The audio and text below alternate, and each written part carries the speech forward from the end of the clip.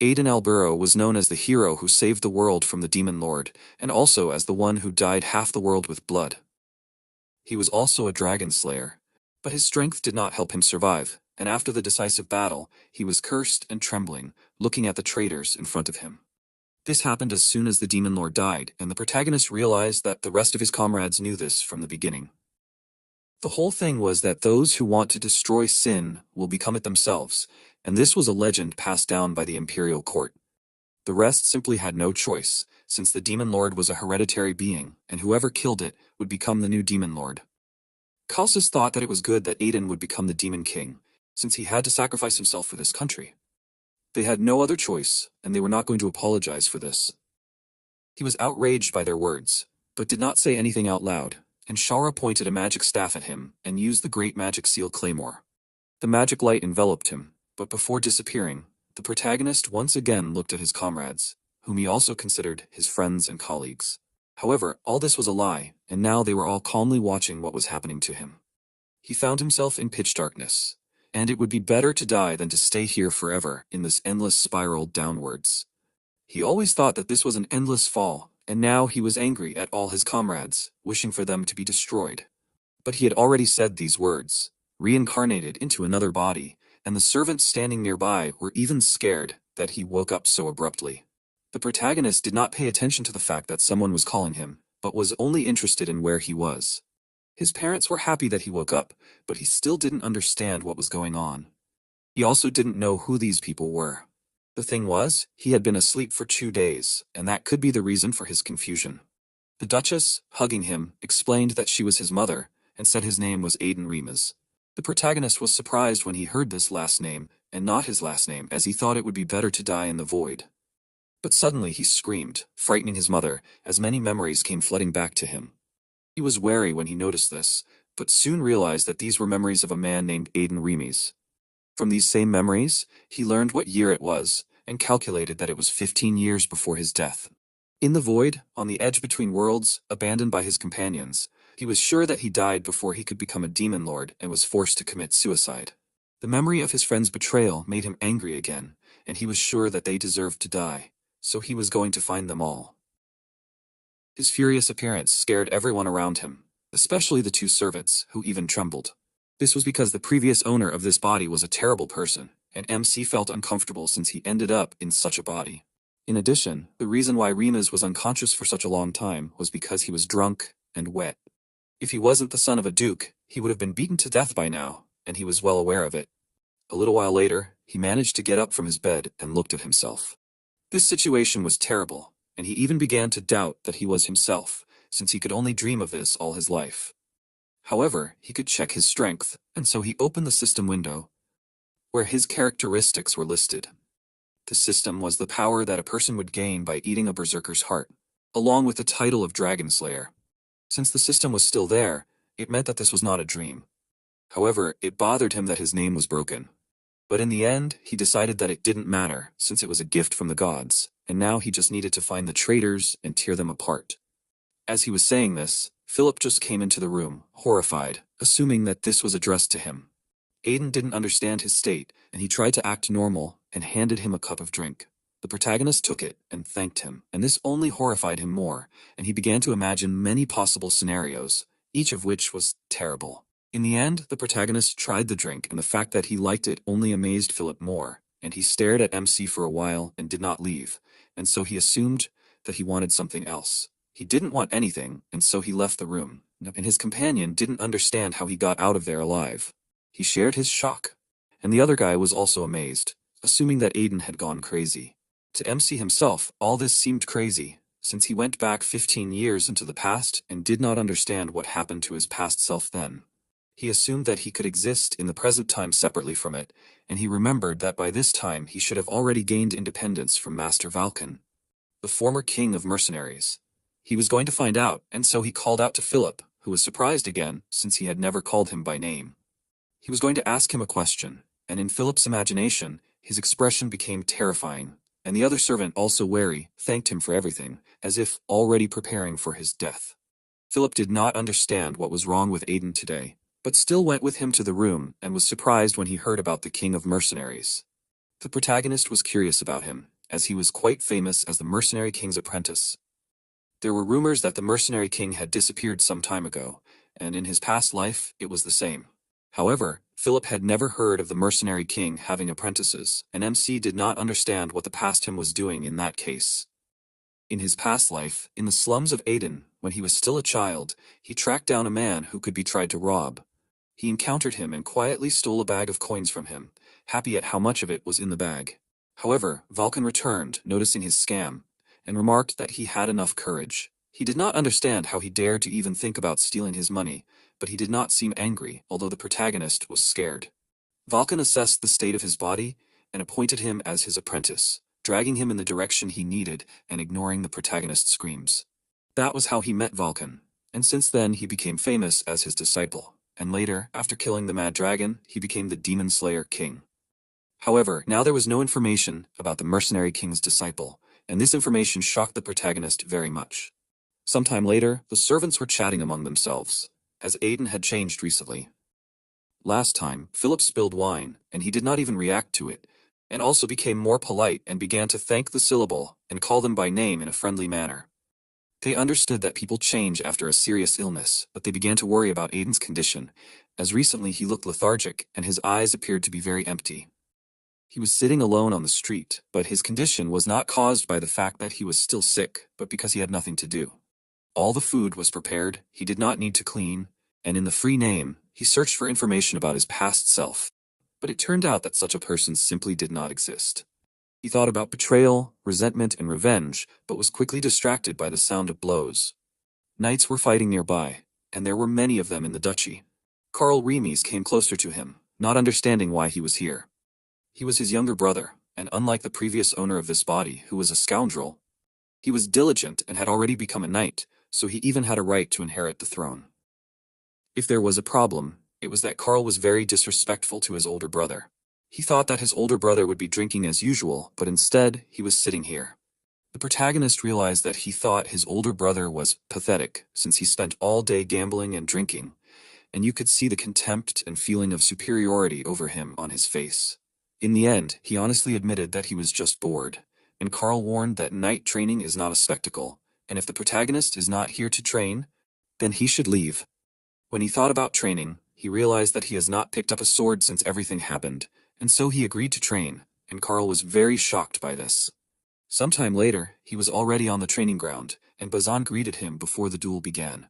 He also prepared himself, and the other knights suggested that they should stop this, since MC was still too young after all.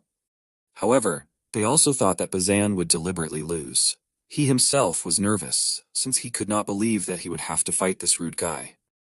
He couldn't lose to such a weakling, as no one could lose to the neighbor's dogs.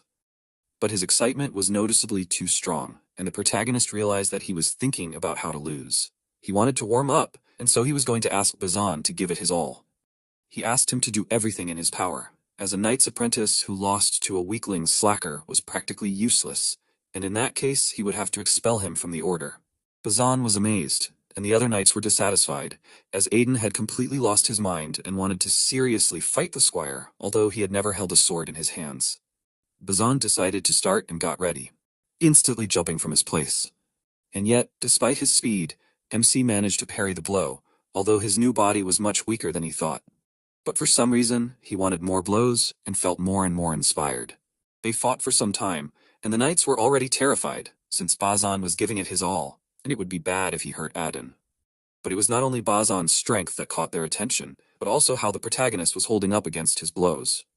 Even Karl did not understand how he did it. Bazan was also amazed that MC did not fall, since he was sure that he did not have a single chance, but he could not reach him. Each blow Aiden parried, and this refreshed him, and his blood began to boil. He had not felt such delight for a long time, and when he began to strike his own blows one after another, he gradually began to push Bazan back. The knights thought they were imagining things, and even Karl was surprised that the protagonist was gaining the upper hand over the squire.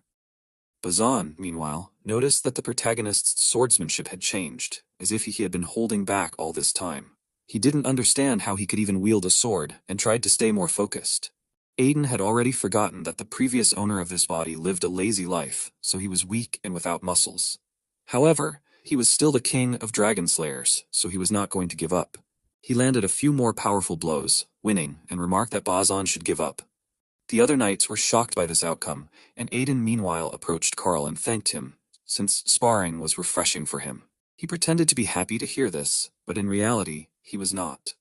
Soon the protagonist left, but he was going to come to the training more often. Karl doubted that this was really the same person he knew, and this question was asked not only by him, but also by the other knights. When night came, MC was sitting on the bed, his whole body shaking from fatigue. He couldn't believe this outcome, but he still smiled, since he was able to vent his frustrations, and it was also a new opportunity for him. The heavens had given him another chance in life to take revenge, but his former comrades were so talented that they could be called a one-man army, and given their high status, it wouldn't be easy. Among them were the Night King and heir of the Sias Grand Duchy, Silbeda Sias, the iron-blooded saint chosen by the Slaughter Cult, Lista, the Great Mage, Shaura, and the second commander-in-chief of the Immortal Empire and the Great Alchemist, Calcis. He didn't stand a chance against them now, especially if he had to fight them alone. In order to take revenge, he had to destroy them before they joined forces, since once that happened, the country would be in trouble. He had 5 years left before he could form the coalition to subdue the Dark Mages, and in order to prepare, he needed to start by trying to level up this body, since in this state he wouldn't be able to defeat even one goblin, let alone his former comrades. And so he chose a method that would help him accomplish this task. He soon handed Philip the grocery list, and he was surprised by it. The fact that the protagonist had been quiet until now made him wary, and he wanted to know what he was going to do. The protagonist didn't understand what was wrong with it, and he explained that these were expensive ingredients, even if he bought a top-quality holy potion. In addition, the other ingredients were poisonous plants, and this only terrified him more.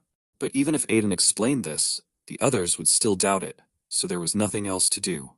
He knew that the owner of this body had probably done something like this before, so he leaned towards Philip threateningly, warning her that it was dangerous to know the purpose of these ingredients. He offered to tell him and accept the consequences, and he became more and more afraid with each word. In the end, he ran out of the room to buy all the things he needed right away. MC decided to use everything he could in this life, and although he would not have thought of such things in his previous life. But now that he was the son of a duke, it was a different matter. He had already experienced a body that had transcended mortal limits as a swordmaster, so he would be able to reach this level faster than anyone else. This method was far from normal, but it was effective, and after a month and a half, his body had already changed greatly. He trained and asked Philip for a mana potion. After he drank it, he returned to training. He would push his body to the limit with training and then restore it with a mana potion, and he called this method of breaking and then healing.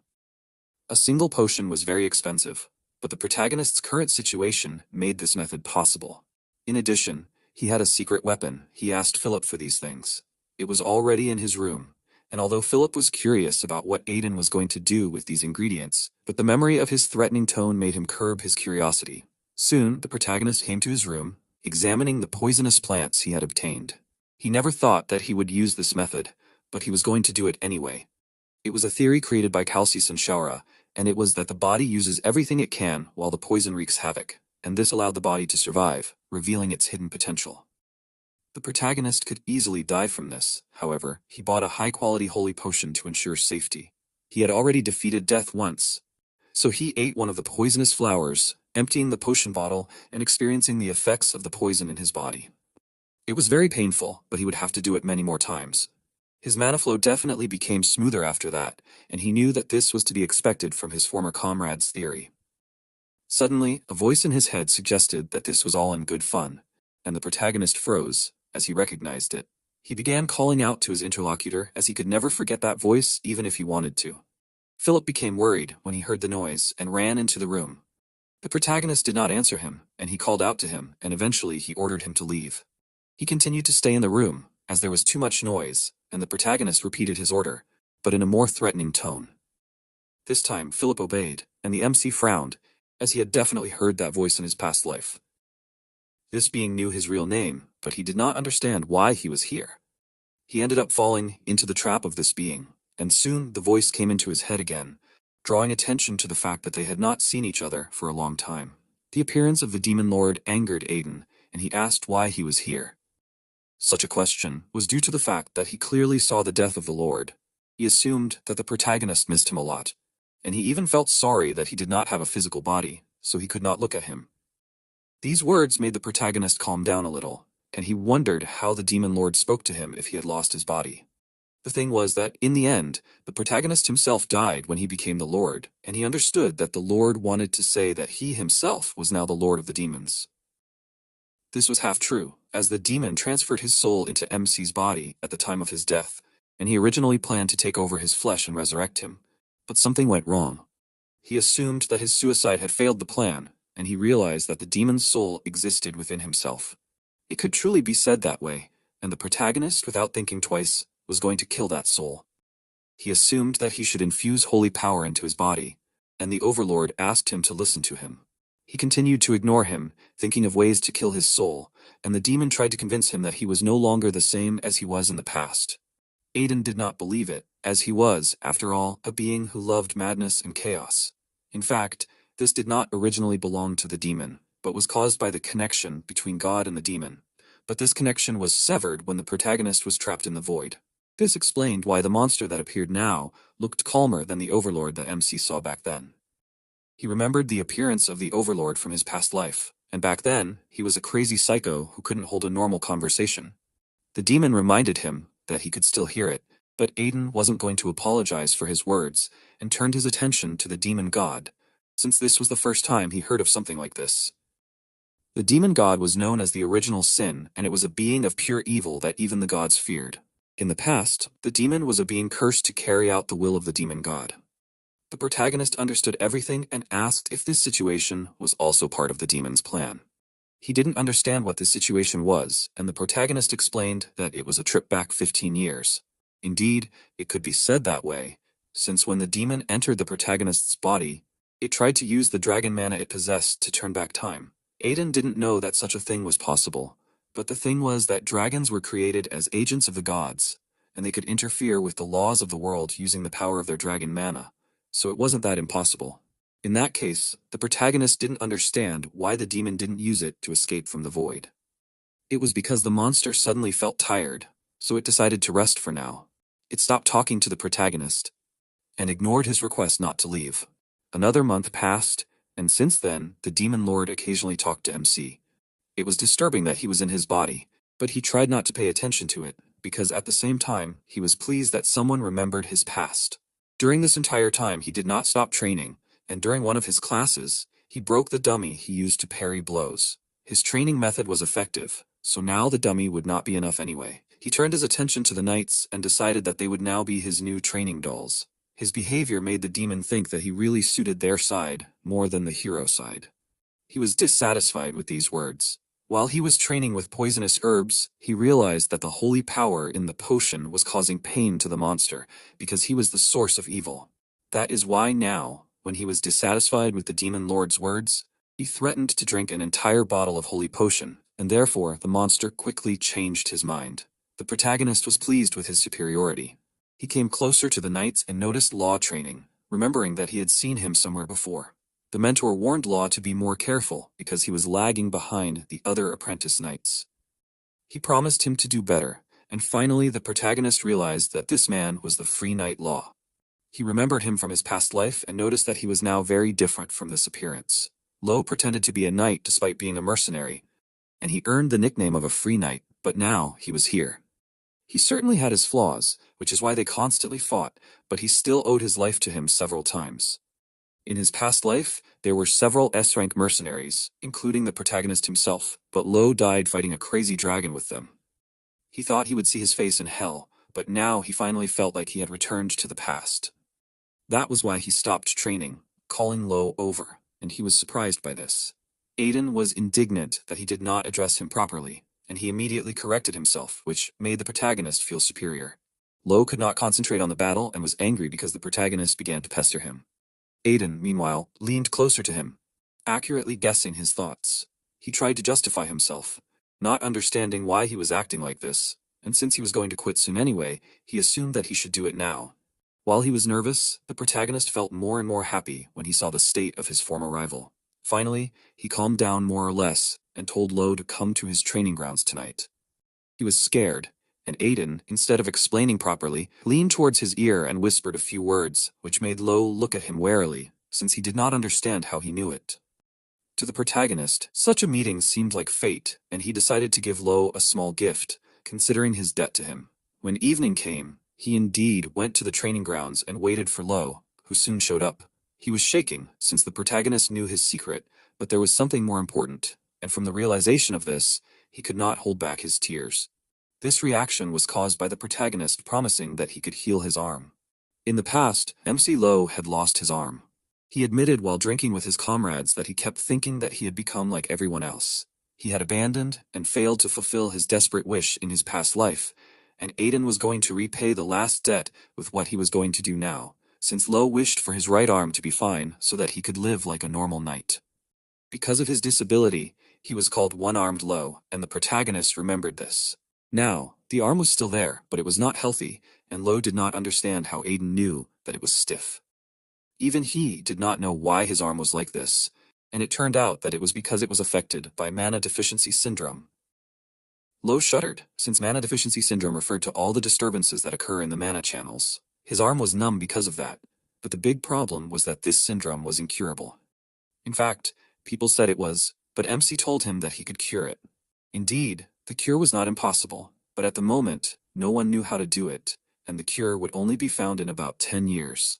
He was willing to cure Lo's arm, since he knew the cure, but there was one condition, since nothing was free in this world, and he offered to sign a contract.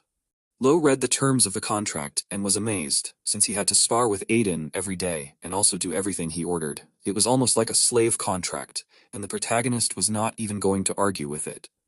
Lo could not trust him, since from the very beginning he said that it was incurable, and now he said the opposite. Still, he was sure that he should grab any opportunity, so he decided to accept MC's conditions. He was worried that the day had actually come when he could make Lo his slave. He was going to take another item as a bonus, but he didn't voice it to Lo, who looked wary of his behavior. The demon again noted that the protagonist should be on the evil side, and he shut him up again. A few days later, a carriage passed by in the small town of Maryland, and Lo doubted that this was the place. When Aiden suggested that he doubted him, he gave up on those words, and they rode on in silence until they finally arrived at the right place. The protagonist got out of the carriage, and Lo followed him. He wasn't sure if such a place would cure his arm, but Aiden confidently approached the pharmacy, and Lo noticed the clarifying sign on the door. In the past, he came here to cure his illness, as someone was looking for a cure for mana deficiency syndrome here. In the end, nothing happened, but now the protagonist entered the pharmacy, and Lo assumed that the owner was not there, since the room was empty. He noticed a picture on the wall, and he wondered what was depicted in this picture. It was a philosopher's stone, which was a superstition believed in by magicians and alchemists. It was an imaginary object that interfered with the god's domain, and it could even bring the dead back to life. It was really an absurd idea, but now, considering that MC himself had moved in time, he understood that it was possible. Suddenly, Cassie appeared in the doorway, and she realized that the protagonist was well informed, since few ordinary people knew such a story. He did not explain where he heard this from, but in fact, Calcis and Shaura sometimes talked about it. Meanwhile, Cassie noticed that she had not had such an interesting guest for a long time. But she was not in business. Aiden didn't answer her, but only asked Lo to step outside for a minute. He obeyed without question, and after a short pause, the protagonist suggested that Cassie get straight to the point. He knew her name, and she was surprised, but he again didn't explain anything about it. But went on to tell her that Lo was currently suffering from mana deficiency syndrome. He knew that she was interested in this disease, and also hinted that she was an alchemist of the beast race. She was surprised but did not deny it, and wondered how much he knew. He himself could not answer this question, but he knew that she was sick too.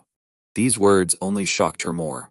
Her symptoms were worse than usual, and without the leaves of the herb she smoked, her condition would only get worse. Law's condition stopped at his arm, but it was different for her, as the disease had affected all of her organs, and she was now gravely ill. She accepted that the protagonist knew so much about her. However, there was one thing he was wrong about, as she had not yet found a cure, so she could not cure Law. The protagonist promised to protect her and support her research in his territory if she cured Law. She reminded him of her earlier words, but he interrupted her words and handed her a piece of paper with writing on it. She was surprised, but still read it, and eventually realized that it was a cure for mana loss syndrome. Calcis had talked about it so much that the protagonist remembered it, but he didn't remember it perfectly, so he sought out Cassie so that she could understand him even with incomplete information. Now it was actually possible to find a cure, and she only asked for half a month to make it. It turned out that the protagonist had really figured her out. Still, with her resources, it would be difficult for her to get the listed medicinal ingredients, and she realized that he wanted something in return. He asked for her ring, and she found it very ugly of him. In fact, he knew the true purpose of this ring, and Cassie assumed that in that case he must also know how important it was to her. The Ring of Speed was the second reason he came here, as it increased physical speed 3 times for 10 seconds 3 times a day.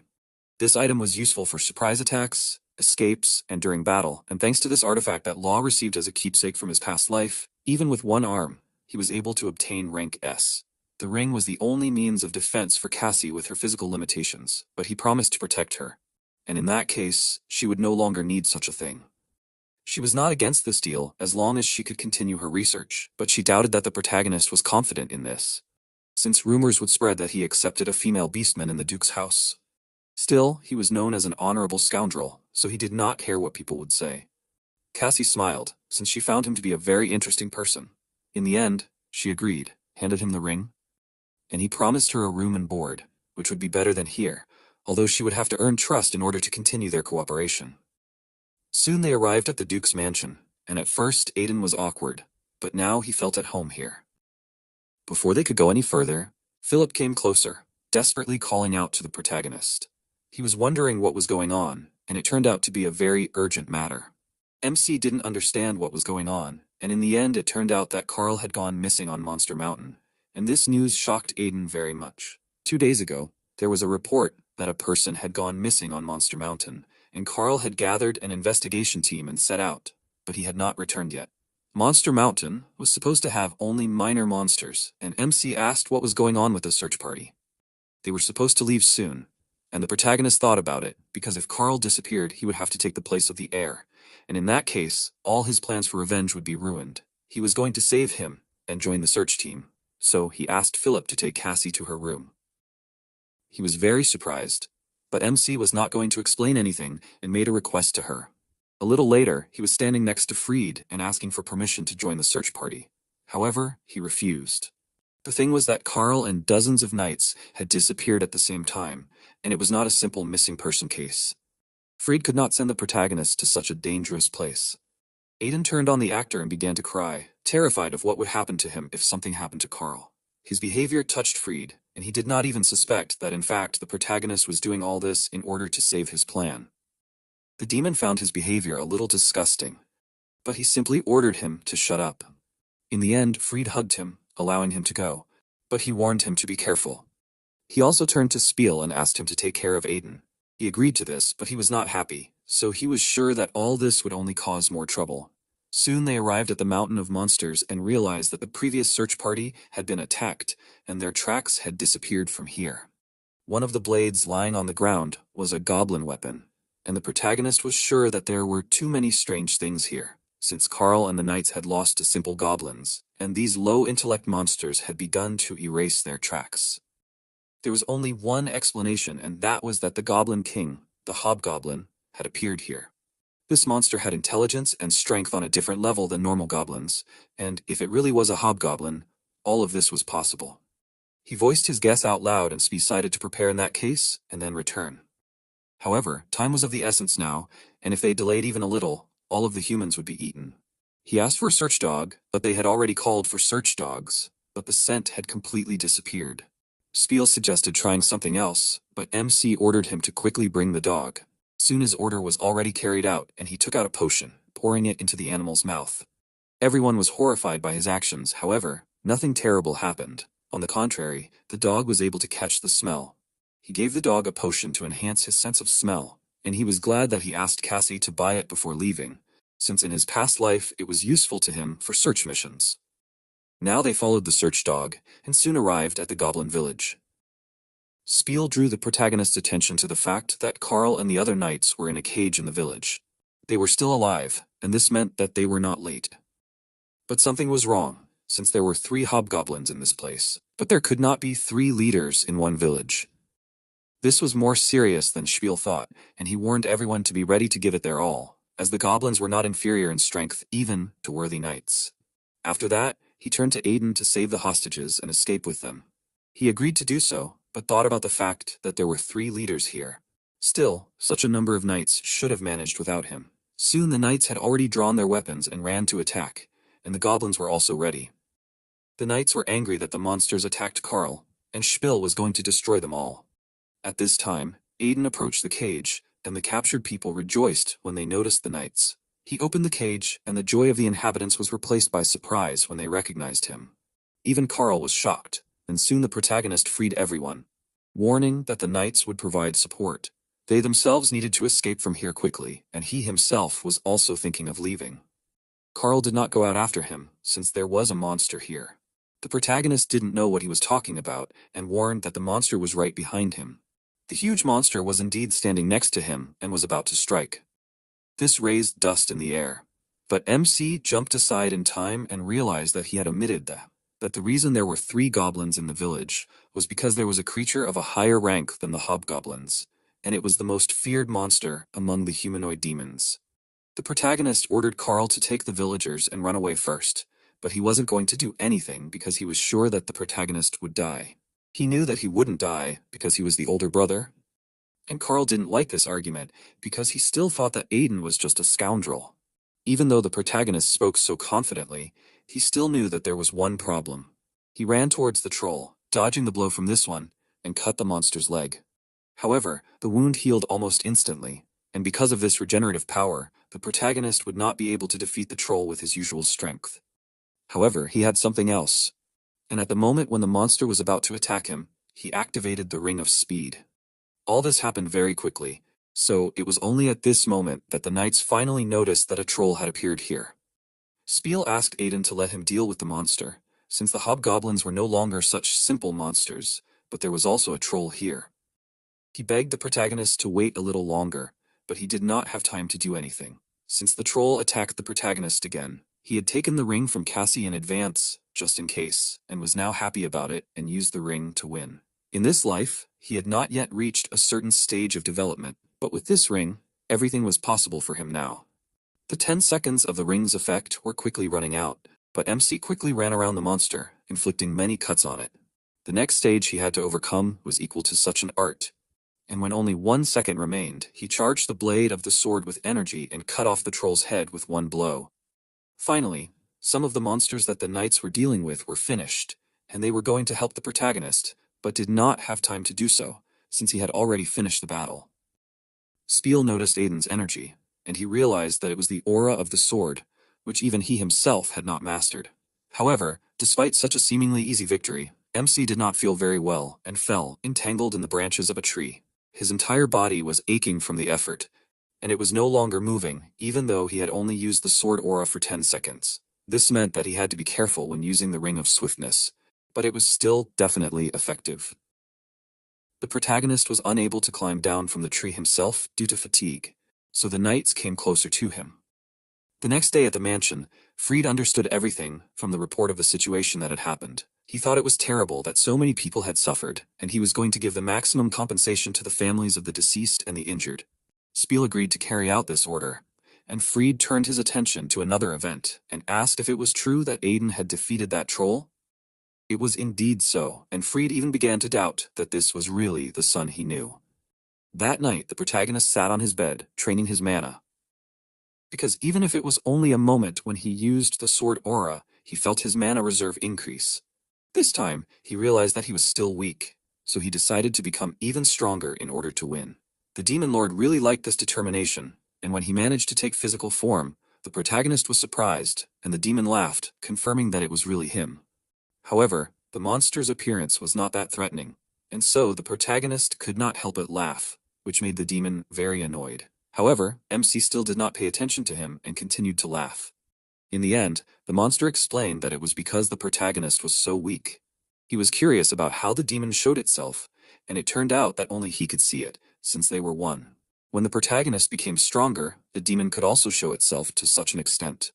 He did not like the fact that he would be able to see the demon from now on, and the monster found this attitude rude towards his savior.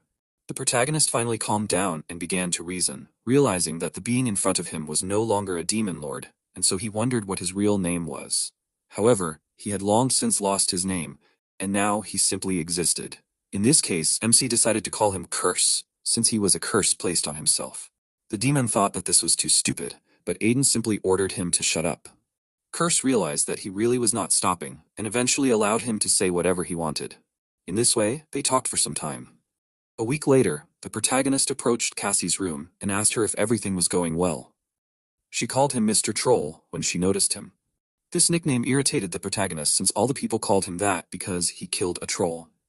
But Cassie, unlike the others, meant that he looked like a troll, and he did not like it. Eventually, he got distracted and asked where Lo was. He was inside the room, and MC walked to the part where Cassie had pointed him. He called out to Lo, who was crying with joy as his arm was now moving. He knelt down in front of the protagonist, thanking him for curing him. Although he was only a worthless being, he vowed to dedicate his entire life to him. He happily accepted his vow, gloatingly deciding that from now on, he would work for him as a slave. After that, he turned his attention to Cassie, assuming that she had also been cured. But she couldn't do that, as her mana deficiency syndrome was a bit unusual. She needed to study it for about a month, and the protagonist understood everything and praised her for her good work. She was sure that it wasn't her fault, it was all thanks to the meth he told her. She called him a nickname again, which he didn't like, and this time he wasn't going to hide his irritation and suggested that Lo leave, since they had work to do. He enthusiastically agreed to any task, but soon after he was shaking, since MC chose physical labor for his first task.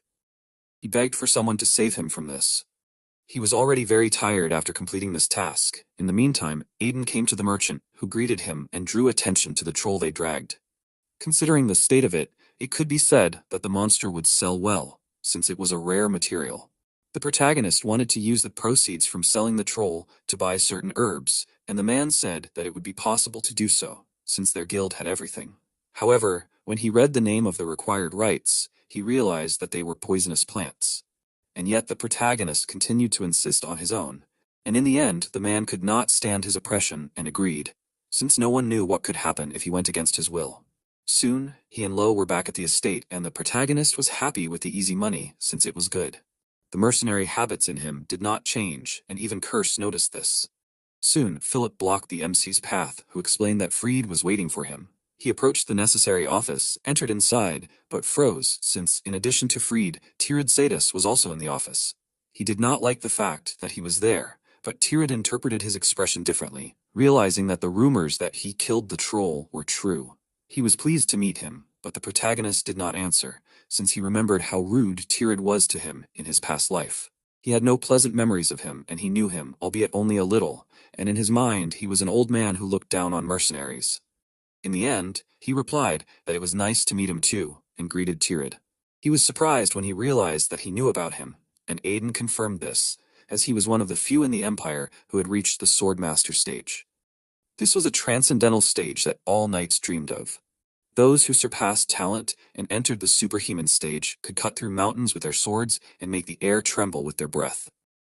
MC himself had been one of these people in his past life, and this was the stage he was about to reach again.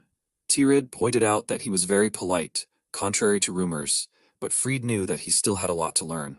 After that, he changed the topic and pointed out that Tirid had left his territory, even though it had recently been attacked by orcs.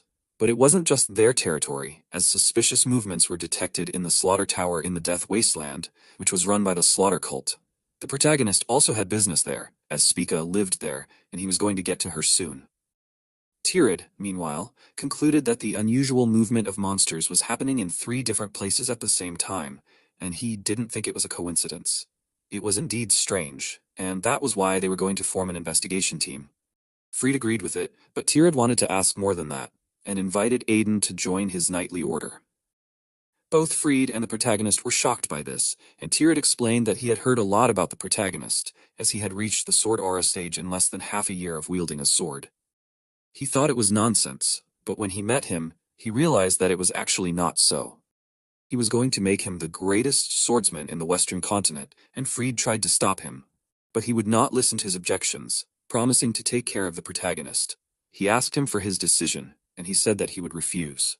Tirid reminded him of the status of the Sadis Knights, as it was one of the most famous knightly orders in the Empire. However, the protagonist was confident that he could become a master swordsman on his own. The thing was that he had already passed this stage in the past, so it was only a matter of time before he could achieve it again. He became more serious, as even if he fought Tirad now, he could at least scratch him. He was outraged by such a bold proposal, and it seemed very rude to him. Fried was horrified by Aiden's words, and Tirad meanwhile began to exude a magical aura.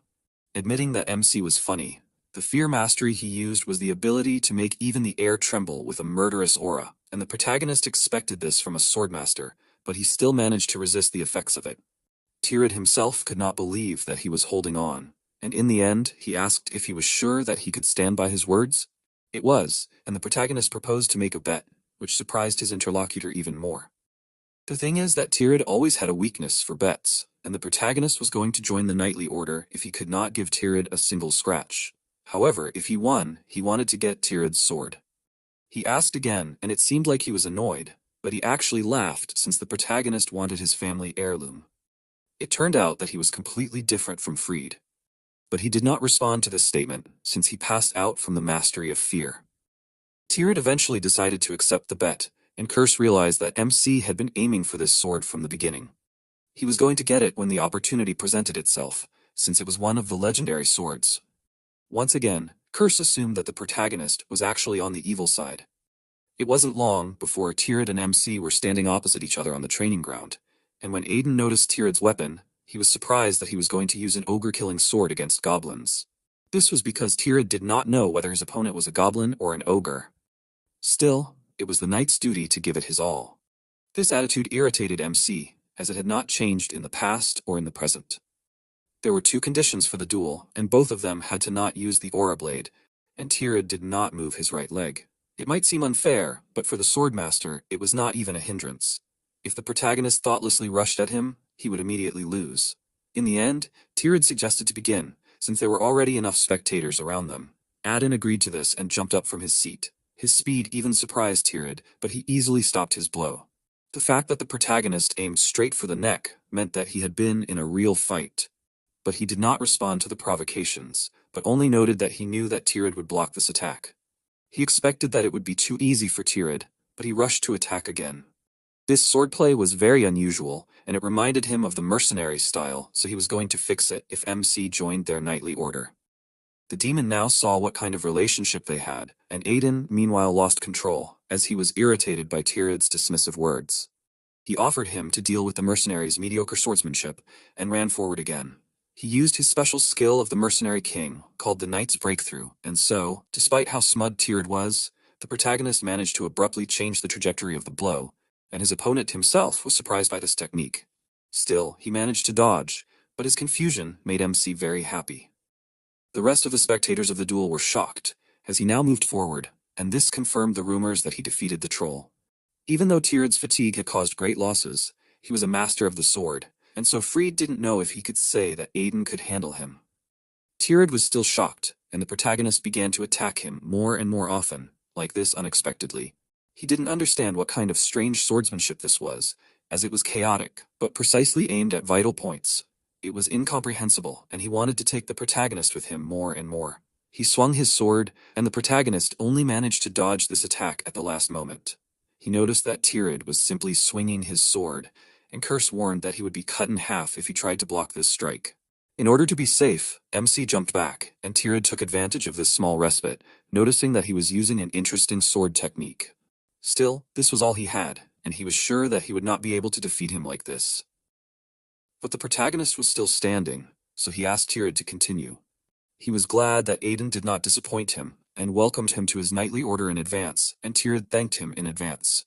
They took up their fighting positions again, and the protagonist immediately jumped up from his place, striking Tirad with his speed. He dealt a lot of blows and distracted Tirad with this, after which he jumped behind him and cut him. He was deceived, since the protagonist hid his skills, and now he realized his victory and promised that he would treat Beelzebub well. No one understood what it was, and some did not even believe that it was over. However, when the realization finally reached them, they began to happily greet the protagonist. He himself was glad that he won, but Curse reminded him that he used the ring. The fact that MC didn't care about this made the Demon Lord doubt his suitability to be a hero or a dragon slayer once again. The protagonist himself didn't understand why he was so nervous and offered to give him the holy potion again. Curse quickly changed his mind, but called him a cheater. Eventually, the protagonist was forced to stop arguing with him, as Tirad came closer to him and admitted that he hadn't disappointed him. He hid his skills, and so Tirad knew that he was an unusual opponent. MC himself was sure that it was just luck, but even pretending to be modest, he was quite impudent. The protagonist found it surprising that Tirad only had a scratch on his body, although he was going to cut off his arm. Tirad was not going to back out of the deal and handed him his sword. He thanked him for this, happy that he had hit the jackpot. The curse called him a cheater again, and the protagonist warned him that he was asking for it. Soon he was back in his room and looked at the weapon more closely, and the demon congratulated him. This sudden change in mood alarmed the protagonist, and the reason for the curse's amusement was that MC did not know how to use this sword correctly. He was surprised, and it turned out that the demon knew the secret of the legendary swords, which people did not know. The protagonist assumed that this could be a curse, and the demon warned that he would not tell about it for free, but he could share this knowledge if Aiden swears to serve him and never force him to drink the holy potion for the rest of his life. However, the protagonist no longer listened to him, but ran his finger along the blade of the sword, causing a cut on his hand and staining the weapon with blood. Thanks to this, he made a blood contract, and this action amazed the demon lord. The protagonist actually knew all of this, and he remembered that Beelzebub was one of the legendary 72 swords that looked like simple and sturdy blades on the outside, but were actually created from the bodies of corrupt lords who once ruled the ancient underworld. It was only much later that it was revealed that they were cursed swords, each containing the power of a different corrupt lord. One of the 3 conditions for awakening the hidden power was to make a blood pact. Knowing this disappointed Curse, as he could have won the first time, the protagonist had no intention of serving him since he was dead, and he suggested that he prepare to drink 1 holy potion a day. The demon lord became submissive again, and the protagonist was about to fulfill the 2nd condition for awakening the sword. The next day, he entered Freed's office, wanting to join the Tirad search party. Freed knew he was strong, but this quest was dangerous, so it was hard for him to give permission. In the end, the protagonist used the argument that he would go with Tirad, but Freed was still hesitant. Tirad told him not to worry, as he was going to ensure Aiden's safety no matter what it took. He still hesitated, trying to dissuade MC. He understood everything, but reminded him that this investigation was for the safety of their territory, so he wanted to go too. Tirad sided with him and asked Freed to give permission, as it was very brave for a son to stand up for his father. Freed was still hesitant despite the persuasion, but Aiden was happy with Tirad's words, as they were great words. In his past life, he himself was useless, but this time he was going to prove his worth. Curse realized that this was all for the sake of awakening, since the 2nd condition for awakening the sword was to absorb a huge amount of life force into it, and the protagonist was happy that he would be defeating monsters to achieve this goal. He suggested that the monsters just wait, and the expression on his face seemed terrifying to the demon lord, and so he felt sorry for the monsters. Around this time, in the Pyrenean Mountains, a large number of different monsters were running through the forest, which, however, acted more or less in harmony and shouted to each other to hide from the larger monsters pursuing them. Sometime later, the knights arrived at Attila's fortress, built to protect against the demonic monsters of the Pyrenean Mountains. However, the protagonist doubted that this was really the case, because the room and the soldiers were in complete disarray. At this rate, they would not be able to cope with even 1 horde of goblins, and so he did not understand how they would hold back the attacks of the monsters. Doswald Tiemann welcomed them to the fortress and introduced himself, addressing Tirad and Aiden in turn. When the other knights heard the protagonist's name, they recognized him and began to talk about it, also paying attention to the rumors that he killed a troll. They spoke of him very disparagingly, and Lo became angry, going to stand up for MC's honor, but he stopped him. This seemed unusual even for a demon, since he remained calm after hearing such words. A fight would not lead to anything good, and the protagonist himself had heard this so many times that it no longer angered him. However, Tirad could not help but notice this, and so he assumed that because the air here was so fresh, there were a lot of bugs here, which made a lot of noise. He looked menacingly at Doswald, and he agreed with this, and the knights hesitated. Such behavior of Tirad pleased the protagonist, since he definitely knew how to annoy other people. Sometime later, they were walking along the defensive walls, and Doswald told them that he had heard news that there had been monster attacks in every territory. The protagonist wondered if something had happened here, but their fortress didn't need to worry.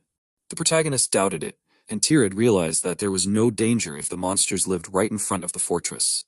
Doswald explained that it was because the orcs had settled in the center of the mountain range, and that was why the monsters didn't come down to the territory. MC assumed that his words about the monsters keeping other monsters at bay were some kind of nonsense. Suddenly, his attention was drawn to Curse, who was sure that something big was coming. Aiden wondered what it was, since he couldn't see anything. But suddenly, he saw the monsters approaching and warned Oswald about it. He wasn't sure about his words and assumed that he was joking. Still, Tirith ordered him to close the gate, and he was amazed that even he sided with Aiden. But the next moment, the ground shook as a wave of monsters approached. The monsters ran out of the forest in a huge crowd, and the knights trembled in fear when they noticed these monsters. They did not understand what to do, and Oswald could not orient himself either. In the end, Tirith took control and ordered the knights to close the gate first. They obeyed, but because they did not react immediately, one monster managed to break through the gate and was already preparing to attack one of the soldiers, but the protagonist managed to destroy it in time. Beelzebub absorbed the energy of the slain wolf, but it was not enough to change anything. But nevertheless, the sword sucked out life energy well. Meanwhile, the soldiers were amazedly discussing MC's action, since he just used the sword's aura. In that case, they realized that the rumors about him were true. When the demon heard about the rumors, he again reminded the protagonist of his nickname, the Trollmaster, and he became angry again. Everything the demon lord said disgusted him, but he could not argue with Curse any further, because the knight thanked him for saving him. The protagonist offered him to protect the wall instead of praising him. He obeyed, and at that time, Lo ran closer to Aiden, worried about his condition. He answered his question, but offered him to look at the monsters trying to break through the gate. There were a huge number of these monsters, and the protagonist decided that from now on, these monsters would be his daily snack. The way his expression changed scared Lo, and MC turned to Beelzebub, assuming that it also wanted to eat monsters. And suddenly he froze, not understanding what he was saying. It was because he too could not resist the influence of this sort of gluttony, which sucked out the gluttonous instincts of its owner. The Curse liked to hear Aiden's true feelings, and he felt embarrassed, realizing that he needed to be more careful. But if he was here to awaken Beelzebub, then he was going to gratefully absorb all this life energy. However, he did not have time to engage in battle, as Tirith warned him that he would return after cleaning. The protagonist wanted to deal with everything himself, but Tirith did not listen to his objections and jumped up, swinging his sword. He decided to take out all these monsters in one go, and the knights were shocked when they noticed his aura blade art, which only a swordmaster could use. While they watched him in admiration, Aiden was in despair, begging him to leave him at least a quarter of the monsters. However, Tirith destroyed all the monsters with a few blows. Finally, he laughed, as he was glad that he used his power properly, although he had not done so for a long time. The protagonist was still disappointed, and at that time, Oswald came closer to them, thanking them for their help, as they were able to fight off the monsters without much damage. At that time, Curse called out to MC, and he assumed that he had come to mock him again. However, what the demon lord had spoken of earlier was not a wave of monsters, and the protagonist, still immersed in his sadness, did not immediately understand what he was talking about. The demon repeated his words, and this time Aiden was already more focused, starting to think about what it could be. And suddenly he was amazed, as he noticed a huge fireball flying towards the fortress, and he warned everyone to leave. The fireball exploded, and no one understood what was happening. Even Tirith was amazed by a fire spell of such a scale, and assumed that a mage was targeting them. In fact, this assumption was wrong, and even the demon was surprised that the protagonist knew what kind of creature it was. He understood that it was the monster he had met in his past life, and because of this, he almost went to heaven, so he could not forget this monster. Curse was not sure that the protagonist could really go to heaven, but he explained to him that he was just speaking figuratively. The monster gradually approached the fortress, and the knights were horrified by the fact that so many monsters were together. It turned out that orcs and trolls had united into one army, so the knights had to be ready. Although they did not understand how the trolls of the wasteland and the orcs of the Pyrenean mountains could unite, because they were always at war with each other.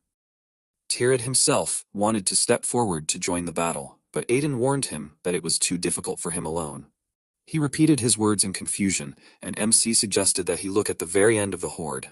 He noticed a monster towering over the other monsters and was amazed by it. It was a monster with magical power and might comparable to a swordmaster, namely the Supreme Troll. Tirith, realizing the seriousness of the situation, told Daswald and Aiden to evacuate the people, and he himself was going to buy them some time. He had already concentrated an aura near himself, but the protagonist stopped him, as he believed that there was still a way out. He did not understand how he could fight a creature that even he himself found difficult. The protagonist asked Lo to lead the soldiers and hold back these monsters with all his might, and he readily agreed and immediately ran forward. Tira didn't understand what MC was planning, as the High Troll alone was a match for the Swordmaster, and that meant Aiden couldn't handle it. He knew this because the moment the High Troll created an army of trolls, the difficulty of subduing it tripled.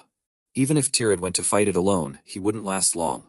But there was one way for them all to survive, and since they didn't have much time, he was going to explain it briefly. He quickly explained everything, and Dosvald, who heard the plan, screamed in horror as it was ridiculous. If Tyrad left now, this place would turn into ruins within 30 minutes, and he didn't even have time to finish speaking, as another fireball damaged the fortress. Tyrad also didn't immediately agree with the protagonist's plan, as his words were absurd. He himself understood this, but it was the only way out, and since they didn't have time, he wanted Tyrad to believe him at least once. He remembered his behavior before and smiled, still amazed by him. This time he decided to trust him, but warned him that he would have to join his knightly order if he was wrong. This was expected from a person obsessed with gambling, and so the protagonist agreed to this condition. Tyrad jumped up and disappeared, and the Demon Lord meanwhile asked MC why he was sure that this was the same supreme troll he encountered in his past life. The thing was that the orcs and the trolls hated each other very much, and yet the only one who was able to subjugate and rule the orcs was this creature. And this happened through the use of extremely brutal methods. The monsters had already entered into a fight with the knights, and Lo ran forward, cutting off the head of one of the monsters. He became strong enough to kill the trolls, and this meant that the herbs that the protagonist gave him worked. This unusual method really worked, but these trolls could not be killed just like that. And the monsters led by the Supreme Troll were not called an immortal army for nothing. This was because the Supreme Troll could restore the severed body parts of the defeated monster. And although the knights were already happy with their victory, the monster was resurrected, and the Supreme Troll could do this all the time. Usually, to destroy such monsters, you would need a Swordmaster's Aura Blade or an Archmage's spell. But the protagonist had another way that seemed better to him. He assumed that Beelzebub was very hungry because he had missed his meal earlier, and he promised to give it many trolls to eat. This behavior of the protagonist made even the curse wary, and it seemed to him that Beelzebub was having a hard time. At this time, Law was breathing heavily, stubbornly looking at the huge monster. After consuming the medicinal herbs, he thought that he had become strong enough, but he could not even believe that everything would end like this, because he had not even paid for Aiden yet.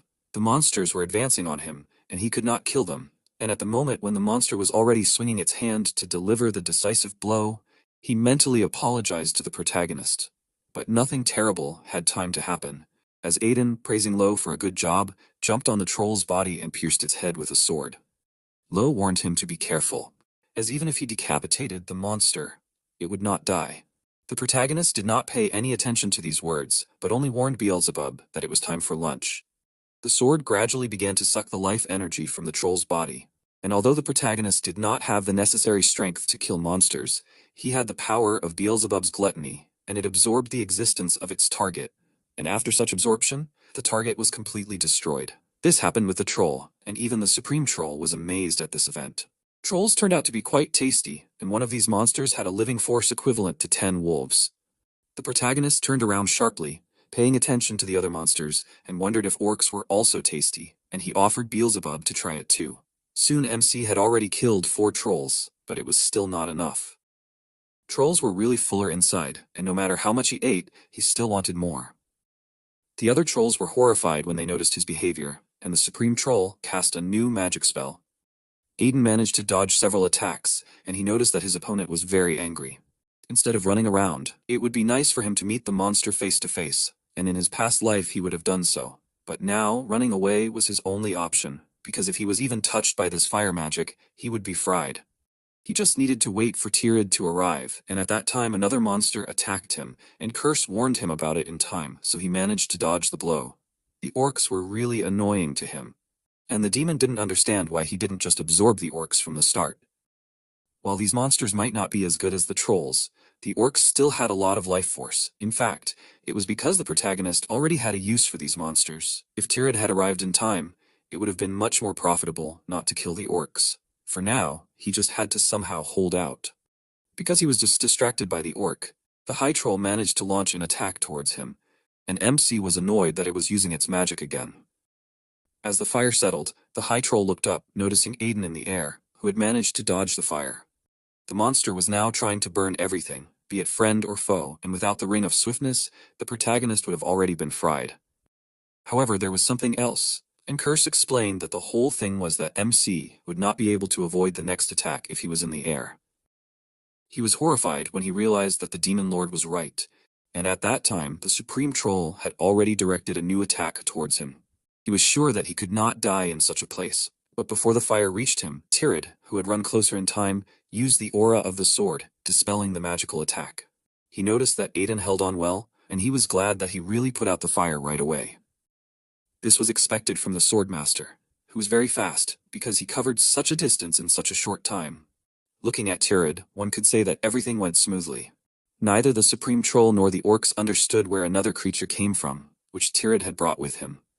The situation had changed, but the protagonist did not have time to rejoice for long, because he began to fall. He was horrified when he realized this, and he understood that if he fell now, using all his strength, it would be very bad. However, the orc leader caught him in midair, helping him to fall, and he thanked him for it. The orcs trembled, looking at their lord, and the knights were surprised that the orc had just saved Aiden.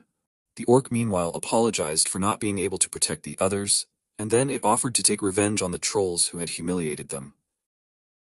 The other orcs eagerly rushed into battle, and the knights did not understand why the orcs suddenly attacked the trolls, because they had previously been on the same side. Everything happened exactly as the protagonist said, because the Supreme Troll could control the orcs because they used the orcs' loyalty to their tribe against them and took the chieftain and children hostage in order to control the orcs. However, if the hostages were released, nothing would work, and that is why the protagonist did not recklessly absorb the orcs. The Troll Lord was unhappy that this plan was ruined.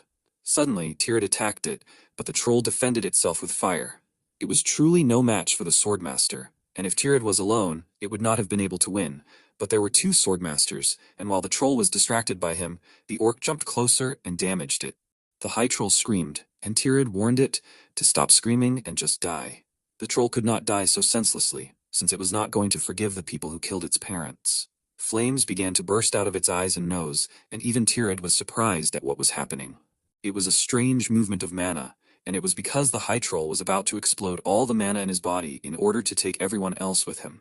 Even Tirad could not stop this process, and the knights were unable to withstand the flames.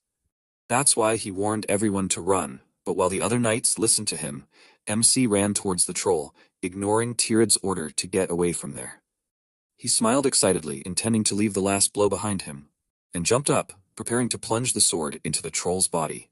And soon a powerful explosion was heard, sending waves of fiery energy in all directions. It was time for the main course for Beelzebub, and the sword began to emit magical energy, absorbing the troll's life force. However, the others did not understand what exactly the protagonist was doing, and so they called out to him excitedly. Even Tirad did not know how he was going to deal with such a powerful explosion of mana, and he assumed that he had a plan. However, even the protagonist did not calculate the amount of mana and life force in this troll, and it turned out to be much more than he expected. He no longer thought that Beelzebub would be able to absorb all of this, but he did not leave, intending to wait a little longer. Finally, when the required amount of power was absorbed, he called out to Curse, as he now needed his help. The Demon Lord appeared next to him, annoyed that he was going to use him for something like that. However, he was going to help if MC promised not to drink holy potions for a week. He agreed, as the sword had already absorbed enough life force, and now the last condition for awakening it needed to be met, which was to infuse the sword with demonic energy in order to awaken the evil lord that was sleeping within the weapon. The Demon Lord touched the sword, infusing it with his energy, and commanded the Lord of Gluttony Beelzebub to awaken. The demon sitting inside the sword felt a demonic energy that he had not felt for a long time. He was the will of the Lord of Gluttony, who sought to devour even the sky, and was outraged that someone dared to awaken him. Beelzebub had an overwhelming presence, but MC knew that was to be expected from the ancient lord of the underworld. If he were a normal human, he would have been subdued and turned into a puppet, but he had something that Beelzebub feared the most. That item was Curse, who was not afraid of Beelzebub's threatening presence, but smiled. Beelzebub was afraid when he realized that the Demon Lord was here, and Curse displeasedly ordered him to stop talking and hand over his authority. Beelzebub still couldn't believe that he saw the Demon Lord as soon as he woke up, and Curse reminded him of the handover, annoyed that Beelzebub did not answer him. In the end, Beelzebub agreed, and the protagonist remembered that the Overlord had destroyed all the evil lords, after which he became the ruler of the underworld, and so it was no wonder that Beelzebub was afraid of him. This meant that the curse could also be useful, and he was slightly embarrassed by such praise, but he reminded the MC of his promise with displeasure. He agreed, and after that, he ordered Beelzebub to eat the remains of the troll, and the sword obeyed, starting to suck in not only the energy of the monster but also the body of this one.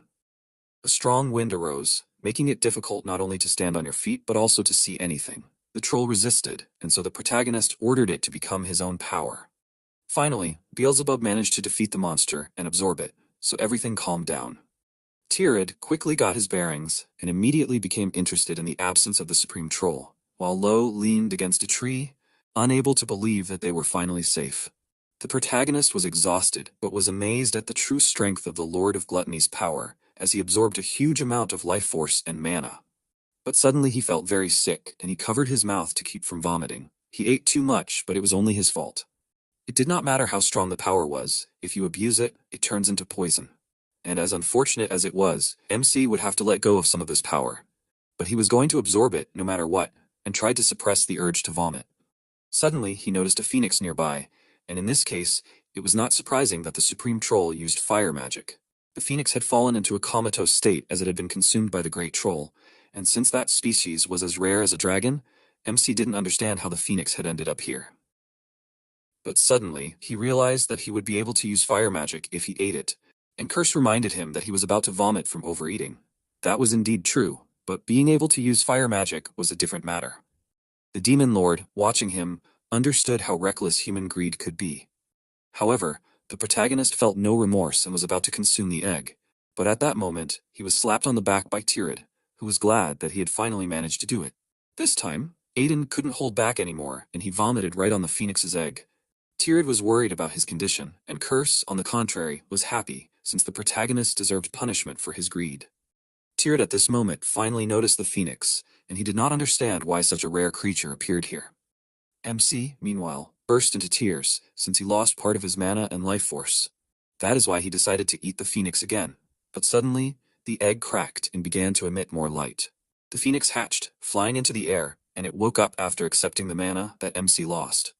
The soldiers were shocked, since seeing the phoenix alive was a great success. Even Tirid watched the animal with admiration, and only the protagonist was angry, and in particular his irritation was directed at Tirid, because it was because of him that he missed a chance that happens once in a lifetime.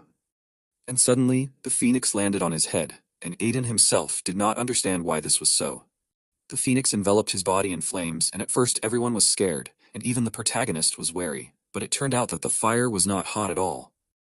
This was the phoenix's blessing, which gave significant resistance to most types of flames, and since the phoenix was resurrected by absorbing the mana that Aiden had spent, it saw him as its savior. The protagonist remembered Shore and realized that in this case, fire resistance would be useful to him. The phoenix, having finished with the blessing, flew away, and a feather fell from it, which the protagonist managed to catch. Tirid was still worried about his condition, since he had just been burned, but in fact everything was fine. Ever since they met, Tirid had experienced incredible things one after another, and Aiden was as confused as he was, since this was his first experience. Suddenly the chieftain of the orc tribe came closer to them, and since it was still there, MC assumed that it wanted to continue fighting. But that was not the case, since the chieftain broke the oath and decided to pay, offering to let Aiden take its head. The protagonist did not understand what oath the orc chieftain was talking about, and it turned out that a long time ago, the head of the Rima's family and the orc chieftain fought a duel for this land, and the orc chieftain lost the duel and swore to return to the mountains and never come down again. After that, monsters settled in the mountains and protected this land, and now the protagonist understood the explanation for Dasvald's words about the monsters not attacking the fortress. Orcs were a race that valued an oath more than their own lives, and so the orc chieftain insisted on paying for the oath with his death. However, the protagonist didn't really want his head and suggested that the orc just go back. It was still certain that he had to pay for breaking his oath, and the fact that the monster was very noisy irritated the MC. The orcs were protecting their territory anyway, so he figured it was better to be patient and not jump to conclusions. Finally, he came up with something and suggested that the orc chieftain pay him with something other than his head, and the monster didn't understand what he was talking about. The next day, the restoration of the ruined fortress began, and even Tirid wasn't sure what he was looking at. In addition to the knights, the orcs also participated in the restoration, and they were much more efficient than regular soldiers. The orcs and humans worked together, and although the restoration usually took months, thanks to this, it could be done in a week. The orcs protected the life of their chieftain, and the humans got free labor, and it was a win-win situation. Tirid would never be able to understand MC, as it was like talking to a dragon that had been alive for 100 years. Besides that, he suggested that they should leave the matter of the slaughter tower, as it was no longer in their power. The protagonist understood everything, and it was no longer his problem, as he had already gotten what he wanted. Not only had he awakened Beelzebub, he had even received the blessing of the Phoenix, and so now he was going to calmly return home and train some more. When he returned to the city, the villagers happily thanked him for saving their territory. They happily chatted among themselves, discussing the fact that he had fought the Supreme Troll and could control the Phoenixes. The rumors that the villagers heard were somewhat exaggerated and altered, and these distortions irritated Aiden, as he hated such superficial greeting ceremonies. The curse did not immediately respond to his words, but mocked him for the flower crown he wore on his head.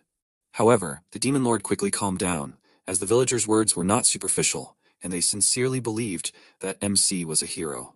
He did not understand what was wrong with that, since it was not money, and it meant that he was truly more suited to being a mercenary than a knight. In any case, this time he really planned to train quietly, and so he did not pay attention to anything else. A little later, he came to Cassie's research lab and was disappointed, as she told him that there was no way to fix it. It was impossible to cure her now, as the mana deficiency syndrome in her body was more severe than she thought. She needed a much more delicate medicine than the one she managed to cure Law with. Aiden was willing to pay any amount for such a medicine, but money was not the main thing, as they needed an alchemist who was skilled enough to create an elixir of the highest class. Such an alchemist could only be found in the imperial court, but Cassie was still grateful to the protagonist, because if she stayed in her pharmacy, she would have died, wasting her entire life searching for a cure. However, he was not going to accept her words, as everything would be possible if they had an alchemist. She reminded him of what she had said earlier, but he knew someone who could help them, so he asked her to just wait here. At first, she had doubts when the protagonist came to her and offered to tell her how to cure mana deficiency syndrome, as well as providing funds for research. Her second stage was acceptance, as she had no choice but to accept Aiden's offer, as her body would not last long. Her third was despair, as she was devastated by the fact that the method to cure her body was incredibly difficult. But now, her feelings had changed, as the people she had met so far had warm words but cold actions. But with Aiden, it was the opposite. She hadn't felt such warmth in a long time, and so she asked him to bring her an experienced alchemist, crying with joy as her research was perfect. He was actually going to do so, and Curse was amazed that he would do this for someone else. A sudden change in a person could be fatal, so he was worried about the protagonist's condition. But he was just fulfilling a promise, and this was very important for mercenaries. Besides, he was still going to visit this alchemist soon, because he did not have much time left. 3 days later, the protagonist arrived in the city of Markelan, which was a large trading center. It was a very lively city in the past, and since he used the past tense, Curse was interested in the story of it. In this city, everyone worked tirelessly, but the city itself disappeared due to the attack of a mad dragon. MC was the only one who found this story strange, and the demon changed the topic, remembering the alchemist they needed. The protagonist was going to find a way to this person, so he simply ordered the demon lord to shut up. At the same time, in the outskirts of the city of Markelan, in the slum area, several people surrounded Joseph and began to threaten him, as he had to prepare the goods by today. But it would not work, no matter how fast he worked.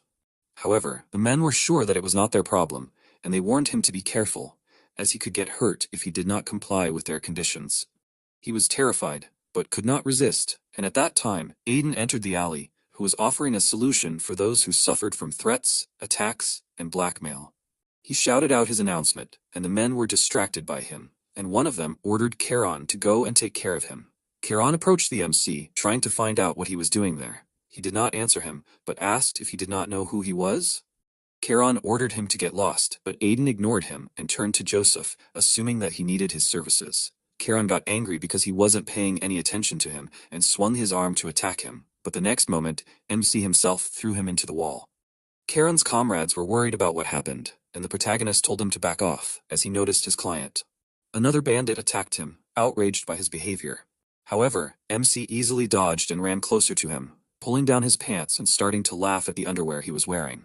The man only got angrier, noticing that the protagonist looked like a troll, and he only got angrier, and the man pulled out a sword, intending to destroy him. However, Aiden broke his weapon with his sword aura, grabbed the man and attacked him himself, deciding to fix his eyes. Very soon the man was lying beaten on the ground, but he was still lucky that the protagonist answered him so easily for comparing himself to a troll. He was the first to use Beelzebub like this, but Aiden did not respond to this curse remark. Another man who remained conscious was scared as he watched everything the protagonist did. He meanwhile approached Joseph, offering his services for a reasonable price. And he thought about it, since the awakened one with the sword's aura was offering him help for such a low price. He thought that he might ask for something crazy later, and so he doubted that he could trust him. However, he had no other choice, so he asked him for help. He was a famous alchemist in the underworld of Marceline, but his daughter was kidnapped by the criminal organization Cerberus Guild, and he could do nothing to stop them. Uncle offered him a deal, since Joseph was an alchemist in an interesting place before. He had to give them pills once a week, and in that case, they were going to protect both him and his daughter Eldest. Considering that this place was very dangerous, the deal was good, and in the past life Joseph brought these pills to the guild for years, but when he found out that Eldest was already dead, he asked the protagonist for revenge, and soon joined his daughter in the afterlife. However, that was in the past life, and this time it was still not too late. Joseph was going to give him whatever he wanted, and asked him to save his daughter. MC agreed, but he decided that Joseph would give him whatever he wanted. Beelzebub noted that the protagonist was the first person who had a stronger gluttony than him, but in the protagonist's opinion, this deal was fair. He eventually turned to the man who was alive, and he stopped in fear. The protagonist spared him for a reason. He had a few questions, but he doubted that his hostage would answer him willingly, and so he decided to start with a few blows, ignoring what the bandit was actually going to answer him right now. A little later in the Cerberus Guild apartment, Onkal was sitting in the guild leader's office, since this time with 2 Joseph pills they should make a profit. He was thinking about taking one of these pills, because it was very good for the body, and suddenly the door to his office opened, and he was indignant that someone dared to enter without knocking. Finally, he recognized his ward and inquired about the pills, but then noticed the man's condition. Soon after, Aiden himself entered inside, and Onkal did not understand who he was, but assumed that the condition of his guild member was related to him. He did not know what he wanted, but he was sure that he was stupid. Since he came to the tiger's den in such a state, he had an artifact for an emergency, and it rang if you pour mana into it. He activated the artifact so his people should arrive soon, and he was sure that Aiden had come to an end. However, nothing happened even after some time, and Onkal assumed that the artifact was broken. The protagonist meanwhile began to approach him closer, and Onkal tried to scream and warn someone about the stranger. MC guessed that he was calling his guild members, but explained that when he came earlier, they were all in a deep sleep. However, he was not going to let Onkal fall asleep just like that, and asked where Eldest was. He guessed that he was a mercenary hired by Joseph, and warned him not to be impudent, since he was the strongest in this guild. He was going to attack him, but after a short battle, he gave in and opened the dungeon in which Eldest was imprisoned. Aiden was outraged that they locked her in such a place, but Uncle explained that Eldest was unusual. As soon as he opened the door, she, despite the fact she could seem calm, she jumped on him, attacking, and from this blow he flew far to the side. Eldest promised to kill him, and the protagonist noted that she was pretty good, and even if he left Uncle beaten half to death, the blow was good. Eldest had a pretty interesting power, and even Kirsch noticed it. She meanwhile tried to attack Aiden, but he easily blocked each of her blows. The Demon Lord noted that her power was similar to that of a very annoying guy, but it was none of MC's business, since his goal was to save Eldest.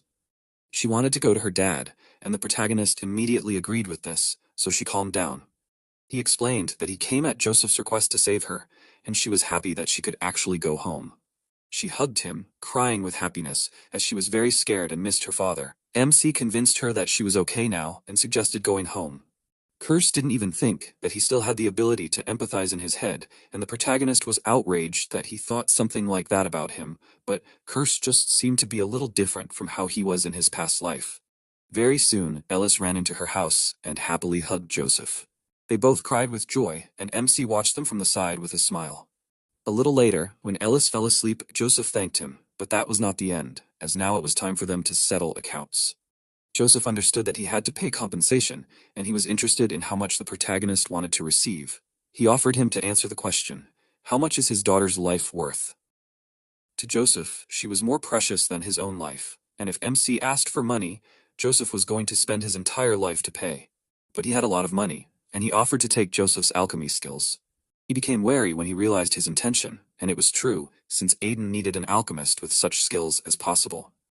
Joseph realized that MC helped him because he knew about his alchemy skills, but he had to pay for the help, and so he opened a small box, revealing a pill lying in it. The protagonist had seen it in his past life, and it was the highest grade elixir Joseph could make. He offered MC to try it, and he eagerly touched it, and Joseph was going to make it part of his payment. The protagonist's chin even began to drool in anticipation, and it seemed disgusting to the curse. The protagonist was sure that he was saying this because he hadn't tried this elixir, because if he drank it, his mana would double. It happened almost instantly, and when the elixir wore off, MC realized that it was simply amazing. This elixir was beyond compare, and in that case, as compensation, Joseph was going to continue making these elixirs for him. However, Aiden offered him to join the Duke's family, because if Joseph agreed to this, they would be able to protect both him and Eldest. He didn't understand how he could do this, and finally MC decided to introduce himself, and Joseph was amazed when he realized that he was the troll prince that the whole city was talking about lately. He was outraged by this nickname again, and even Kirsch realized that the protagonist had a bad reputation. Joseph eventually calmed down a little, and he wondered what brought the protagonist to such a humble place. The thing was that he urgently needed his help, and if he helped him solve this matter, then their duchy would protect his family for life. It was a good proposal, and Joseph actually agreed with it, so he proposed to solve this urgent matter first. Soon, they all arrived at Cassie's research lab.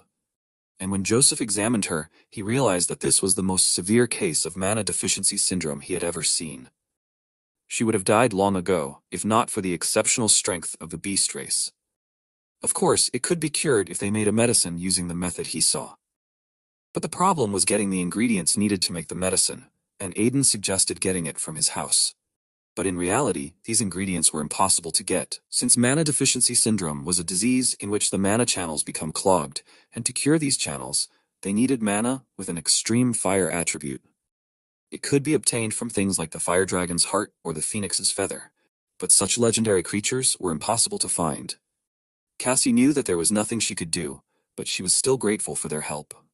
The protagonist put his hand in his pocket when he heard about the phoenix's feather and showed it to the others. Cassie and Joseph were shocked that he had something they had only heard of in legends. He remembered how the phoenix dropped the feather, but Joseph did not ask him for an explanation anymore, since it could definitely cure mana deficiency syndrome. He only asked for 2 days, and Cassie could not hold back her tears of joy. At this time, Philip knocked on the lab, and MC wondered why he came. Fried was looking for him, and the protagonist was horrified, since this time he disappeared without saying anything. When he arrived at Duke Fried's office, he was still wary when he asked about his trip to McKellen City. He explained that he went there on business and apologized for not informing him before leaving. But Fried didn't call him to scold him, and the protagonist didn't understand what the reason was for calling him then. The thing was that they had received an invitation to an imperial banquet in honor of the crown prince's upcoming birthday, and this time Aiden was supposed to go. Carl had attended such events before, representing their family. The protagonist himself did not want to go, since he himself was very busy. Carl had indeed represented their family at such events before, but he refused since he had to deal with the knights, and besides, many people wanted to see MC. He initially wanted to object, but suddenly remembered what year it was, and Fried not only confirmed this, but also added that the protagonist should be at this banquet, even if it was unpleasant for him. This time, he did not refuse and agreed to go. Fried was surprised by such a sudden change in mood, but the protagonist assumed that he had no choice if Carl was busy. He was going to go, thinking that it was just an appearance, and Fried was glad that he made the right decision and warned him to be careful on the trip. After their conversation ended, Aiden walked out into the hallway, and Kirsch realized that he would not go to such a place without a reason. This year, an important event was going to happen at the Imperial Banquet, namely, the attack of Black Mages on the Imperial Banquet. At the center of it all was the Queen of Black Mages, the Silver Witch Nisita Florence, and he was going to attract her to his side. The Demon Lord remembered that MC despised Black Mages, and so he did not understand why he was trying to make an ally out of someone he hated. But unlike the radical heretical group of Black Magicians Chaos, Mesita was the leader of the moderate faction Fire Florence, and although he had finished her off in her previous life, this time it could have ended differently. Even in the past, when she was dying from his attacks, she smiled, as she was sure that they could have become very close if they had met differently. She regretted that she could not fix the corrupted black magic and restore Florence's will. Soon, the protagonist was already heading to the event. He doubted that they needed such a large retinue, and Law explained that the size of the escort symbolized the family's power. However, he wondered why they had to take a detour to go to a village and leave a shortcut behind. Aiden wanted to take a more leisurely route, but what he really wanted was to get more of Joseph's first-class elixirs. But there was one problem, because in fact, even if he wanted to make a top-class elixir now, he couldn't do it because he needed ent tears, which come from the spirit of the trees, as an ingredient for first-class elixirs. However, ents were currently endangered, and it was hard to even find traces of them, let alone their tears. MC had never seen ents either, so he didn't know much about it, but he knew that someone probably knew about it. For now, he decided to take the gift, and when they stopped, he told everyone to go rest, and he was about to leave. Lo wanted to see him off, but he was weaker than the protagonist, so he told him to stay. He was upset, but he agreed, and Aiden went deeper into the forest. Curse doubted that there was anyone to meet in these mountains, but in fact, the protagonist was not looking for a person. Finally, he found the right place, and even now, he couldn't understand what his master was thinking. He looked at the huge heart-shaped stone, and it seemed very artificial to the demon. It was a gift, personally prepared for the disciple who would come someday. The protagonist remembered Valken, who always had very peculiar tastes. It turned out that this strange stone was eating the very gift, but Curse thought it was an ordinary stone. In fact, Valken really liked to wrap things, and MC was going to take the gift this time too. He took out his sword, cutting the stone in half, and the demon lord reminded him that it was a gift from his master. In fact, it was only the outer layer, under which the dungeon was hidden. Valken had always been an eccentric person who believed that a person only became stronger if they overcame a near-death experience or learned through pain. In addition, this was not just any dungeon, but a dungeon ruled by a lich. Curse assumed that MC did not get along with Valken in his past life, but he recalled his mentor's eccentricity. When he entered this dungeon in his past life, he thought that he wanted to kill him, but in this life, he was grateful for the opportunity. The lich was surprised when he noticed the visitor. Such monsters were one of the most difficult opponents if you do not know how to deal with them, and in his past life, these monsters caused a lot of trouble for the protagonist. The lich was sure that he was a stupid person, and was going to turn him into an undead like the rest of the people. However, Aiden was not going to listen to the monster's words and quickly approached it to destroy it, because if he did, the rest of the undead would disappear. Besides, this half-dead lich was nothing, considering the experience of the protagonist in his past life. He destroyed the monster with one powerful blow, which would not be able to see the revival of the kingdom of black mages.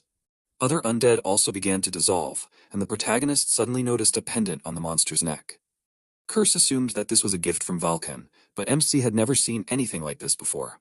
The pattern seemed familiar to him, but he decided not to think about it now and just leave the pendant. The demon advised him to collect lich bone dust, and he was outraged by this suggestion. The thing was that it would turn into a search for ents, and although the protagonist did not want to follow the words of the demon lord, he knew little about ents, so he listened, but warned that Curse should be prepared for the consequences if he tells him to collect this for some strange purposes. He simply asked him for trust, but then remembered the gift, and MC advised him to wait a little. Just a moment ago he was skeptical, but now he was collecting a lot of powder. I was all because storing useful things was great. He went deeper into the dungeon, which turned out to be a secret room. No matter how eccentric Valken was, he was not so crazy as to simply throw MC into a dungeon with one lich. However, just the presence of this monster already seemed crazy enough to Curse. MC asked him to shut up. The demon was surprised, because he noticed the shield that he knew in his past life. If it weren't for this, the demon lord would never have lost the battle against the protagonist. He also hadn't seen this banshee spirit shield for a long time. This item was imbued with the spirit of a mad banshee, and this darkened the user himself, so Aiden had a hard time in his past life. But this was already the second time, so it didn't seem like nonsense to him. One of the reasons he liked the shield was because it could be worn as a bracelet and taken out whenever needed. Because it was a familiar object, it now reminded the protagonist of the time when he was the Dragon Slayer King. Because he was lost in thought, he didn't even pay attention to the mad scream, and Curse assumed that he was crazy too. It was time for them to leave. But there was someone else here, so Aiden warned that he wanted to make a deal. Raditz appeared next to him from the portal and introduced himself, offering the protagonist just what he needed. Their spirit market had everything, and MC remembered the spirits of trade who had strong monetary desires. The spirit market was created when these spirits gathered together, and the central figure was the Hatter. Usually, when someone cleared a dungeon, the market would send a spirit to exchange for side items from that dungeon, but the protagonist knew about another nuance. Rabbits, meanwhile, suggested that he wanted to exchange a shield, and he could buy it from him for a good price. But he was not going to sell it, and Rabbits did not understand what kind of deal this was in that case. MC wanted to know where the dwellings of the Ents were on this western continent. Rabbits understood that he wanted to buy information, but this information was very expensive, because even if it was the location of a small village, then with a discount it would cost 2,000 gold coins. However, the protagonist offered 4,000 coins, and Rabbits was delighted by this opportunity. Curse did not understand why the protagonist suddenly doubled the price, and he assumed that he owed this spirit something in his past life. But he was just doing what he was taught, and that was the skill of milking the spirits of merchants, which Valken taught him. He had milked rabbits like this in his past life too, and so he wanted to show off his skills in this life as well. That's why he asked Rabbits to give him the location of the Ent's home and 4,000 gold. The spirit was outraged, assuming he was crazy, but in fact MC was offering a trade and wanted to sell Rabbits what was behind him. He was amazed that he knew this information, and the protagonist noted that he could always destroy the core behind his back if Rabbits didn't need it. He remembered how Valken wanted to sell the dungeon core in the past. It was his secret money-making scheme that no one knew about, because the real reason the spirits traders came to the dungeon was for this core. It was useless, and no one would take it even if it was free. And so Aiden was surprised that the spirits wanted to get their hands on it. Valken didn't know why either, but in any case, everything belongs to the person who conquered the dungeon, which means the core can be sold as well. The protagonist assumed that the spirits might not buy it, in which case they could just destroy it. At the moment, he was wondering what Rabbits would do, and he trembled. MC was rushing him, but he still didn't answer. Everyone else was just throwing these cores, so he didn't know what to do now. If he bought this core with money, he would be insulted, but if he didn't return it, he would definitely be fired. In the end, the protagonist got tired of waiting and decided to destroy the core, and then Rabbits agreed to buy it. The protagonist was happy with his victory, and Curse was wondering where he would continue to extort money from. Soon, Aiden already received his reward, assuming that it was a good deal. He suggested Rabbits to meet again sometime, but he hoped that it would not happen. But in fact, he was not so disappointed, since MC could try to find the village of Ents, but no one has returned from there yet. Meanwhile, the protagonist began to return to the carriage. At this time, Lo was worried, since half a day had passed since he left. He was going to go and look for him, but by this time the protagonist returned. Lo admitted his worry, but Aiden asked him to stop, because sometimes he wished that he would treat him as rudely as before. He still could not get used to the changed relationship between them. And in the end, he suggested that they immediately go to the imperial capital. Nisita also appeared at the entrance to the dungeon of the Banshee spirit, who at first was happy that she found it, but then became disappointed, since there was no one here. She breathed heavily and knelt down next to the destroyed Lich, who had disappeared, although he should have been right there. The next day in the imperial capital, a servant met the arriving carriage, from which Aiden came out. He greeted him, intending to lead him to the guest company room, where he would be staying during his visit. Although he smiled, he was still wary, since Aiden had come instead of Carl, and he had a bad reputation even in the imperial capital. They should not offend him, and so he overcame his disgust. Soon the protagonist was already in his assigned room, and he noticed that even the beds in the rooms of the imperial palace were different. Tonight, the black magicians were supposed to cause chaos, and last time there were many people injured and killed. In that case, Curse suggested that he warn these people, but he thought that this was a good opportunity, because he could not easily miss Niset. The demon lord thought that he didn't care if people died or got hurt, but the protagonist reminded him that in his past life, he was a hero who saved the world, and he actually had a plan. Soon, as the event began, the nobles began to talk among themselves. The protagonist also arrived at the event, and the atmosphere immediately changed, as everyone knew that he was a scoundrel and believed that his achievements were actually false. It had been a long time since anyone had treated him like this, and the last time he had been treated like this was by the mercenaries in his past life. That was why all people were the same to him. But he didn't care. as there were only 3 people he wanted to meet. He noticed one of them in the back of the room. Gustav Dora tried alcohol, wanting to import it to their magic tower, and at that time Aiden came closer to him, happy to meet him. He was surprised that he knew him, and MC remarked that he was one of the best when it came to Angus. Gustav wasn't going to talk to him if he was trying to gain favor with the Magic Tower country, since he wasn't on good terms with the higher-ups. That wasn't the case, and the protagonist revealed that he had read a book that Gustav had written. He found it interesting, and Gustav became interested, and the protagonist began to praise the book. This amazed Gustav, and he remarked that MC had great insight, unlike the old men of the Magic Tower country. He continued to praise the book, but in reality he fell asleep every time he tried to read it, and never even turned the first page. Gustav began to talk about his assumptions about magic engineering, and even Curse wanted it to end. Aiden suggested that he just pretend that he didn't have ears. But Curse didn't understand the need for someone who was obsessed with magical engineering, which wasn't even magic. In fact, this magical engineering would later become an indispensable technology for everyone. And in that case, Curse guessed that Gustav was quite an interesting person. This was indeed the case, since he caused an unprecedented and grandiose event in history, which is why he was called the Mad Terrorist of the Magic Tower. The demon couldn't believe it, and the whole point was that Gustav would soon cause an accident during an experiment. His mana would be sealed, and he would be banished from the Magic Tower country. Then he would attack the Magic Tower with a weapon he created himself, and he would become the person who almost destroyed the Magic Tower country. Of course, he was stopped because the Magic Tower country had Shaura, but in any case, thanks to this event, magical engineering gained recognition. Gustav continued talking about his discoveries for some time like this, and when he finally calmed down, he admitted that it was the first time he had such a deep conversation about magical engineering. He thought that he might have said too much because he was excited, but the protagonist calmed him down, although he really didn't like listening to all of this. He even wished that they could talk more the next time they met, but Gustav didn't have time to answer him, because Tian Sadis, who'd come closer, called out to MC, and although his face seemed familiar to him, he couldn't remember it. Tian, meanwhile, called him a thief, and he wasn't going to forgive him for stealing their family religion. But the protagonist still couldn't remember him. Gustav assumed that something had happened between them, but MC couldn't answer, since it was his first time seeing Tian. However, he suddenly noticed the last name Sedis, which Tian mentioned, and after that he realized why he seemed familiar to him. He looked quite similar to Tirid, as he was his eldest son. In order to smooth things over, the protagonist smiled and was happy to meet Tian, noting his resemblance to his father. He angrily ordered him to shut up, calling him a cheater, as he still believed that he had tricked Tirid and stolen their family heirloom. He was outraged at being called a cheater, and at this time, the people, attracted by Tian's shouts, began to talk among themselves, paying attention to the protagonist's sword. They realized that he did not defeat the troll himself, but he tried to calm everyone down, as there was a misunderstanding.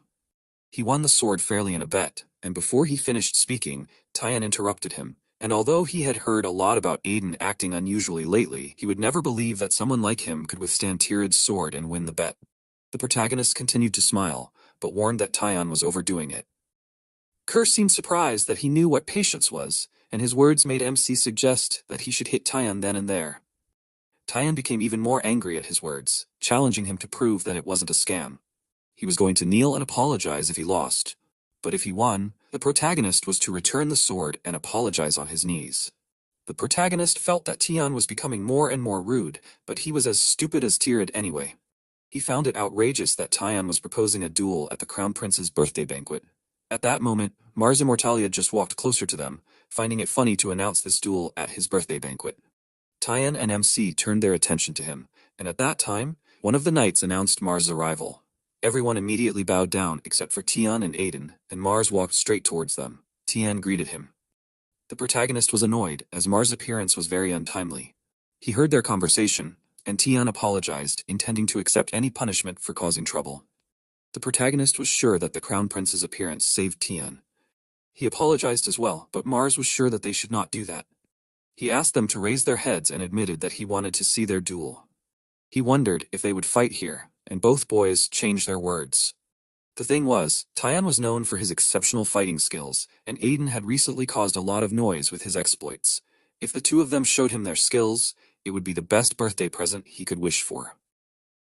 Mars was indeed famous in the protagonist's past life for being considered the best candidate for the post of emperor.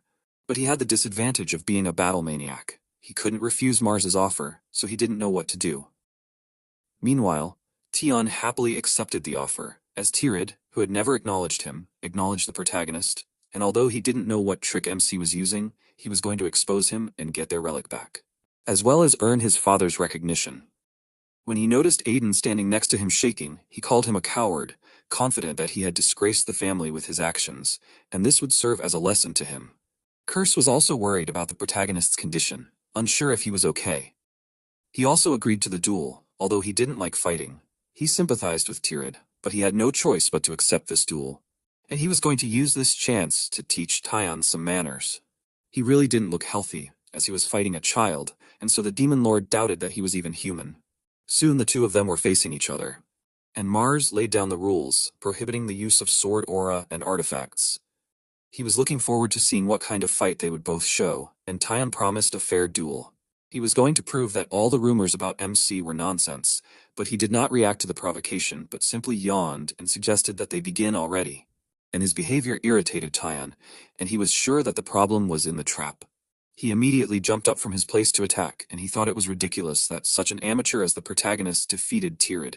He was going to finish it quickly and quietly, but before he himself struck, the protagonist hit him in the forehead with his sword, and Tion himself froze in amazement, not understanding how this happened. Mars was surprised, and Diarceus did not even immediately realize that Tion lost so easily. MC explained that he was surprised and slipped, and Tion was just by chance nearby. He was lucky, and he believed that it was difficult to judge skill by a coincidence created by mistakes on both sides, so he proposed to declare this round null and void. Mars agreed with this proposal, telling them both to focus better. Tion agreed with this, angry that he had let his guard down. Even if it was a rude person like Aiden, a knight was still a knight after all, and he should wield a sword. However, he did not understand what it was, as the protagonist's expression as he struck was disgusting. Tion was going to give it his all, and MC agreed with this, telling him to attack already. Tion was becoming increasingly angry at his behavior, but he was not going to let anyone fool him twice. He rushed forward, delivering powerful blows, but the protagonist easily dodged them, despite admitting that Tion's sword was fair and just like himself. However, compared to Tirid, it was too light, and so the protagonist easily blocked Tion's attack.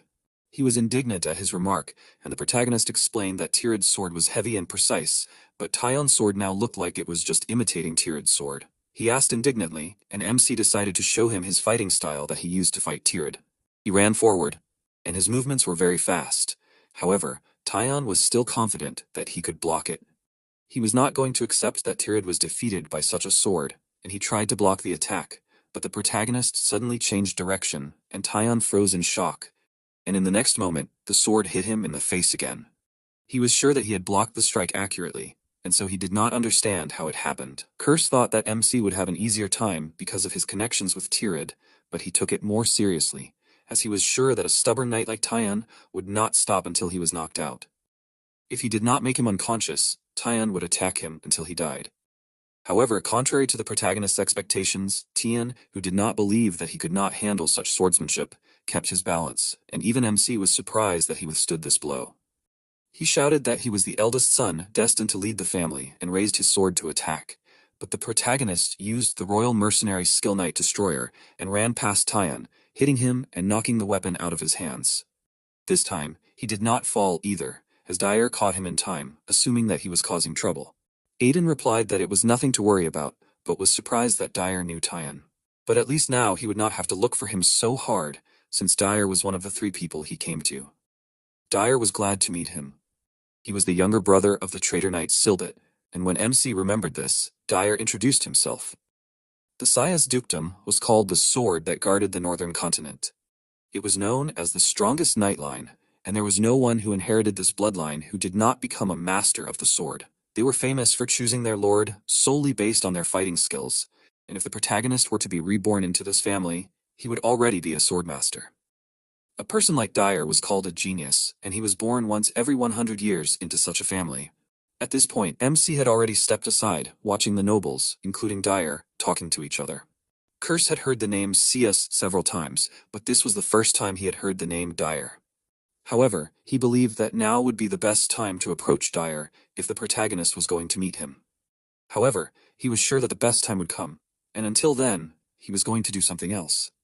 But he was distracted from his thoughts, as he felt a piercing gaze behind him.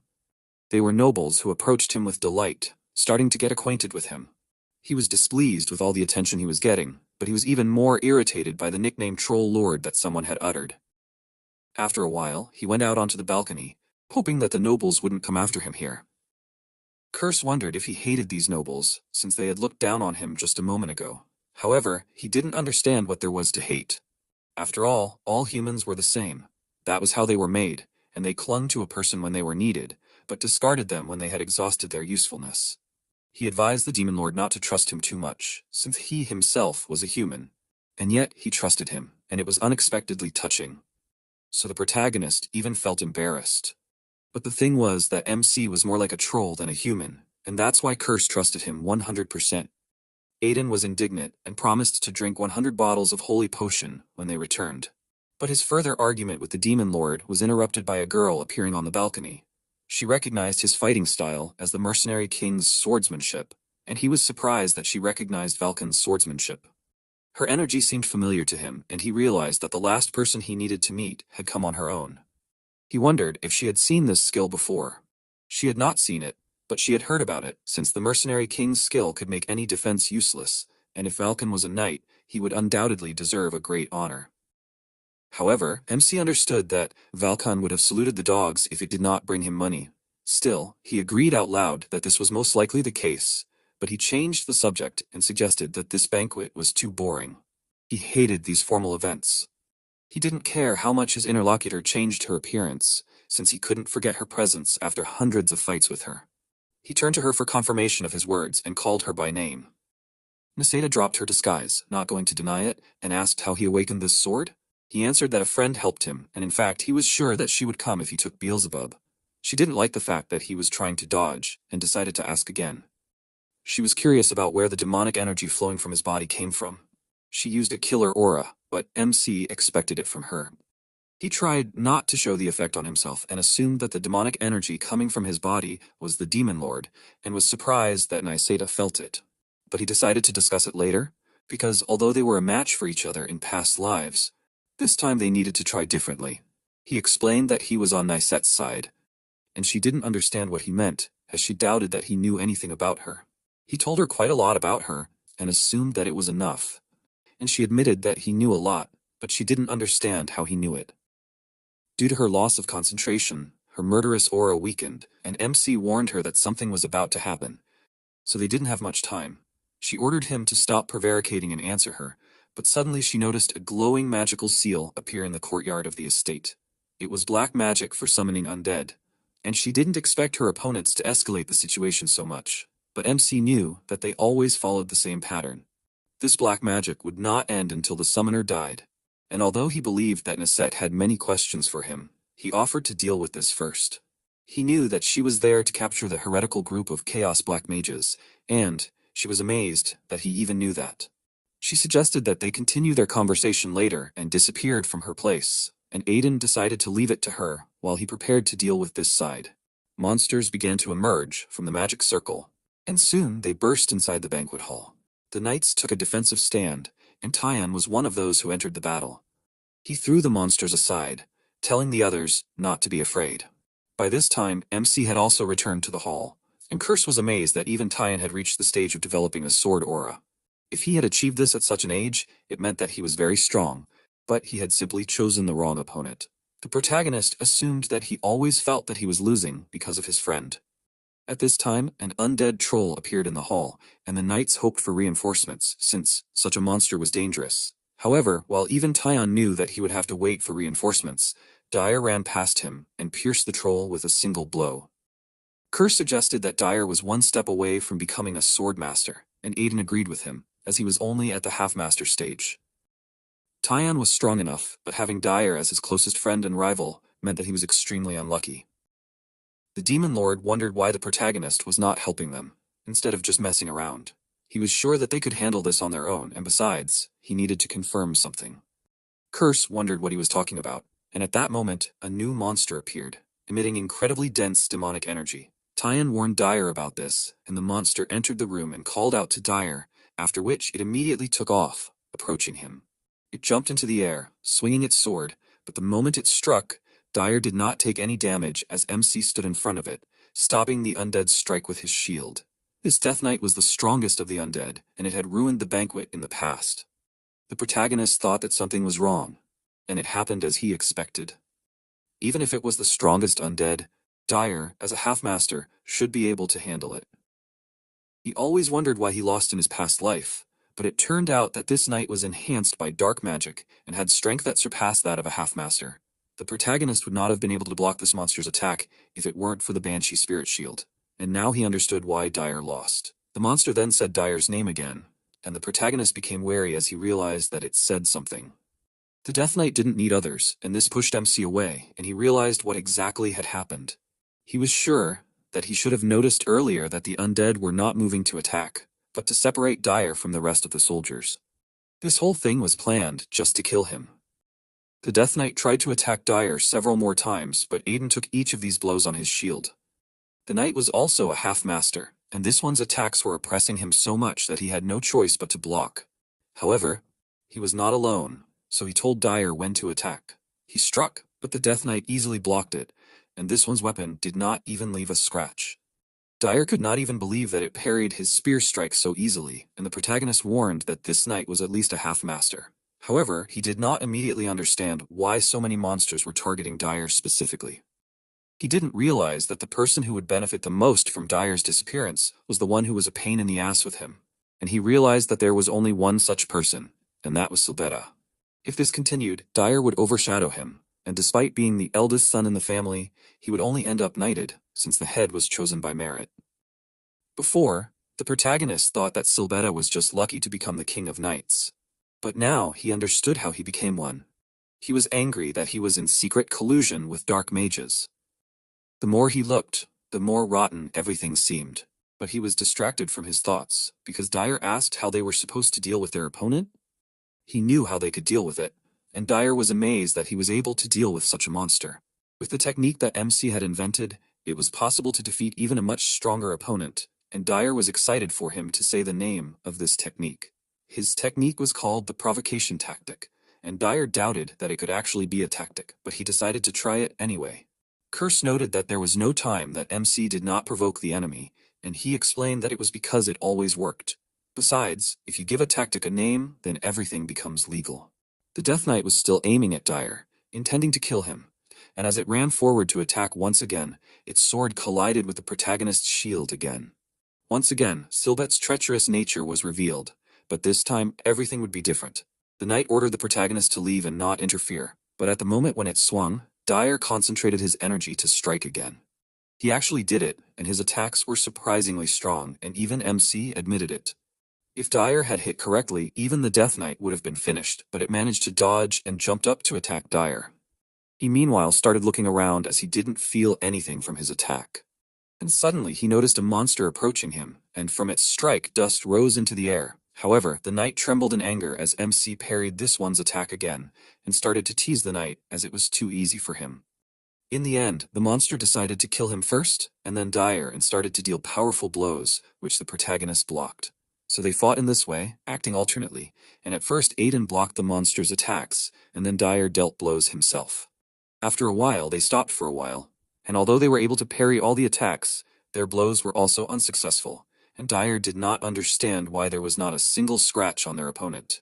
MC smiled madly, but did not answer, and he called out to him in a worried manner.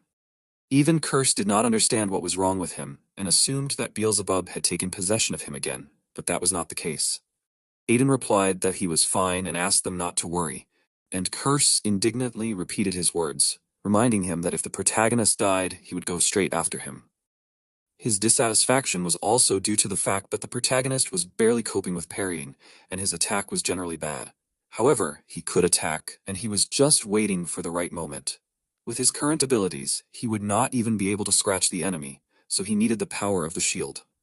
The Demon Lord realized that he wanted to attack with the shield's spirit, and MC thought that it would be quite easy, since this shield was permeated with the spirit of the Mad Banshee. As he said before, The more the shield was used, the madder the banshee would become.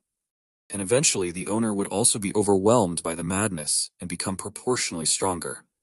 In his current state, the protagonist was able to approach the level of a half-master, and he ran next to the knight, dealing a blow to him. Dyer was amazed at the strength he saw and guessed that MC had been hiding his strength all this time.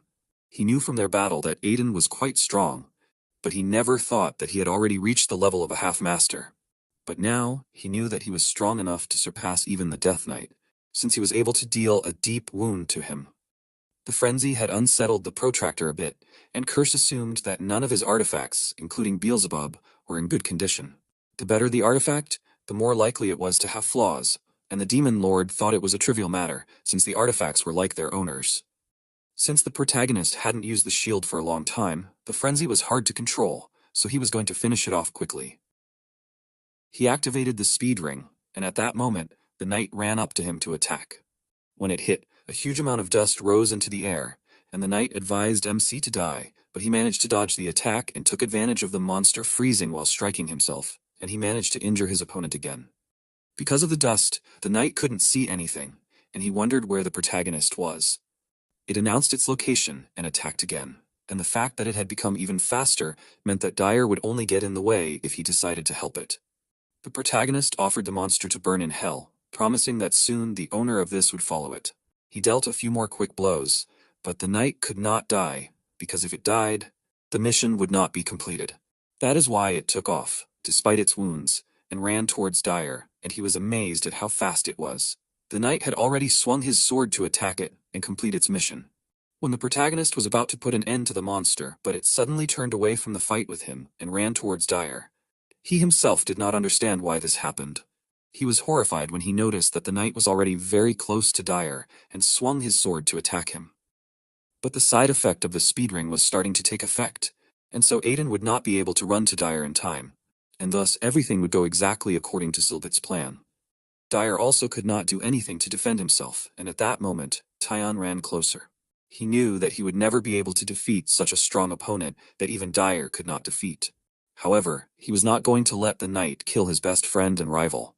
At that moment, he remembered Tyon's words about the difference between his style and his father's, and so he, taking advantage of these characteristics, adjusted his technique and dealt a powerful blow to the knight. It gradually began to disappear, although the mission was not yet completed. The other undead also began to disappear, and the knights assumed that it all depended on the Death Knight. They were shocked that this monster was defeated with a single swing of the sword and surrounded Tyon, starting to praise him. He flinched in surprise, and at that moment, Dyer came closer to him, admiringly noting that he had become a half-master and saved his life. He understood what it was like to be surpassed, and promised that he would pay Tyon back one day. He agreed, but did not seem particularly happy about it. Dyer suggested that they not forget about the other person, and wanted to call out to Aiden, but did not notice him where he stood. Tyon doubted that he was the one who defeated the knight, since judging by his blow, this was not at all certain. MC, meanwhile, moved away from the place where the knights were gathered, realizing that it was not right to abuse the buffs so often. He needed to rest quickly, and Curse suggested that he enjoy his victory for a while. If he did not rest now, he might never open his eyes, so he could not enjoy it, and besides, it was still too early to celebrate the victory. He understood that this was only the first step, and assumed that if Silbetta was communicating with black magicians, then the rest of the people in their companies were far from innocent either. Curse noticed that MC had at least calculated the time perfectly, because at one moment everything could go exactly according to Silbetta's plan. It was true, and it turned out that Naseda was incredibly strong. He was glad that she dealt with the Chaos people in time, as it broke the spell and the Death Knight disappeared. But if a little more time had passed, they would have screwed up. Before he could continue thinking, Law ran closer to him, worried about his condition. He told him about the undead that suddenly appeared, and the protagonist wondered where he had been all this time. He had fought the undead, and the protagonist praised him and suggested that he rest, and he immediately agreed. In the morning, in the premium box of the palace, Aiden was sprawled on the bed. He finally woke up, noticing that he had fallen asleep as soon as he lay down. Naseda noticed that he slept a lot, and he was surprised that she was here. She warned him that she had put up a sound barrier, and he was surprised by this. He knew he wouldn't be able to get out of this conversation, but he didn't even think that Naseda would come the next day. He wondered how she got here, but it was easier for her than wringing a goblin's neck. Now she was going to pry the answers out of him and asked how he knew about her. He was unhappy that he was getting this kind of thing, while still half asleep. But Naseda was still waiting for an answer, warning him that he would die right then and there if he did anything. He only wanted to maintain friendly relations with her, because they had the same goal, after all. She doubted that the noblemen of the empire had common goals with her, and the protagonist admitted that he despised dark mages. His words angered Niseta, and she concentrated magical energy near her and offered him to repeat his words. He had a feeling that the dark poppies had forgotten their principles. His words surprised Niseta, and he explained that originally, black magic was created to purify the land tainted by foul mana, as well as to fight the monsters of the underworld. But the current dark mages had gone down the wrong path, so they needed to be shown the true path. He, like Niseta, hated these people, and especially those who attacked the Imperial Palace yesterday. He thought that this might be enough to start a friendship. She was surprised that the nobleman not only understood the essence of black magic, but also acknowledged dark mages. She doubted that he was telling the truth, since he could just be trying to get out of it. The protagonist was not going to rush her, allowing her to think for as long as she needed, and in return he was going to offer her some pretty useful information. She was not sure that he could know anything that the head of the intelligence organization did not know, and there were indeed things that only he could know, since it had not happened yet. He wanted to say what exactly he meant, but at that moment, the door to the room opened, as Tian arrived to see the protagonist. He wanted to talk to him, but he stopped when he noticed that the protagonist was not alone in the room. Tian and Lo closed the door behind them, apologizing, and MC tried to convince them that they had misunderstood everything. Soon he was awkwardly standing in front of a blushing Tian, who asked if he was done with that girl. He convinced him that there was nothing wrong between them, and that it was just a small conversation. It was clear from Tian's face that he had already imagined everything in a row, but in reality, Niseta simply said what she had to and left. She was not going to believe what he told her about the Vulcan estate, which was the agricultural center of the empire, and had never been subject to drought since its foundation, but would still be affected by this very drought. The protagonist asked her to just take his word for it, adding that it would happen in 3 months.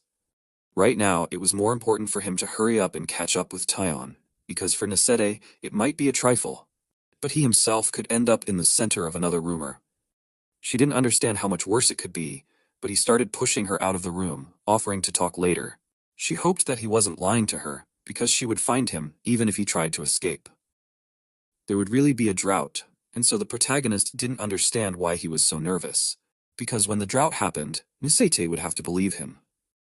Eventually, he got distracted from these thoughts, and asked Tian what brought him to his chambers. He hesitated, and MC assumed that he came for another duel. In fact, this was not the case, and although it was difficult for Tian to say it, he recognized Aiden as the rightful owner of the sword because he deserved it. He didn't understand what was going on with Tian and asked if that was why he came. It was true, but Tian also wanted to thank the protagonist. He didn't even believe that he did it so easily, and he didn't understand what happened with Tian's behavior yesterday. The thing was, he would have lost a close friend if it weren't for the protagonist, so he was sincerely grateful. People said that he had defeated the Death Knight and protected the imperial family, but Tian was sure that MC himself knew that the monster had disappeared before he could strike. However, at that moment, he finally realized how to go beyond the normal level and reach the level of a sword master that the protagonist showed him. Aiden thought that Tian was as stupid as Tirid, but it turned out that this was not the case, because Tian's last attack was very similar to Tirid's. That was why Tian acknowledged the protagonist as his rival, and since he was the second person after Dyer that he acknowledged as his rival, he could be proud of it. He was going to defeat him one day and get the family heirloom back, so he advised him not to relax. MC took his words back, since Tian turned out to be a copy of his father. But he still wished him luck out loud. Tian suggested switching to a less formal style of communication, but in fact, their communication was not very formal before. A few days later, the protagonist was already returning home, and they should soon arrive at the estate. He knew this, and then inquired about the state of Law's wounds. Thanks to the holy potion that the protagonist gave him, he was fine, and he was sincerely grateful to him for this. He liked the fact that he was thanking him like this, and then he noticed that the imperial family was very generous. He received a pile of gold as a reward that could build several mansions. He bought some useful things and gifts for his parents and subordinates.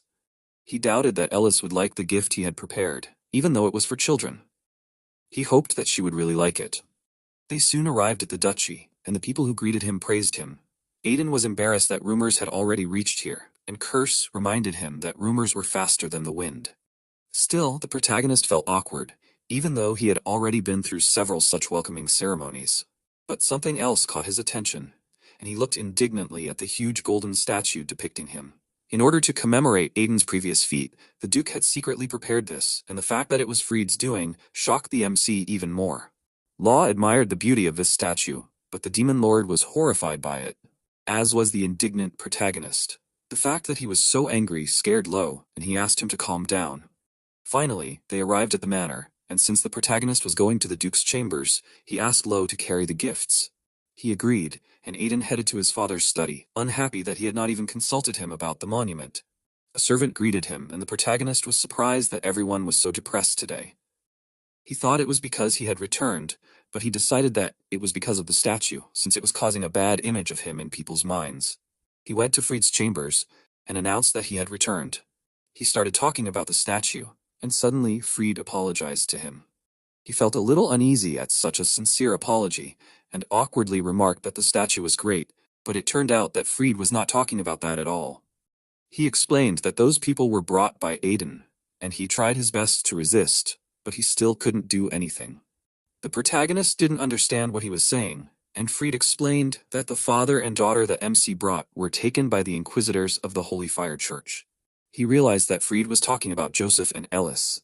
According to the inquisitors, they escaped from the church, but since they were the protagonist's people, he refused to hand them over to the church, but Joseph himself agreed to go with them. And after that, Freed could no longer resist. The protagonist slammed his palms on the table and clarified if they were really taken to the Holy Fire Church. Freed believed that they were, and the protagonist said nothing more and began to leave.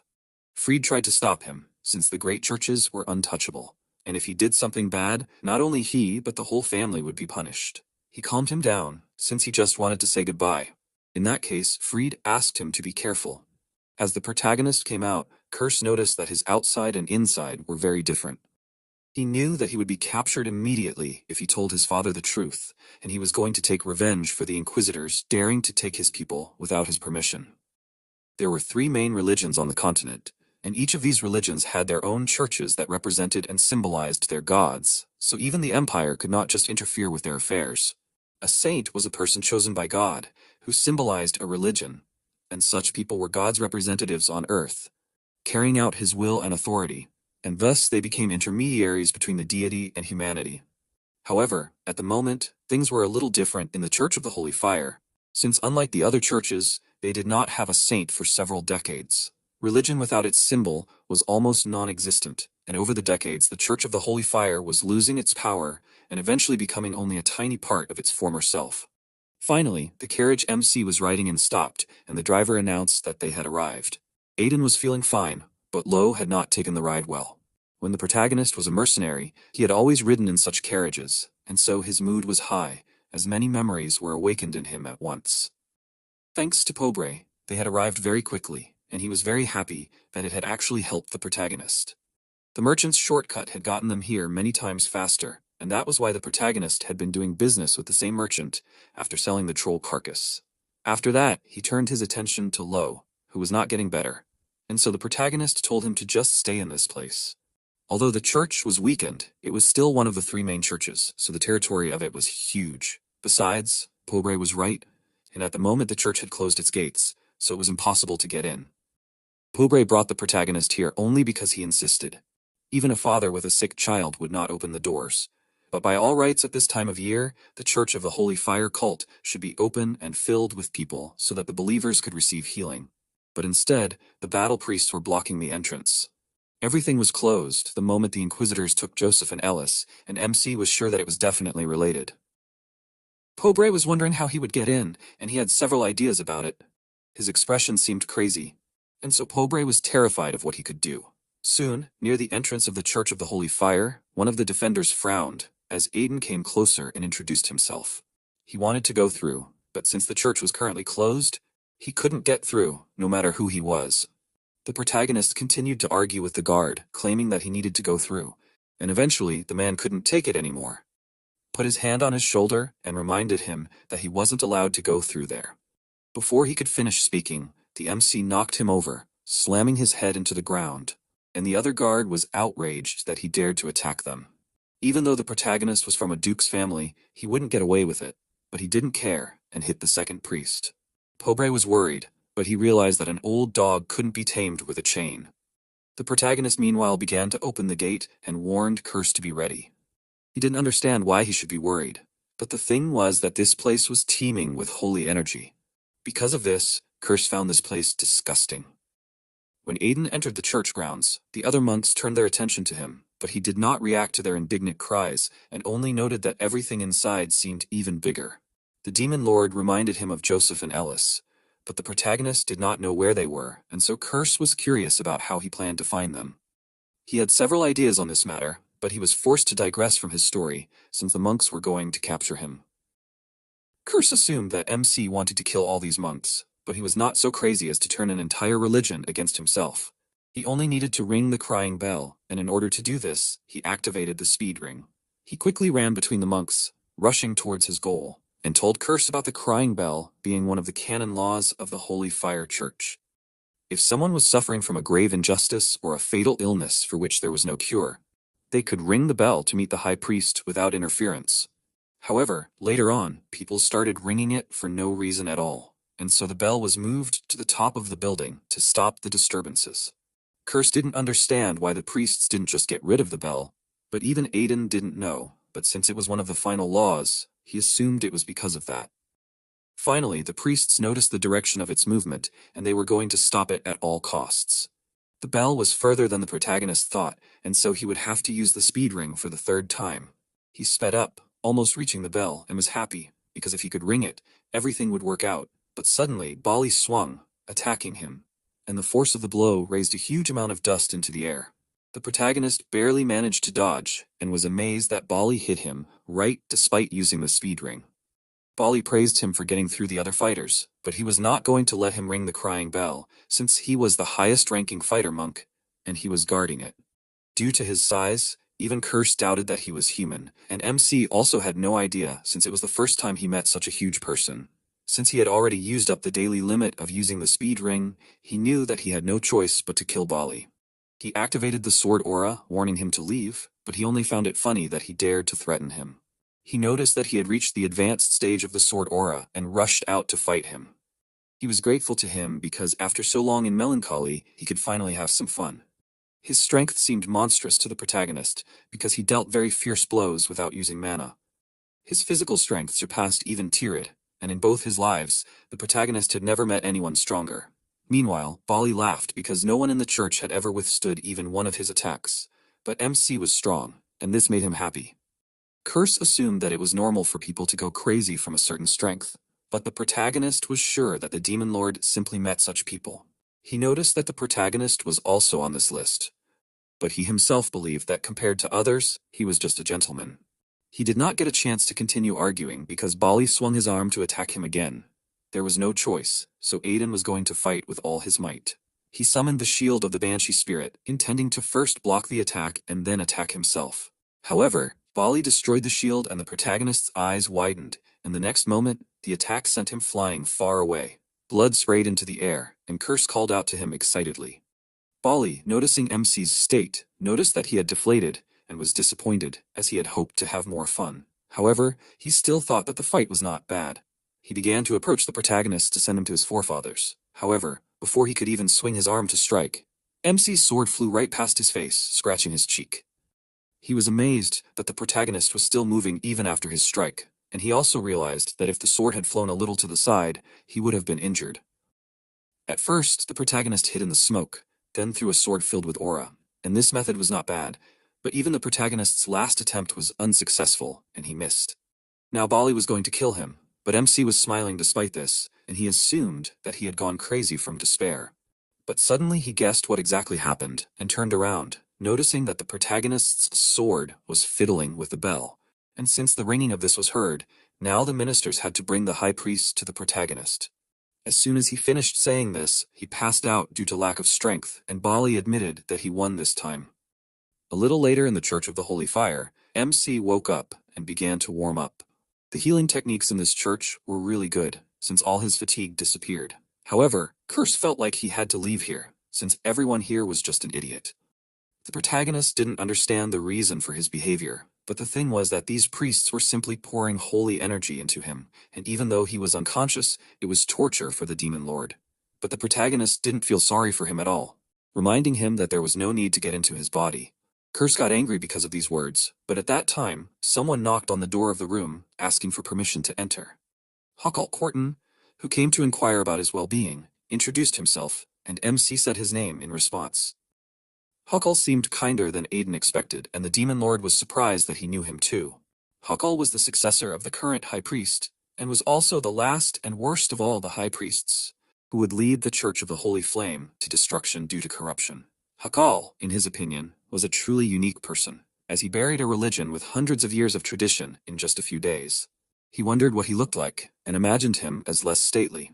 In the end, he apologized for his intrusion into the church, but since he rang the bell, he was now a guest of the church and did not have to worry about anything. Bali also wanted to see the protagonist, and he was glad to see him. The protagonist remembered him, but admitted that he was also glad to meet him. Bali regretted what happened to his shield, and he was going to give him any other shield in their church. However, the Aiden shield was special, and it could regenerate itself, and Bali was surprised at how interesting an artifact it was. All this was because the protagonist's shield came from the spirit realm, so it could regenerate. It wouldn't break with a single blow, and the protagonist believed that it was because the shield hadn't fully recovered from the Death Knight.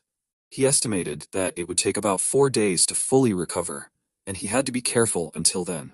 However, if he was going to ring the bell, he wanted to meet with the high priest, as it was necessary to bring Joseph and Eldest back. According to canon law, he had every right to meet with the high priest. But that would be problematic now, so instead, the highest-ranking person in the church would meet with him on behalf of the high priest. MC was surprised that this happened, as first there was the sudden closing of the church gates, and now the priests were ignoring the rules of the crying bell.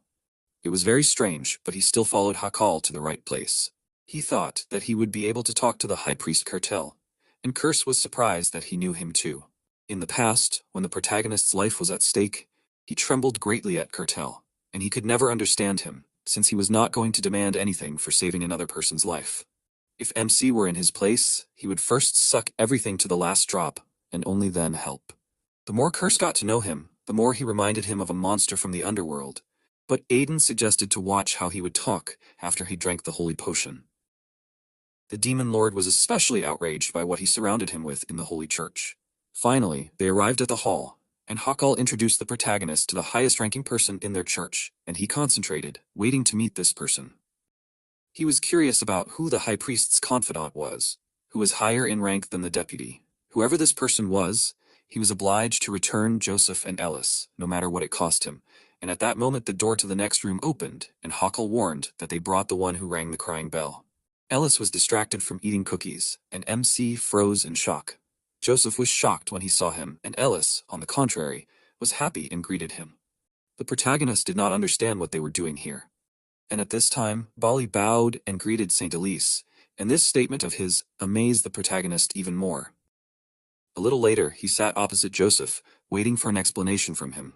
He was unhappy that everything happened this way, and he was really going to explain everything.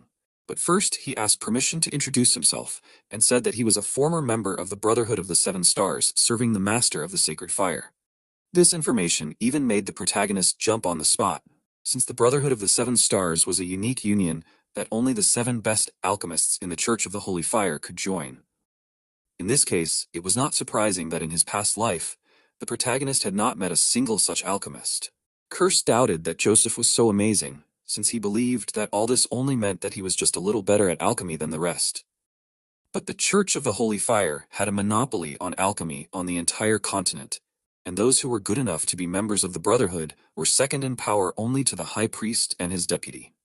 In this case, he did not understand how Joseph and Eldest ended up in the slums. He did not know where to start, but he recalled that every 40 years a saint was born in the church and elevated to the rank of High Priest. They performed their duty for 40 years, and after that time, the status of a saint was returned, and it was immediately passed on to a newborn candidate for sainthood, who received the brand. However, 10 years ago, Candidates began to be killed one after another, and no one was spared. Ellis was also a candidate with a brand, and Joseph could not bear to watch his child die. That is why they fled so far that even the church could not find them. However, something as terrible as the murder of candidates recently happened in the church, and the protagonist became wary. Since nothing like this had happened in the Church of the Holy Fire in his past life, and he could not understand what could have happened here. A few days ago, at the Regressed mansion, Spiel blocked the way for the priests, since no one was allowed to touch the Duke's guests without his permission. They were outraged that he dared to interfere with the work of the Holy Fire Church's inquisitors, because although they were the Duke's family, they had to answer seriously if they were hindering the Holy Church. Thus they argued for some time until finally the door to the chambers opened. Spiel warned that they did not need to go out, and one of the inquisitors recognized Joseph and warned him that he was here. He recognized him, but he tried not to show it, and only asked to talk to the inquisitors, since he was sure that he could not cause more trouble for Aiden. In the end, the inquisitor noticed that they had not seen each other for a long time. Joseph was curious how they knew that he was here, and why they did not come earlier. To be honest, after Joseph escaped, they thought that he was dead, but soon realized that they were wrong, because a new owner of the kingdom did not appear for a very long time. But the location of Joseph and Ellis was found out by the priest thanks to the destruction of the Cerberus Guild, and so he came all this way to take them away. He did not understand why such a violent method was needed, since there might still be people in the church who were targeting the branded ones. He could not allow Ellis to remain in such a dangerous place, but there was no other choice, and so the inquisitors simply had to return them to the church at any cost. The reason for this was that the highest priest had collapsed due to illness, and the protagonist was very surprised when he heard about this. Even the church's sacred rites and the best healing techniques were not able to cure the highest priest, and due to the deterioration of the church's reputation and the highest priest's illness, a cloud of crisis arose over everyone. This situation was capable of extinguishing the flames of the holy fire and ruining the history of their religion. And that was why in 4 days they were going to make Ellis a saint with the awakening rite and heal the highest priest with her amazing holy powers. With the appearance of the holy fire, the sanctuary would heat up and the church would return to its former status. He could only apologize to Aiden for causing him so much trouble without explaining anything. MC did not answer him, so Joseph assumed that he was angry. However, the protagonist's mood was not directed at him. He did not understand what was happening here, since Cartel would only get sick after 3 years. He did not understand why this happened earlier, and assumed that all this was happening because the future began to change because of him. A little later, he walked along the corridor of the church with Bali. In any case, now that he had Joseph's permission to stay here, he needed to find out at what point the future began to change. Curse was terrified that they would stay here, but MC was sure that there must be a reason and he needed to find out. If they could quickly sort this out, they would be able to leave, so it was in the Demon Lord's best interest to help him. Bali finally led him to the place where the high priest lived, but he reminded him that the visiting time was limited to 5 minutes. The protagonist went inside, noticing the foul smell. Cartel was lying on the bed, not moving, and he looked terrible. In the protagonist's past life, Curtel died before he could pay off his debt, and so he was going to pay him back in this life. But for some reason, everything went wrong. But suddenly, he felt something unusual and noticed the streams of dark energy that were around Curtel. It was the first time he had seen something like this, but this ominous energy seemed familiar to him. The Demon Lord believed that he should have seen it in his past life, since it was a curse, and MC was very surprised when he heard his words. Usually humans were not able to see the curse, but thanks to the Demon Lord, the protagonist could now see it. This curse was created cleverly and carefully, and it accumulated over a long period of time, causing the body to deteriorate from the inside out. Curses were only available to dark mages, and if it was slowly accumulated over a long period of time, it meant that the high priest had become the target of a dark mage hiding inside the church. This meant that in her past life, it was not an illness that had killed Curtel either. Aiden wondered how this curse could be removed, but it had already practically merged with the body, to the point that it was almost impossible for even the caster to remove it. If there was a way, it would require a dark mage who knew the structure of the curse perfectly, or a huge amount of holy energy poured in at once. This meant that Ellis was a direct threat to whoever cast the curse, and if the high priest was healed, all the efforts of the person with the curse would be wasted. This meant that there was a high chance that the dark mage would target Ellis, and so the protagonist decided to discuss with Joseph about strengthening Ellis's security. And suddenly, he heard a scream and recognized Ellis's voice. He ran towards the sound, assuming that the mage had already started acting. He was worried about what could have happened to Ellis and asked excitedly if she was okay. He broke through the priests who were already standing there, but was surprised, since it did not look like an infiltration or an attempt. Joseph was also worried about Ellis's standing, and while he was dealing with her, the MC asked one of the girls what happened. She simply blew out the candles in order to replace it, and Ellis began to answer. She was shaking with fear, and the protagonist remembered that in the Duke's estate, she always slept with the light. He assumed that she had not yet recovered from being kept underground, and so he asked Joseph to take everyone out for a minute. He agreed, and soon only the protagonist and Ellis were left in the room. She did remember the moments when she was dark and scared, and she begged for help. The protagonist distracted her from her memories, assuring her that no one would harm her now. She looked at him in surprise, and he handed her his work and warned her that no one would dare touch his people, so she shouldn't worry. She looked at him with emotion and hugged him, giving in to her hysteria, and he watched her calmly. A little later, she calmed down. She felt better, but she still felt a little awkward. She started to say something, but fell silent, and when MC pushed her to talk, she asked if she really suited the role of a saint. The thing was that all the saints she saw in fairy tales were strong, brave, and beautiful, but she considered herself very cowardly and did not understand how she could be a saint. She was not beautiful or special, and she just wanted to go back to Aiden's house and play. He flicked her, and she yelped, looking at him with an offended expression. In the protagonist's opinion, she was overthinking it, as she was not seeing the whole picture, only small pieces of it. This meant that she knew nothing about being a saint. She was surprised when she assumed that he knew what it was like, and he did, as he had known a saint in the past. He did not finish, stopping as he remembered Spika apologizing to him. Since he did not finish, Ellis assumed that he and the saint were a couple. In the end, he ignored her question and told her that the saint did not have to be kind or brave, because they were all people, and if she wanted to be angry or cry, then she should do it. Besides, she could always go home, and she was happy because of that. However, she soon returned to the topic of the saint and assumed that MC was married to her. He explained that they were friends, and Ellis wondered why they weren't friends anymore. A little while later, he came out of her room, very tired, and it exhausted him even more than training. Although Curse was just listening, but he also felt like he was being infused with a holy potion. Joseph came closer, worried, and MC told him that Ellis was fine. He decided in that case to go and sit with her, thanking the protagonist for helping him. He did not answer him, but drew attention to the fact that Hakal was there. He heard that there was a small problem that Aiden handled well, and he was going to personally thank him for saving the saint and the future of their religion. He simply did what he had to do and shook Hakal's hand. When their hands touched, Curse froze in shock and turned to Aiden.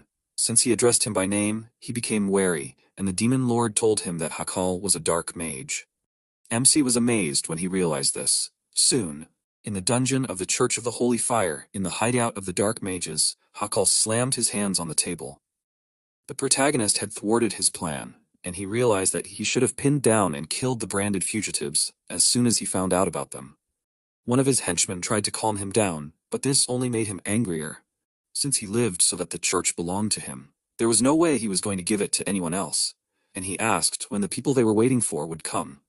It was supposed to happen very soon, and Hakal believed that there was no point in fussing over the saint, because if she was killed, everything would be over, and in 2 days during the awakening ceremony, she would be killed by her own followers, and then he would become all-powerful for the entire Church of the Holy Fire. He laughed madly, and the protagonist, who was watching him from the corner, admitted to himself that he never expected that the dark mage hiding in the church was the deputy first priest. In addition, Hakal was not alone, and he had assistants. Curse reminded him that such a thing could not hide from his eyes, and he was able to sense the ominous mana when they shook hands, and he also noticed that this dark mage was quite strong. MC was sure that there were still a lot of dark mages in the church, but still, something did not correspond. Curse did not understand what he was talking about, and the whole thing was that Hakal suddenly decided to worsen the condition of the high priest faster compared to his past life. He was not sure if he had any influence on the church other than saving Ellis, and in the end, he decided to find out who Hakal was talking about first. Soon he began to follow the dark mage who had reached the outskirts of the city outside the Church of the Holy Fire. The priest, looking around the corner, noticed that the man he came for was already there. and he was going to take him to the church. The Crimson Knight Benigir was unhappy that they had screwed up and couldn't even get things in order at home. But it was because of them that everything had to be sped up, and besides, no one could know that the child with the brand was still alive. MC guessed that it was because of Benigir that everything had to be changed. And he also noticed that he had heard his voice somewhere before. In the end, the priest suggested that they stop arguing since they had common goals. If Hakal became the high priest, then it would also benefit the head of Benigir. Instead of answering, he grabbed him by the throat, outraged that he dared to threaten him. He was going to kill him if he didn't watch himself, and the man begged for mercy. Benigir eventually threw him aside, warning him that he wouldn't get off so easily next time. Because he started to walk out of the alley, the protagonist finally saw his face. He was surprised when he recognized him, and Kirsch realized that this was also some celebrity from his past life. It could be said that way, since Benigir was Silbetta's servant after all. Now the protagonist understood everything, and he remembered how Silbetta promised that he would exterminate dark mages.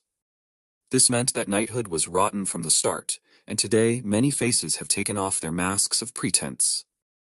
Kirsch did not understand why Silbetta would help Hakal become the high priest, and the protagonist assumed that it was because he wanted to gain an advantage. To put a person in charge of a family as powerful as the CS required not only fighting skills, but also the support of influential people. Silbetta's original plan was to gain power after Dyer was badly injured and then take over as the head, but that all changed when MC saved Dyer. He knew Silbetta was a terrible person, but before he could finish thinking about it, he turned around sharply as Benigir came around the corner to attack him. He noticed that MC was watching them and was not happy about it. He threw a few punches, but the protagonist managed to dodge them. It was the same aggressive fighting style he already knew, and he wondered if Benigir had noticed him from the start.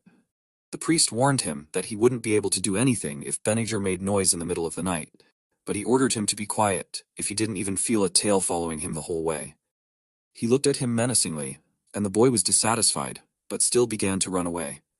If it weren't for Silbetta's order, Benigir would have killed him long ago, but now he turned his attention to Aiden, acknowledging his skills because he was able to dodge his blow. He wondered what he was doing here, but he was not going to answer him. Benigir found this funny. The protagonist understood that it would be difficult for him to deal with him now, so he needed to run.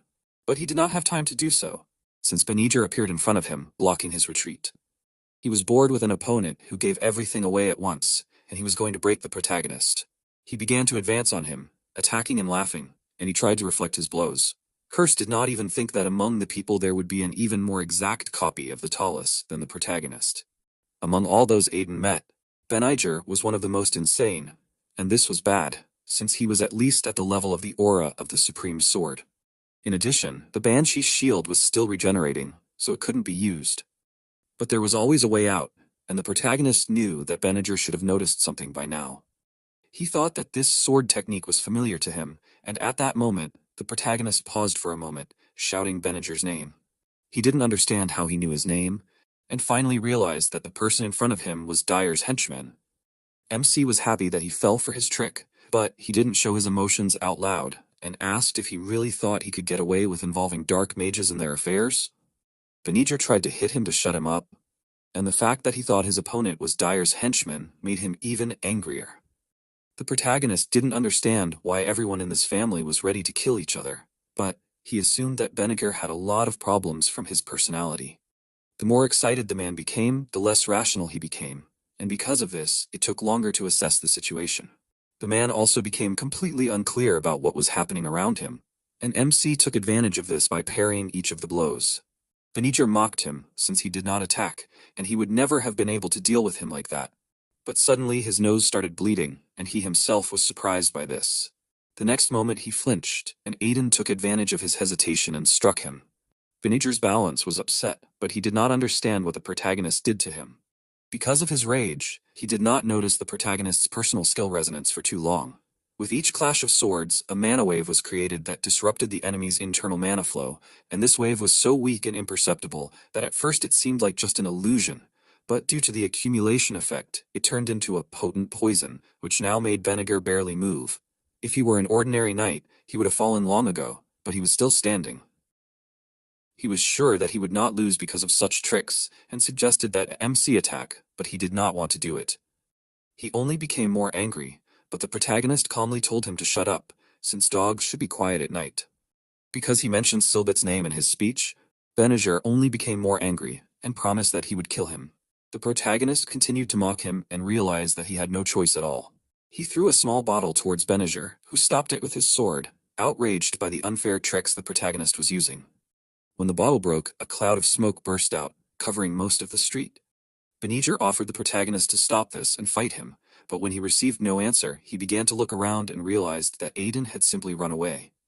Meanwhile, he was gradually moving away from this place, and Curse did not understand why he ran away. With his current level, he would not be able to cope with Benazir, so the best solution was to cut off her ability to pursue him with resonance. He was glad that he asked Cassie to make a smoke grenade for him, although she looked at him very strangely then. Now he was going to stop the Dark Mage, who was running away at this time, to report to Hakal that someone found out about them. But Aiden had already caught up with him, outraged by the fact that Chaos Mages always cause problems. The man was terrified when he noticed the attack flying towards him. The next morning, in the dungeon of the Church of the Holy Fire, Hakal was horrified by what was happening. The messenger had not returned yet, although he was supposed to bring a knight with him. He assumed what could have happened, but still, today's awakening ceremony had to be stopped. He did not have time left, but still, he remembered that he had the perfect trump card, and he was going to use it. Finally, the day of the Saints' awakening ceremony arrived, and some of the ministers gathered near the entrance to the altar of the Church of the Holy Fire. Joseph hugged Eldest, crying with joy, but she asked him to stop, as she was very embarrassed by all this. The protagonist reminded her of what he said, and she was going to repay him in full for all the troubles she had to endure by God's will. Joseph was outraged that he taught her such things, but he thought that in this case she would be able to live without concessions and losses. Eventually, he changed the subject, suggesting that they move on, and one of the priests showed Eldest where to enter. Joseph tried to follow her, but Eldest was supposed to be there alone. She would be safe, so everyone tried to calm Joseph down. He acted like he would never see her again, but the protagonist was unable to continue thinking about it as Hakal came closer to him, wanting him to give him a moment. He was surprised but followed him, curious about what he had so important. He just wanted to give him a small gift as a token of appreciation for what he had done.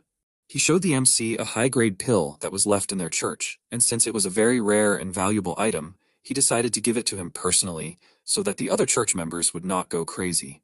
The protagonist accepted the elixir with delight, swallowing it. However, as soon as he ate it, the veins on his face became more visible. Hakal was glad that he fell for it, as the pill had a curse of submission and brainwashing. With it, he ordered the protagonist to go out the back and kill the child undergoing the Saints' awakening ceremony. Eldest was walking towards the shining flames at the time, amazed by the beauty of it.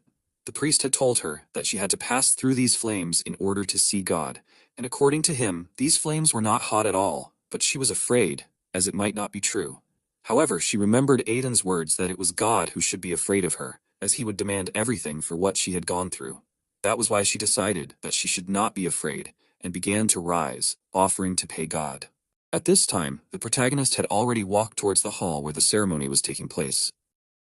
Near the entrance to the altar of the Church of the Holy Flame, a little later, Joseph was still crying, waiting for Eldest. Hakal was glad, for the intruder had to recklessly break into the church and kill the saint. This story was beautiful, and thanks to it, he could become the high priest. But suddenly the warrior monks came closer, and everyone was surprised. Bali ordered everyone to remain in their places, and the fact that they were in battle garb made everyone wary. Hakal reminded them that now the awakening ceremony was taking place, and therefore they must not appear in armor. Bali knew all this, but he came because there was a more important matter. The thing was that among those present there was a heretic who was in league with the darkness. Therefore, he came here despite the consequences. Hakal did not understand how he knew about dark magic. The other priests also began to talk among themselves, and Hakal assumed that all this was blasphemy, since Bali claimed that one of their brothers or sisters turned to the darkness. It was slander, but before he could continue his indignant speech, Cartel came closer and called Bali. Hakal was amazed to see him healthy, and the other monks were happy, believing that this was impossible. Hakal did not understand how Cartel had gotten rid of the curse that he had worked on for years. He assumed that someone had as much holy energy as the saint, or that a traitor had appeared. Cartel warned that this was the end, and announced to everyone that Hakal was in fact a dark mage. This shocked everyone, and he trembled with indignation, since he had been waiting for this moment for decades. However, not all was lost, and he assumed that Kurtel had not fully recovered. He reminded that he had been carefully watching over him, and assumed that there had been some misunderstanding, since the real dark mage was Aiden. He himself had heard him plotting to kill the saint, and therefore it was necessary to find him and stop him. At this time, the protagonist just began to approach them, and Hakal indignantly asked what he had done with the saint. He replied that she was undergoing her awakening, and Hakal was surprised when he noticed that MC was not actually under the curse. He did not understand how he did it. The night before the battle with the Crimson Knight, the protagonist told Nisidas that he knew she was watching him. He wanted to talk to her, and the owl she had transformed into flew closer to him. She was curious about his plan, but he assumed that she knew that Chaos was trying to cause trouble here. Since it was their common enemy, he was going to deal with the dark mages, and he asked Nisidas to do him a favor and lend him a special artifact. She did not understand why he needed the artifact to remove the curse, and assumed that he was going to fight Chaos. However, he needed it in order to help the cartel. His entire body was paralyzed, but his consciousness was not affected, and he was sure that Kurtel had already figured out whose side Hakal was on. So if he woke up, it would be easy to deal with the traitors. This sounded reasonable, and in this case, Naseda suggested doing it a little differently. She summoned a magic ring that she had created herself and explained that the curse would be lifted if it was given to the high priest. However, Chaos had already brainwashed a large part of the church, and they could do the same to the protagonist. She did not have to worry about it since he already had one curse hanging on him, and the others would not do anything to him.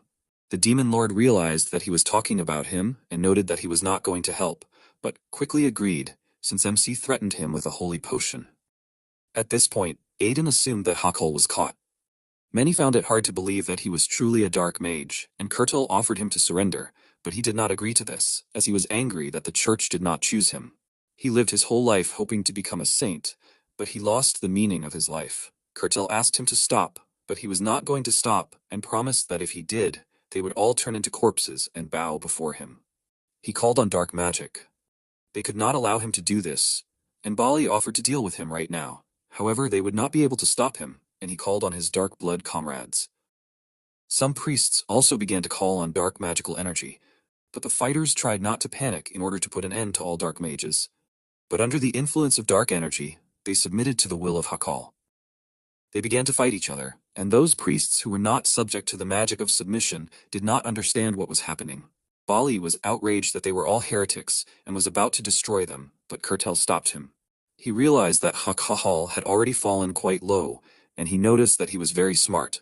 He really wanted to see all the priests kill each other, and he cast a curse of submission on each of them. If anyone dared to raise a hand against him, he would take their lives, and Kurtel was angry, but he could not do anything.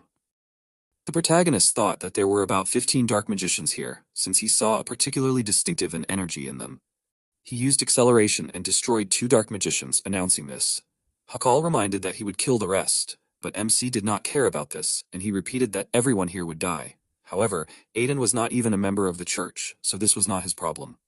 He did not need anything else, since he just wanted to beat up the members of Chaos. Hakal was horrified by what he knew about Chaos, and realized that the protagonist had come for him from the beginning. He had sent other fighters to kill him, and the curse could not verify that MC was really going to kill everyone. He did not intend to do this. All of the Chaos members were weak individually and only supported the curse of submission. This meant that he would break the curse by reducing the number of dark magicians. He jumped up, throwing smoke grenades towards the priests, and Hakal did not understand what he was trying to do here. MC, meanwhile, used the smoke as cover to inflict wounds on the dark magicians. Hakal felt that the number of dark magicians was decreasing, and since he had worked hard for 10 years for this moment, he was very angry. Now he had no choice, and so he activated the dark magic energy. Another dark mage tried to escape, but the protagonist caught up with him and destroyed him. He felt the dark magic from these people, so it was useless for them to hide in the smoke. Now there were only 6 dark mages left, but suddenly he noticed that their number was decreasing. He assumed that Bali had joined the fight, but in fact, these dark magics did not disappear. All the dark mana was simply gathering in one place, and one of the remaining mages asked Hakal to spare him, but he sucked the mana out of him, offering the Baron of the Underworld half of his life, and all the lives he had taken. The protagonist wished for this not to happen, and all the priests also looked up at the sky, and Kurtel assumed that the end had come, as a magical portal appeared in the air. Due to the fact that the dark magic was redirected to another, the priests who were under the subjugation spell woke up. They themselves did not understand what had happened, but the other priests realized that the curse had lifted and prepared themselves, as the real battle was yet to come. The portal gradually grew, and Bali, who felt the energy from it, froze, as he had never experienced anything like this before. A bright beam of light burst out from the center of the portal, and the priests were horrified when they noticed it. They screamed when the beam pierced the ground, destroying part of it and injuring people with huge fragments. However, Bali and Kurtil were unharmed, as MC stood in front of them in time, stopping the fragments with the aura of his sword. He asked Bali to take the others to a safe place as far away as possible. In the gradually dispersing dust, the silhouette of a monster appeared. Mephisto inhaled the fresh air, and he did not even remember how many centuries had passed since the last time he felt this. This world seemed charming and fabulous to him, as such fragile and small creatures were able to support life here. Aiden was angry, as he did not enjoy the many problems that had happened. Curse did not expect to see Mephisto, and in the meantime he asked which of them summoned him. Hakal believed that he was Mephisto's master, so he ordered him to kill the rest of the monks, but before he could finish speaking, blood spurted out from his body. Mephisto expected the soul of the person who summoned him to be incredibly delicious, but this was really bad. He did not even expect this, although many years had passed since he devoured human souls. This was the monster that caused the destruction of the world in the protagonist's past life. Judging by Mephisto's intelligence, he was a high-ranking Talos, so even a worthy swordmaster would have a hard time in such a fight. Previously, he would have finished off Mephisto with one blow, but now he could not do it. And suddenly, he felt some kind of energy and turned around, noticing that all the priests were unconscious. It was a special technique of Mephisto called the dream fog, and any living being who inhaled this fog would fall into their nightmare, gradually losing their life force. But thanks to the Demon Lord, such a spell did not work with the protagonist. He realized that the curse knew Mephisto and asked to tell him more about him. He was a Talos of cunning and deceit, and tried to deceive even the Demon Lord in the past. But in the end, he subjugated his soul and made him his slave. The protagonist found it funny that Mephisto tried to deceive the Demon Lord himself, and he assumed that he was completely crazy. However, the curse did not join his mirth, but warned him about something. MC noticed with horror that Mephisto approached him, and he did not even realize when he did it. Because the fog did not affect him, he began to wonder what the protagonist's soul tasted like. Even standing in front of him was scary, but Curse asked MC not to scare him like that, since Mephisto hadn't even reached his final form. Huckle's summoning was already pretty bad, so Mephisto currently had only half of his power. In that case, Aiden thought it wasn't that bad. Mephisto was going to make him the first one he would destroy, but he wasn't scared, and instead began to provoke him. Unhappy with him for talking so much, he also called out his name, which shocked Mephisto greatly. The protagonist explained that his name was known on the surface, since the Demon Lord dragged him around like a pet. He offered to help them trick the Demon Lord, and Mephisto was furious at his words. He swung his arm to hit him, but MC jumped into the air, avoiding the attack. Mephisto was going to let him feel the pain of his soul being torn apart, which he once felt. Aiden didn't understand what he was talking about, and assumed that Curse was hiding something from him. It wasn't like he was trying to hide it on purpose, but he eventually admitted that he used Mephisto to experiment on the Talos souls because he was curious about many things. The protagonist had forgotten for a second who the Demon Lord was, but now he remembered that he was just crazy. However, Curse was sure that he was much crazier than him. Eventually, they stopped bickering. The fact that there were too many people here meant that they needed to take Mephisto somewhere. However, he wasn't going to let him go and ran to attack, swinging his arm and sending several powerful cuts towards MC, which destroyed the building behind him. He was shocked when he remembered that this was only less than half of Mephisto's powers, but he was quickly distracted as he attacked again. At the last moment, he managed to stop his blow with the blade of his sword, but it still sent him flying back. He hit the wall with such force that it cracked, but he still remained conscious, which surprised Mephisto, because he knew that the protagonist was not an ordinary person. Because the Banshee's shield was still being restored, it was impossible to count on it, so the protagonist knew that there was only one way to kill Mephisto. He did not like it, but there was no choice. Thanks to the high-class pill that Hakal gave him, all of Aiden's abilities improved by 1 level, and he supposed that he should thank him later. Magical energy began to converge on Beelzebub, and Mephisto did not understand what kind of aura it was. The thing was that Beelzebub's gluttony power had also increased, so now the protagonist could summon the souls he had absorbed as ghosts, and now, using the spirit's subjugation skill, he had summoned one of these creatures. The fact that he was able to do this amazed Mephisto, since only dark magicians were capable of such a spell. Even before he finished speaking, the troll appeared next to him, and was ready to carry out any order the protagonist gave him. Now everything was for real, and in order to anger the enemy even more, MC called him an experiment of the Demon Lord. He really fell for this trick, and was going to send him to the deepest depths of hell. At this time, Eldest had moved to another place thanks to the fire, and she thought that it was very beautiful here.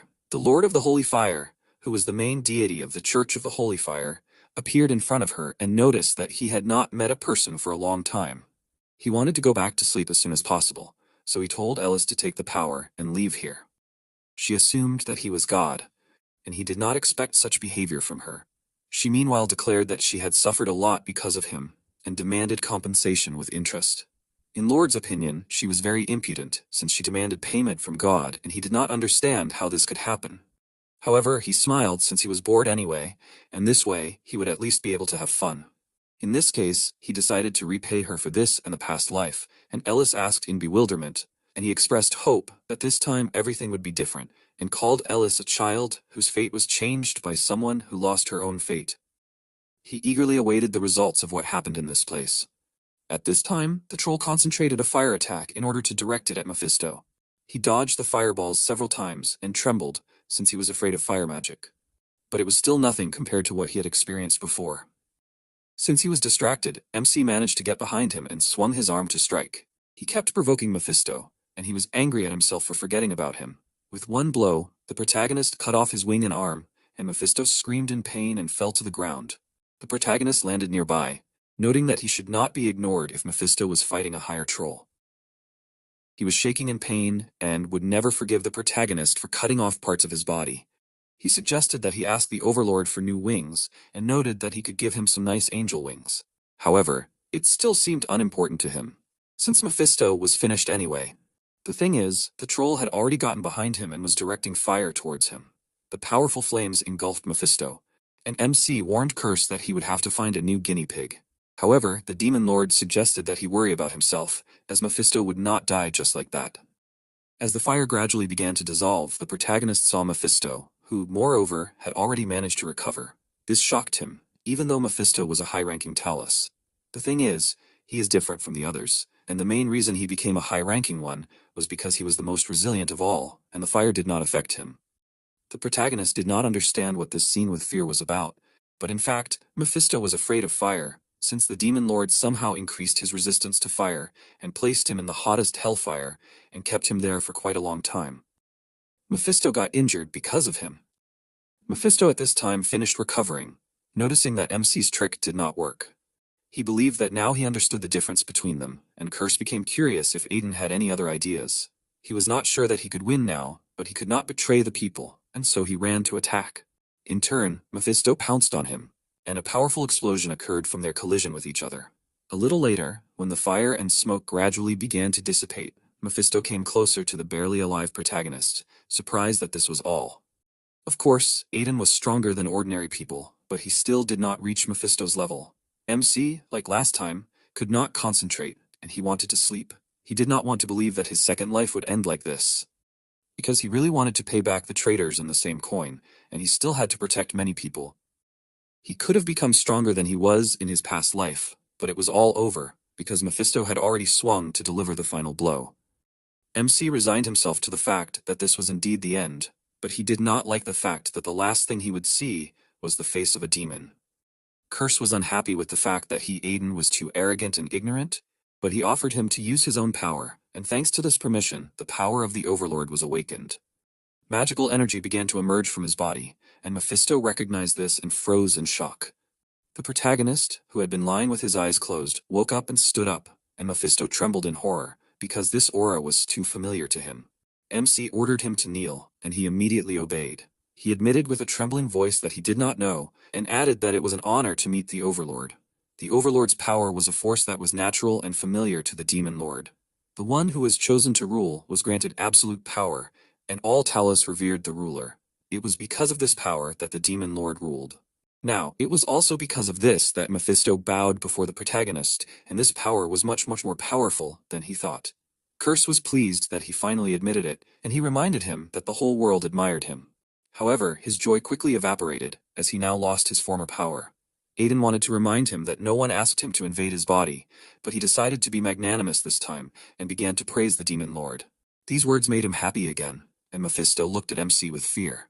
He finally got his attention, and he realized that he had completely forgotten about him. He was very angry, so he decided to take it out on him, and the expression on his face made Mephisto realize that he would be finished. At this time, Eldest finally finished the initiation ceremony, and as she was about to leave the hall, she heard someone commanding another person. She recognized the voice and ran forward, hoping to meet Aiden sooner. But suddenly she froze in surprise, as Mephisto was trembling from fatigue and lying in front of the protagonist. Eldest was curious about what happened, but MC did not answer her question, but asked about her awakening ceremony. He was also curious about her meeting with God. He seemed strange to her, since he did not give her anything, but simply began to glow, after which she returned with nothing. However, she was distracted from this topic of conversation and again turned her attention to Mephisto. She thought that he was ill, and the protagonist said that it was his friend's pet. She was surprised by these words, and he explained that they'd just played for too long, and that's why Mephisto was tired.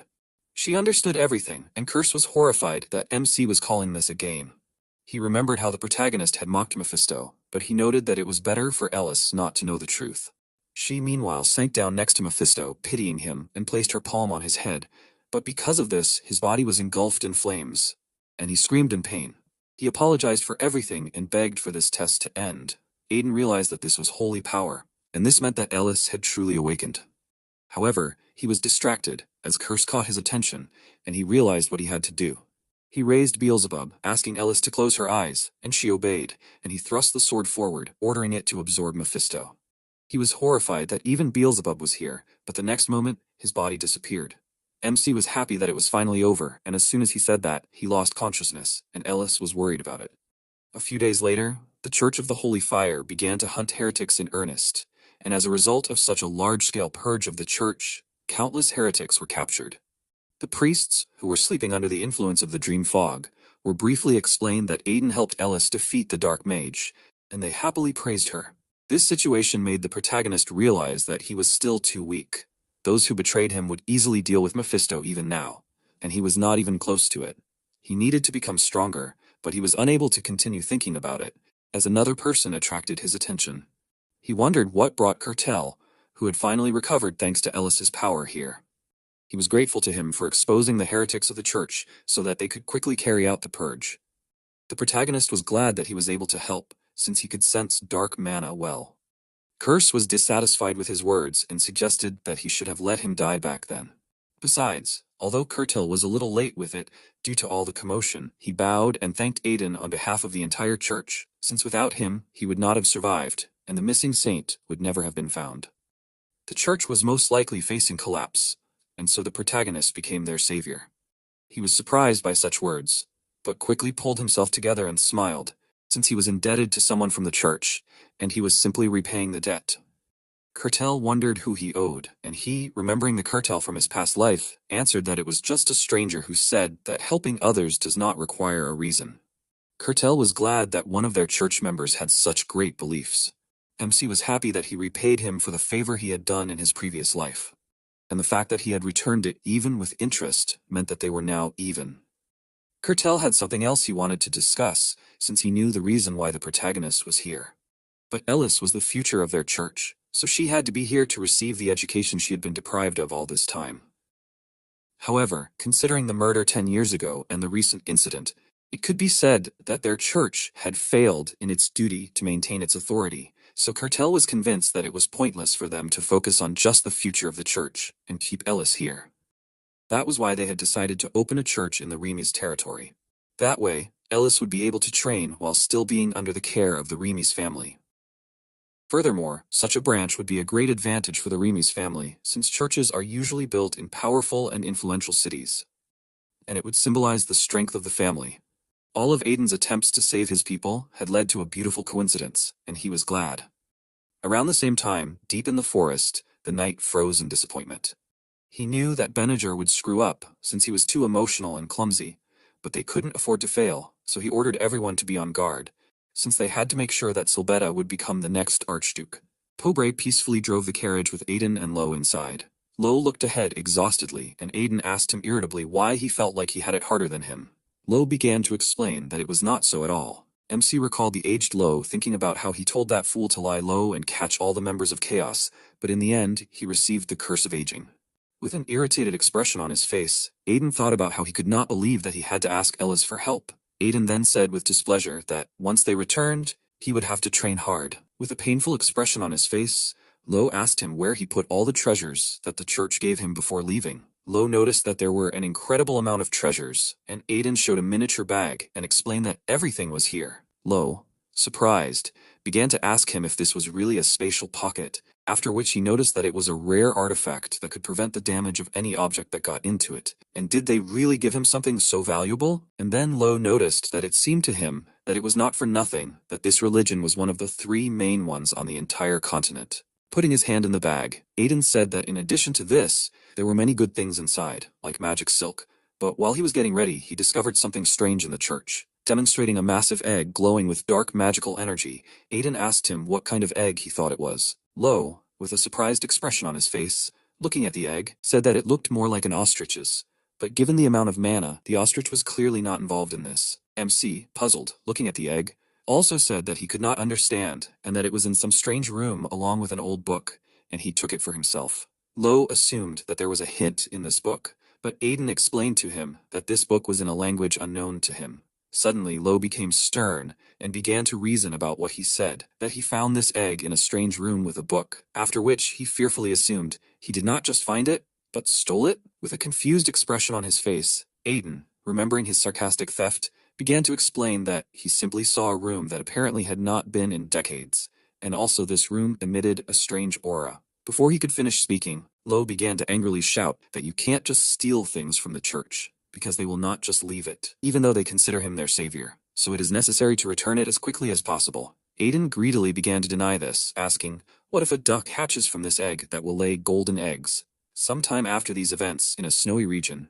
Aiden and Lo were shaking from the cold. They were approaching the main city of the Sadis Margrave called Hummert. Looking around, Lo asked in surprise, weren't they going home? Aiden noticed that he had not said such a thing, and Lo reminded him that he had said that when they returned he would have to train a lot, after which Aiden assumed that he was thirsty for unbearable training. Lo sadly denied this, and then asked what they were doing here, and whether he had come here to meet the Margrave in Tirad. Aiden noticed that this was true, however, this was not his main goal because he had business in the Forest of Death, which was located in the lands of the Sadis. Then, Aiden explained that he had been told that Ents lived in this forest and he needed them for the highest quality elixir. Suddenly, Aiden's road was threatened by 2 serious guards who ordered him to stop, and explained that the Lord was currently absent, so entry was prohibited to outsiders, and if he did not have an appointment, he needed to leave this area. Lo began to angrily insult the guards, telling them that they were now talking with Aiden Remus, that is the eldest son of the Duke of Remus. Lo shouted that he was here to meet the Margrave of Tirad, so we must let them through. The guard got furious and asked again, Aiden Remus? Surprisingly watching the guard's reaction, Aiden asked himself why they suddenly became even more angry.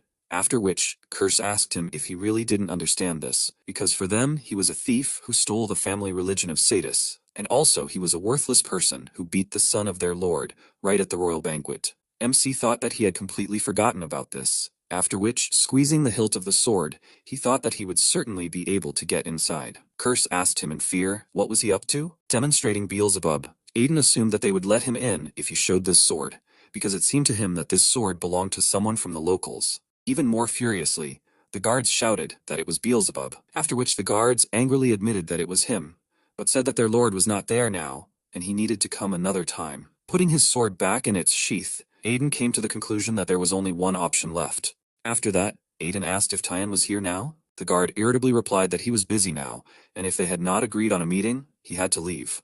Otherwise they would use force. Lo asked in rage how they dared to talk to the young master like that, but Aiden accepted their position and walked in the opposite direction. With a sly grin on his face, the guard looked at Aiden's back, saying that he should have left from the very beginning. Stepping back a few meters, Aiden assumed that this would be enough. Lo began to question him, and Aiden with a sly grin on his face said that if he needed to agree on a meeting, he would do it right now. Aiden inhaled a lot of air into his lungs, causing confusion among the guards who thought that he decided to throw a tantrum because they let him go. incredibly loudly, Aiden asked Tyan how his head felt after he beat him up. This loud voice was heard throughout the mansion, after which a curse was heard from the depths of the mansion.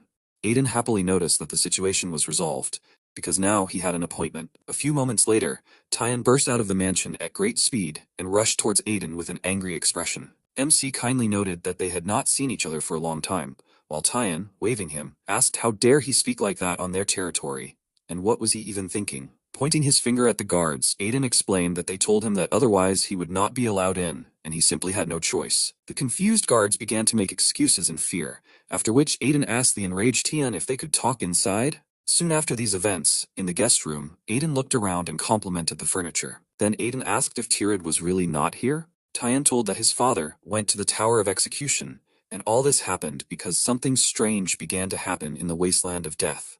And this is their land.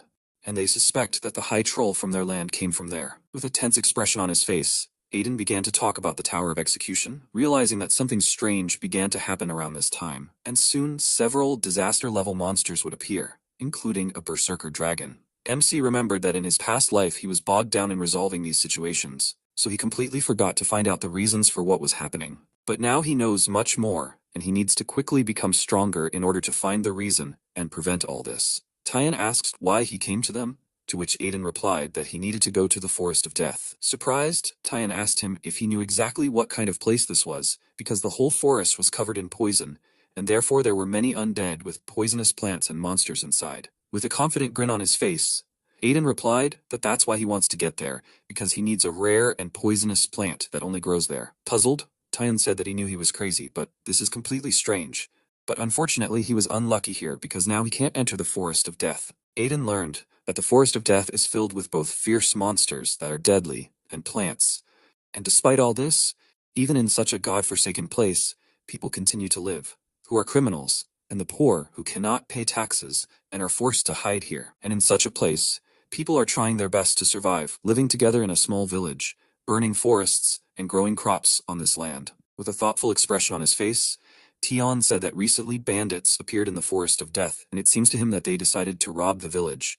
And besides, since their appearance in the Margraviate, people have increasingly begun to disappear, so they are convinced that they are somehow connected with this, and are now planning to send a nightly order to the Forest of Death to deal with the bandits. Tyan noticed that, even though it was a small village that was burning down the forest, they were still their people, and they couldn't just sit and watch them get terrorized by bandits. So he explained to Aiden that if he wanted to enter the forest, he would either have to wait until they were done, or just forget about it. MC chuckled thoughtfully, lowering his head and remarked that it sounded bad. Tyan looked at him with trepidation, and thought that no matter how vile a person he was, he still cared about the people in the village.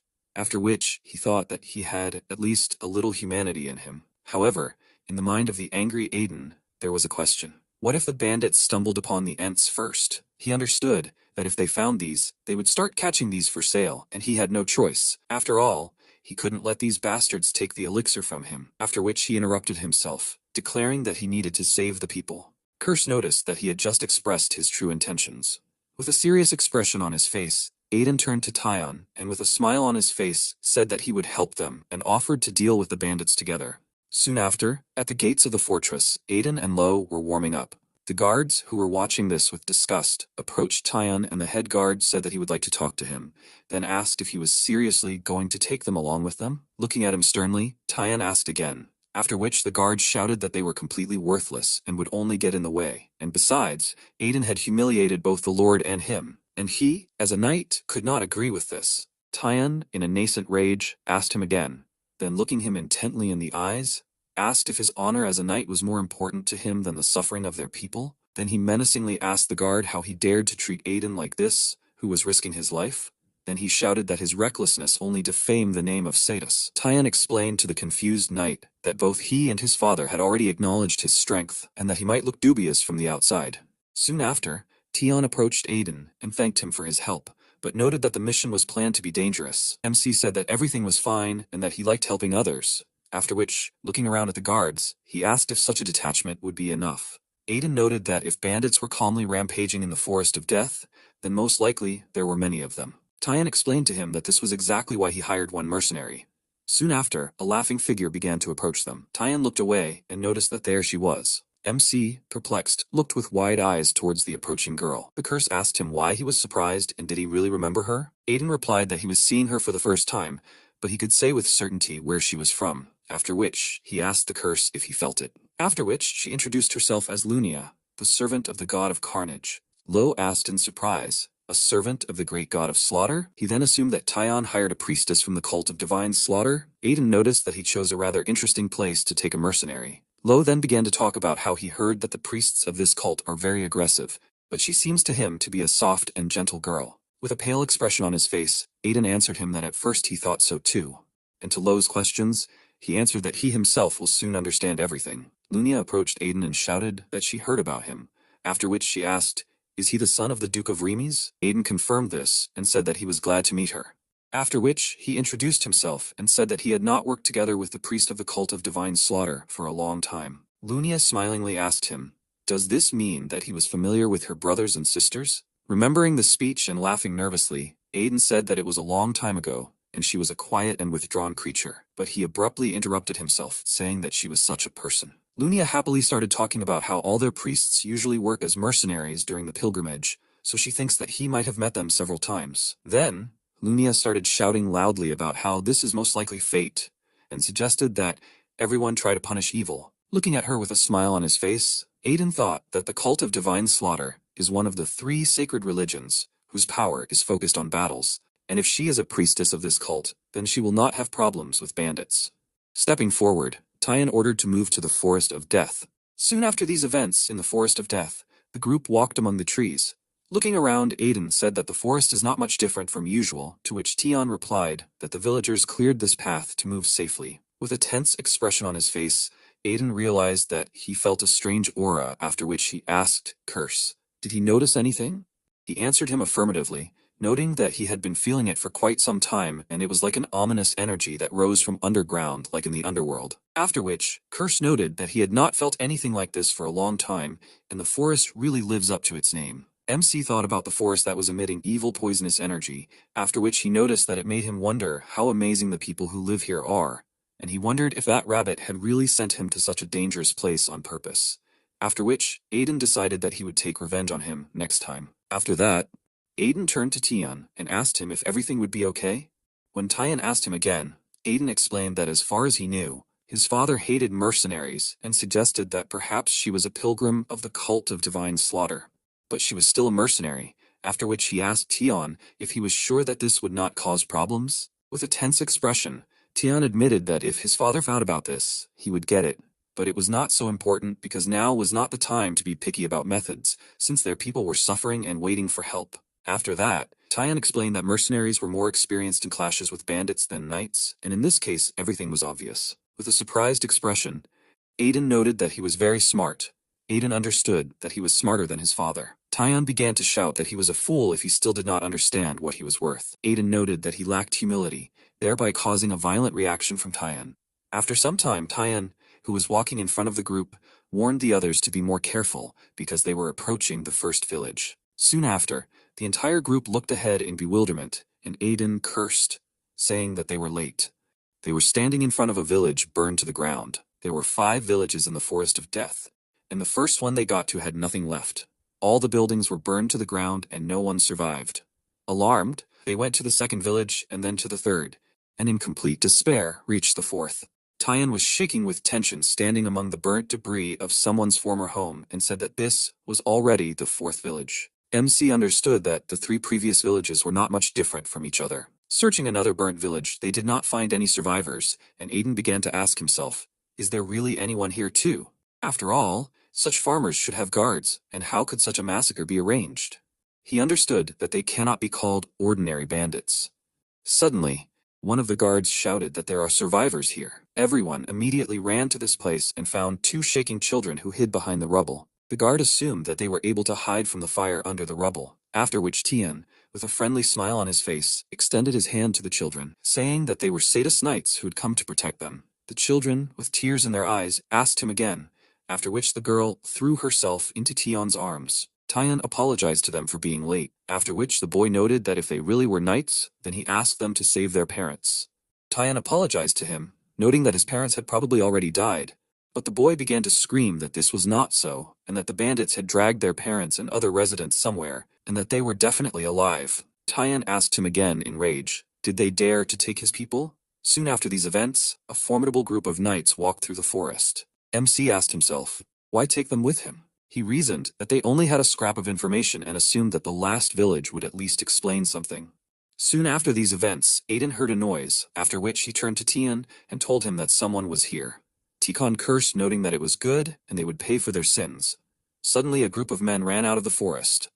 These people surrounded Tian's group, who abruptly ordered everyone to stop. Aiden and Lunia looked at him in surprise, after which Tian noticed that these were not bandits, and turning to the man said that they had not seen each other for a long time. The man ordered to lower the weapon, after which he looked at Tian in surprise and asked him if they had come to their aid. This man was the head of the 5th village of the Forest of Death named Marcus. MC cautiously asked Tian if they knew each other. Tian replied that 10 years ago he was a member of their knightly order, and he heard that he retired due to a serious injury and did not expect to see him here. After which he asked Marcus if he was greeting the master too well. Marcus apologized to him, explaining that lately the bandits had not given them any peace. Then Marcus noticed that he had changed a lot, and he almost did not recognize him. Suddenly, Tian put his hand on his shoulder and rejoiced that they were whole. Marcus, looking ahead in horror, asked him not to tell him that the other villages were already. However, he did not have time to finish, and Tian sadly explained to him that all those villages were attacked so that almost nothing was left, and there were practically no survivors either, and at least their village was still holding out. Marcus asked him doubtfully, and then noticed that it was too late, so he offered to take them to the village first. When they arrived at the village, they found a commotion, voices screaming for help, and everyone busy with urgent matters. Tian noticed that they were also attacked, and Marcus explained to him that this was so. But due to the fact that most of them were knights, they were able to repel the attack. But one of the attackers had a strange power and could resurrect the dead. At this time, Tian and Aiden simultaneously realized that the dark mages were to blame.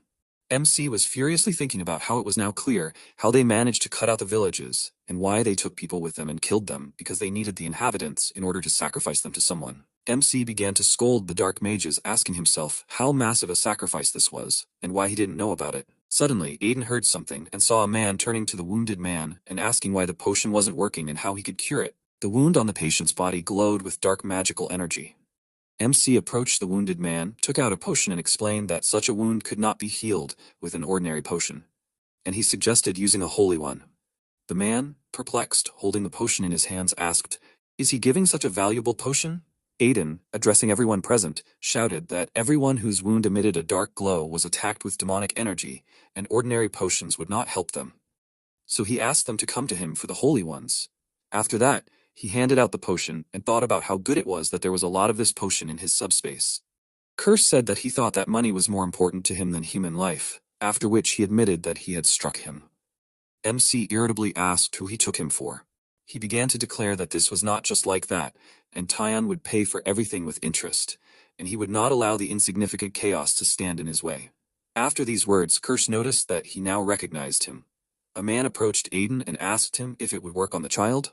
Aiden confirmed this, starting to talk about the holy potion. Suddenly, Aiden looked ahead in surprise, and looking at the child's body, he thought that he was all in clothes. So it might seem that this is a person, but if you look closely, it becomes clear otherwise. He saw that the man was holding a wounded ant. Near the village of Marcus, a group of bandits were walking through the forest. One of them was talking about how these losers were expelled from the city, but they still fiercely resisted. Another angry bandit shouted that the one-armed man should not be touched, because he would get him. The bandit approached the man, and addressing him as a magician, noted that he had not used his power before, after which he suggested that this time he use his abilities. And then, looking closely at him, the bandit asked, "Do they have mutual assistance?" He explained that they take all the food as well as clothes and money, and he only needs the people themselves. The magician called the bandits ignoramuses, because they only have brute force and talkativeness, after which he ordered to simply take all the people to the place he told them about. Walking away, the bandit cursed at the dark magician. The dark magician, looking emotionlessly in front of him, understood that as soon as they finished, he would use these bandits too, and then there would definitely be enough people for research. In the room, the wounded ant, opening his eyes, asked where he was. Aiden asked if he was awake. The frightened ant asked not to kill him, after which, shaking with fear, he shouted that he was tasteless and again asked not to eat him. Aiden said that he was not going to eat him, after which he asked not to worry.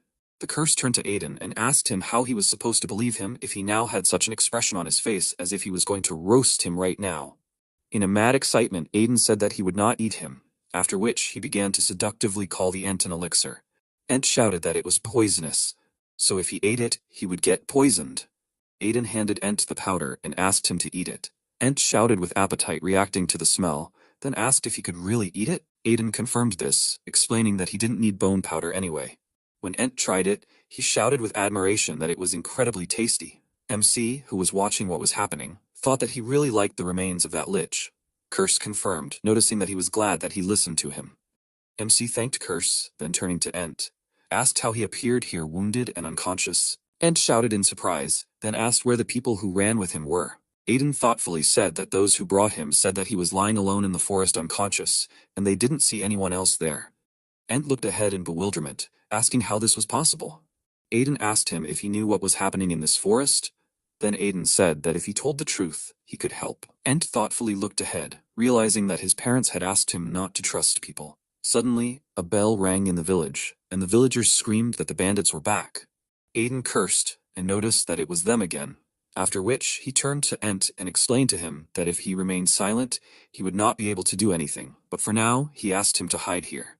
Ent worriedly realized that he could only hope that he was not like the others, after which, with tears in his eyes, Ent asked, "Is it true that he could save their forest, and is he really different from other people?" The bandits were raiding the village, listening to the commander who ordered to kill everyone and not let a single one escape. The knight ordered to defend the village and not to be afraid of the bandit, after which, the commander of the knights ordered to line up in rows.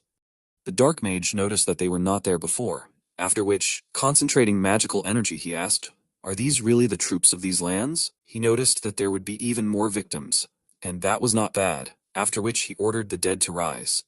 With tense expressions on their faces, the knights looked at the dead crawling out of the ground and understood that they had never fought with such people before. Lunia stepped forward and, smiling, noticed what sinners were behind this horror. The knights warned her that this was a danger and that they would deal with the bandits, so they asked her to deal with the dead, but Tyan ordered them to leave her.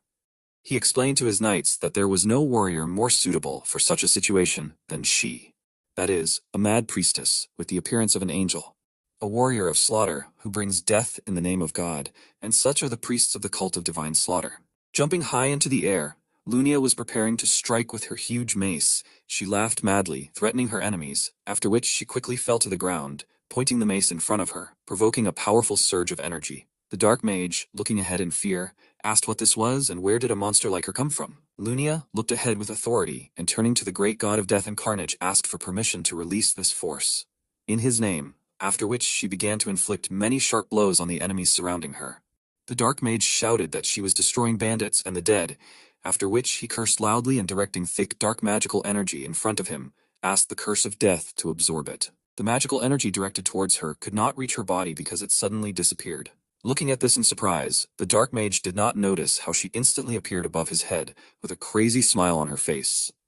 At the last moment, he managed to turn around and saw only a mace rushing towards his head, after which splashes of scarlet blood painted the ground. After the battle, the soldiers were resting, and the knight approached Tyan and shouted that they surrounded the remaining bandits. Tyan accepted this information and then asked if they said what they did with the captured residents. The knight noticed that it seemed to him that the bandits themselves did not know this until the end, after which he reported that the bandits said that they took only valuable things and they left people where the archmage ordered, but the dark mage was dead. Tyan swore loudly, and then asked if this meant that they had no way to save the residents. Tyan turned to Aiden and said that there was an option. Tyan asked him where he had been all this time, after which he asked what other option. With a serious expression on his face, Aiden explained that there was an option, but they had little time and needed to hurry. Shortly before these events, Aiden asked Ent in bewilderment, "Did the dark mages capture all the Ents?" Ent sadly confirmed this by telling that he was also captured, but he was able to escape. But they had not only Ents there, and he saw many people who were prisoners. MC thoughtfully thought out loud about how they were gathering people and Ents in one place, after which he began to think that they were preparing for a major summoning ritual or wanted to turn them into the dead. But he understood that no matter what, he would not allow this to happen. Aiden, looking in front of him in rage, asked himself how they dared to encroach on his elixir, and now an irritated Tian asked what they were up to. Aiden said that he did not know, after which Tian asked how they could find them. Aiden said that one of the escapees told where the shelter was and he was going to go there and follow it, but Tian asked to leave it to them because it happened on their territory. So they also bear responsibility. With a confident expression on his face, Aiden put his hand on his shoulder and shouted that he could not just leave, leaving them the most dangerous part, and he would go. With tears in his eyes, Tian said that he could not believe how wonderful a person he was. After which, Tian admitted that he was wrong. MC looked at him in confusion and asked himself if he was really crying. Then he realized that chaos was not a problem if Ent told him the truth. At this time, in the forest inside the crater of an extinct volcano, a man approached the Dark Mage and asked him how far he had gone. The Dark Mage replied that he had finished the main circuit, and now to complete it, he only needed to melt the essence of the sacrifices in this, and let it soak in. After which the mage asked if the squad from the 5th village had returned. The warrior answered him negatively, suggesting that they would appear soon. With a sly smile on his face, the mage said that this was simply excellent, and as soon as they returned, he would be able to complete his creation. Because with the completion of this ruby, his master would be one step closer to his goal. The warrior confirmed this, and then asked, why else would they do this? In his mind, the warrior addressed Lord Sylvet and asked him to wait a little, because he, that is, Dares Kleiman, would definitely pave the way for him to the Archduke of the Grand Duchy of Cius. While in the forest, Aiden asked himself, had the Dark Magicians really captured the Ent village hidden inside the extinct volcano? Curse noticed that this was amazing, because no one would have thought that that Night King was behind this. In Aiden's memories, a moment appeared when Ent tried to name their captor, after which Aiden asked him in surprise, was it really Dares Kleiman? Ent quickly confirmed this and shouted that he and the Dark Magicians had attacked their village, cut down their guard tree, and locked them in. At the present time, Aiden understood that, like the Crimson Knights, he was one of Sylvet's 3 servants. He needed to make sure that it was definitely him, and for this he would need to take Ent with him on reconnaissance. Looking at Tian with irritation, Aiden thought that this stubborn man insisted on going with them because this is his territory. Then Aiden asked himself with irritation, what was she doing here? Roaring monsters appeared in front, and Lunia, with a crazy smile on her face, rushed to attack, tearing her opponents apart. Watching the carnage, Aiden assumed that she was probably just bored, after which he asked Tian if he said that she single-handedly destroyed all the bandits and the magician. Tian, watching the battle in surprise, confirmed this, noting that she was incredible. Looking ahead warily, Aiden thought that this was too strange, after which he asked Curse, doesn't he think so? Curse answered in horror that you don't need to think in order to understand that this is strange, after which he asked, who would even consider such a crazy person normal? Aiden replied that she was too obedient, causing confusion in Curse, who, looking at this happy act of dismemberment, asked Aiden in what way was she obedient. Aiden explained to him that the priests of the Divine Slaughter cult are fools who are only capable of committing acts of senseless violence, and she is too strong for an ordinary priestess, because she single-handedly dealt with bandits and a mage who destroyed 4 villages, and also deals with monsters that are strengthened by demonic energy with ease. MC continued to tell Curse that this means that she is either a high-level priestess. Suddenly he thought, realizing that something is wrong here, because an iron-blooded saint should have appeared by now. Watching the happy Lunia, Aiden decided that he needed to watch her closely. At this time, in the crater inside the extinct volcano, there was a village of Ents. Looking at this, Aiden asked Ent if this was his village. With a tense expression on his face, Ent confirmed this by telling that there should be a fairy tree in the center. However, MC understood that as Ent said, this tree is the source of the spirit's power and they cut it down to weaken the Ents. MC thought that for dark mages, fairies are much more valuable than people, after which he asked why Chaos needs so many people, and Antoa? He opened his eyes wide in surprise at the huge sword. He looked at Dares, and thought that he was glad to meet him again. Tian angrily said that this is their commander and he will kill him, but Aiden stopped him. Tian irritably began to ask him, because he attacked his territory and took his people prisoner for sacrifice, and he wants to leave it like that? Tian noted that he does not seem strong to him, and with the help of Lunia and him, they will be able to defeat him. But Aiden asked him to calm down and look around better, after which he explained that he is not alone, and there are 7 more dark mages with them, and the 3 of them definitely cannot cope here. Then, Aiden explained that this knight is an unusual opponent. MC knew that he was at the level of Sylvet's strength, and at the moment he was about a half-master, which was still very strong, and if you judge only by his abilities, he was much stronger than everyone he had met in this life. And even if they attacked him all 3 of them, victory would not be guaranteed, and if the residents were involved, they would definitely suffer losses. MC thought about another way and then asked Curse what he was doing there. Curse looked thoughtfully ahead and said that ever since they entered the forest, he had felt an alarming presence, after which he noticed what it was. MC complained that he could not see anything, to which the irritated Curse shouted that he was trying to help him, after which he said that an ordinary person would never feel this, but he recognized it with ease. With feigned interest, Aiden asked what he had learned. Curse asked him not to be too surprised, after which he told him that there was something under that tree that would have caused Aiden incredible surprise.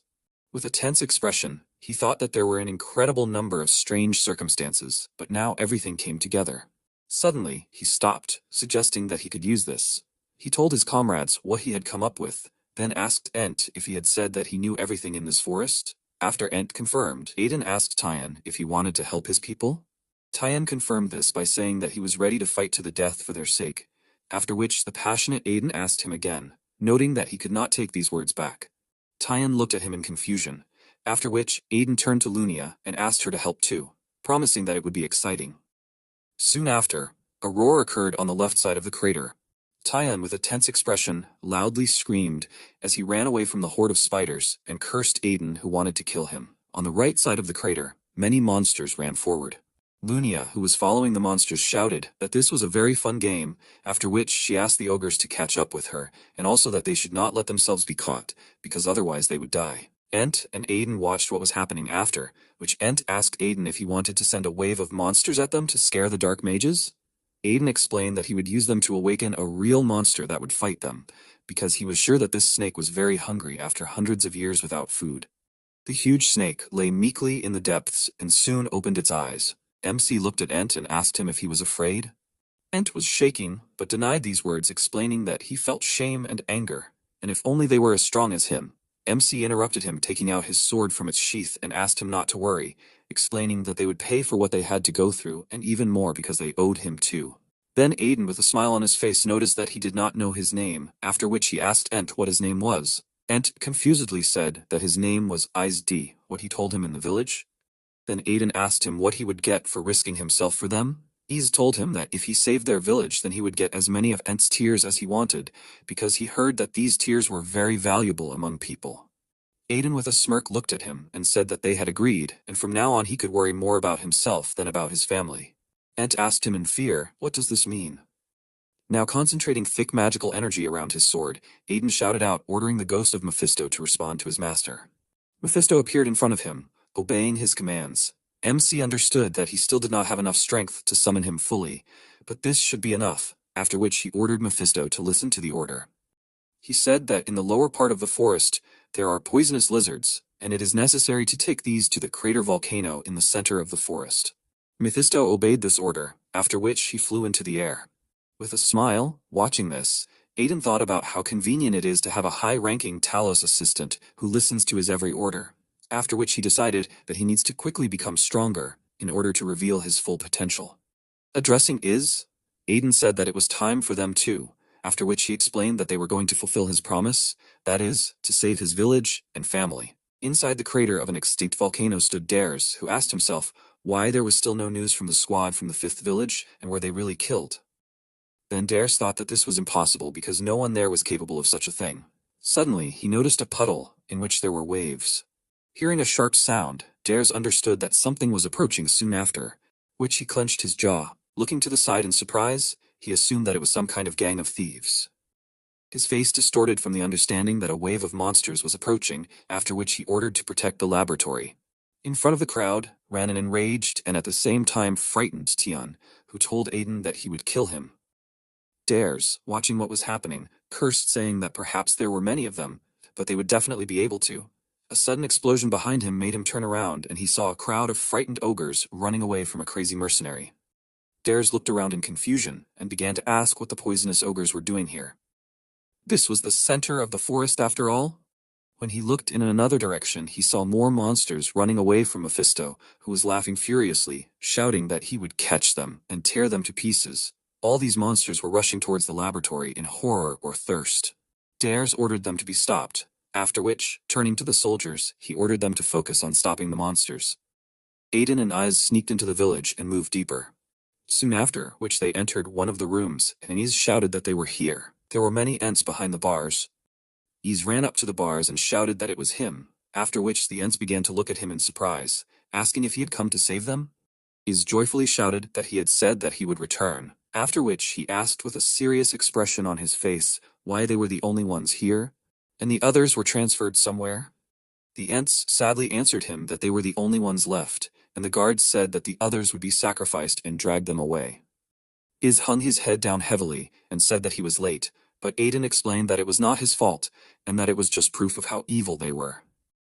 After which he asked him to step aside for a second, and asked the rest of the Ents to press themselves against the wall. With a sharp movement of his sword, he tore the metal bars. Then, turning to the Ents, he told them that he understood that now was not the best time, but he asked them to find out something, after which he asked if they knew where the others had been taken. He understood that if he got there, he would understand what they were planning. At this time, a fierce battle was taking place around the laboratory. Dares was fighting the monsters surrounding him. The ground was stained with multicolored blood, which gradually reached the dormant snake through the ground. When the snake tasted the blood, opening his eyes, he said that he was hungry and began to break through upward. Feeling the earth tremble, Dares asked, "What else is this?" This earthquake caused a smile to appear on Aiden's face, who noticed that he had finally woken up, that is, the king of snakes, the basilisk. When the basilisk burst out, Dares swore loudly in horror, looking ahead. Sometime before these events, Aiden asked Curse again if he was saying that there was a basilisk nest here. Curse assumed that this was the case, after which he said that the king of snakes had such a powerful poison that he could mortally wound a swordmaster with one movement. And he was sure that the basilisk had hibernated here because it had become very weak. And he thought that the forest of death had appeared thanks to the poison that it had been emitting here for centuries. Staring ahead, Aiden thought that it was strange, because basilisks usually live in the southern forests and love the warmth. But then what was he doing here? Curse asked him irritably. Did he really think that if he knew, he would have gotten stuck in the body of a weakling like him? After that, the Curse shouted that he had probably been suffering from hunger for hundreds of years. The basilisk that had broken free began to growl loudly and menacingly. Dares, looking at this in bewilderment, asked, "Why a basilisk?" Clutching a sword in his hands, he declared that it meant nothing, because he would not allow anyone to interfere with his master's plans. Pointing the sword in front of him, he rushed to attack the basilisk. At this time, the magician in the laboratory was thinking that the wave of monsters was even good for them, because using the monsters and people who would die during the wave, he would finish the ruby even faster than he had planned, and then he would finally recognize it. Suddenly, someone turned to the magician and asked him what was going on here. It was Aiden, who grabbed the dark magician by the head and noticed that this stone did not look like a simple one. The magician looked at Aiden in bewilderment, but the next moment his face was already imprinted on the table. In Aiden's mind, there was a memory of one of the Ents saying that their captors said that with their help they were creating some kind of stone. But now Aiden, looking at the glowing ruby, assumed that this is the ruby that the Ents were talking about. Taking the stone in his hand, Aiden asked, what did they need it for? When he took the stone in his hand, a bright glow began to spread from it. MC asked in confusion, what was going on? Suddenly, a message appeared on the system window that he had fulfilled the condition for the hidden item and the unfinished ruby was absorbed by it. MC began to actively twitch, asking what was going on here and why did this end up inside him. Having calmed down, Aiden looked at his palm and thought that nothing had changed, after which he asked himself, what was this stone for then?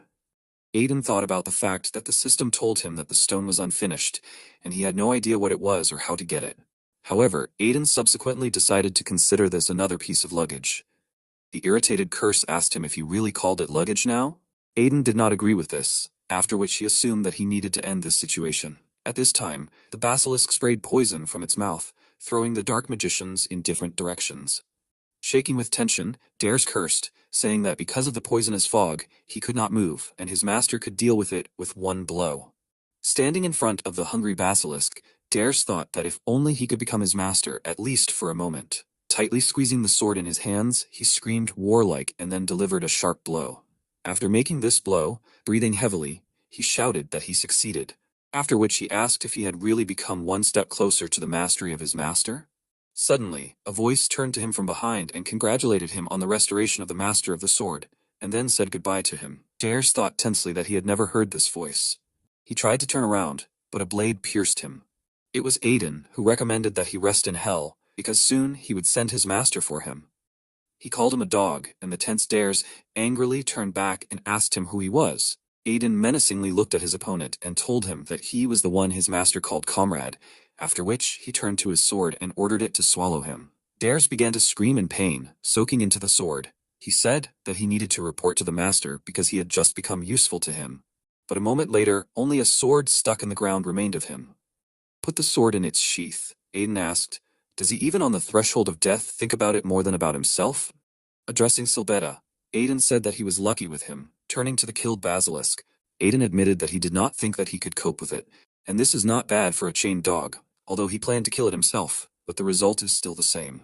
Curse asked him why he was in the basilisk's mouth. With an excited smile on his face, Aiden asked how he could miss such a chance, because the basilisk has a lot of useful things inside. He started talking about how fangs can be used for weapons and skin for armor, and the most important thing is that poison is so strong that using it like a poisonous herb, you can make your body completely immune to all poisons. And now if he was able to take everything, then it's time to visit the Ents. With a serious expression on his face, Curse turned to Aiden and asked his to look at the sky. He noticed that such a pathetic snake shouldn't have this. MC turned around in surprise and asked why he suddenly called him pathetic. Suddenly, he saw a brightly glowing object. Aiden assumed that it was a demonic soul stone. Taking it in his palm and examining the object, Aiden thought that a demonic soul stone is a stone that acts as a vessel for dark energy, and now it is clear to him why all the monsters here are so strong. But he asked himself, how did this end up in the basilisk?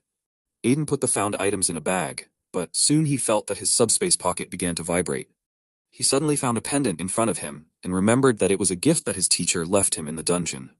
He assumed that the demonic stone reacted to this, soon after which, the demonic stone stuck to the pendant like a magnet, which made Aiden ask himself in surprise, was this really part of this very beginning? A message appeared on the system window, stating that the pendant increased affinity with the characteristics of magic and darkness, and the full power of the pendant had not yet been revealed.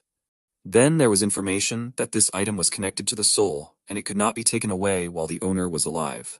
Bewildered, looking at this, Aiden began to assume that it increased affinity with magic and darkness, after which he realized that this was an artifact of dark magicians who were connected to the soul. Furiously throwing the item aside, Aiden asked why it was sticking to his body without even asking permission. However, the pendant was again on his chest, causing Aiden to curse. He tried to tear the rope with his teeth, but rabbits appeared in front of him, who solemnly congratulated him on clearing the dungeon and introduced himself. MC, in a rage, tearing the rope with his teeth, asked him again, "Rabbits in the dungeon?" Rabbits looked at Aiden in horror and screamed that it was him. Addressing Rabbits, Aiden asked him, "Did he just say that he cleared the dungeon?" Rabbits began to talk confusedly about how he thought he was wrong, after which Aiden furiously asked where the core was, and maybe he should destroy it right now. With tears in his eyes, Rabbits asked him to calm down. The owl, who was watching what was happening, paid attention to the pendant.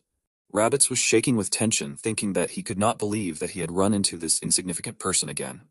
MC asked him if he wanted to say that the entire Forest of Death was a dungeon, to which he received an affirmative answer. MC thought about what he heard, that if the powers of a powerful creature will affect the territory for a long time, it can turn into a dungeon, and apparently this is exactly the case. After which he noticed with a smile on his face that he almost forgot. MC asked Rabbits, did he intentionally tell him about the Ent village, knowing that it is in such a dangerous place? Then he asked him if he really dared to pull such dirty tricks on his precious client. Rabbits asked himself in horror, how did he guess? After that, he began to make confused excuses saying that there was a misunderstanding and he did not want it. MC said that he should report to the chief merchant that one of the subordinates was behaving badly. Rabbits asked again in horror, the chief merchant? Aiden looked at him bloodthirstily and asked if he wanted to play roulette and find out if they would leave him in his position after this. Rabbits furiously hit his head on the ground, begging for forgiveness, and then declared that he would do everything to make amends. Aiden looked at Rabbits with authority and said that for the first time he was forgiving him on one condition, and then asked him to sign an exclusive contract with him, thereby causing horror in Rabbits. In their life, such people can sign an exclusive contract with only one person, and after the conclusion of this person is obliged to sell all things from the dungeons to his merchant, and in return the merchant is obliged to ensure complete confidentiality of the client and fulfill any wishes. Such a contract is based on unconditional trust, so merchants need to approach this with extreme caution. Rabbits, looking at Aiden in a rage, asked himself, did he really think that he would sign this contract with a deceiver like him? Rabbits understood that he would rather say goodbye to his internal organs, but looking at Aiden, he understood that the situation was still a stalemate. MC happily found the field, his joy noted. Curse, Rabbits was depressed and Aiden was pleased with his revenge, realizing that now he will make sure to squeeze out every last coin from him. Suddenly, Aiden was called by name. When he turned around, he saw a furious Tyon rushing towards him. MC began to say that he had incredible dexterity, and he was surprised. Curse asked him if he really thought that this would work after he literally threw him into a crowd of monsters. Aiden realized the absurdity of what was happening, but when Tyon approached him, he put his hand on his shoulder and thanked Aiden, and said that without his incredibly insidious plan, saving people would be almost impossible, and most likely he would have lost his knights. MC irritably thought about the insidiousness of his plan, but soon Tyon handed him an object and asked him to take it. Tyon explained that this is a sign of loyalty to their family, and it symbolizes complete readiness to come to the rescue at the first call. MC looked at the object in surprise, thinking that this is a sign of loyalty and that he will be able to use Tyrid and Tyon as he wants, but Tyon gave it to him so calmly. MC asked him if he was sure that he should give it to him because he thinks Tyrid will not be delighted. Tyon explained that it does not matter because he saved their family. Smirking, Aiden asked Tyon what he plans to do with the Ents.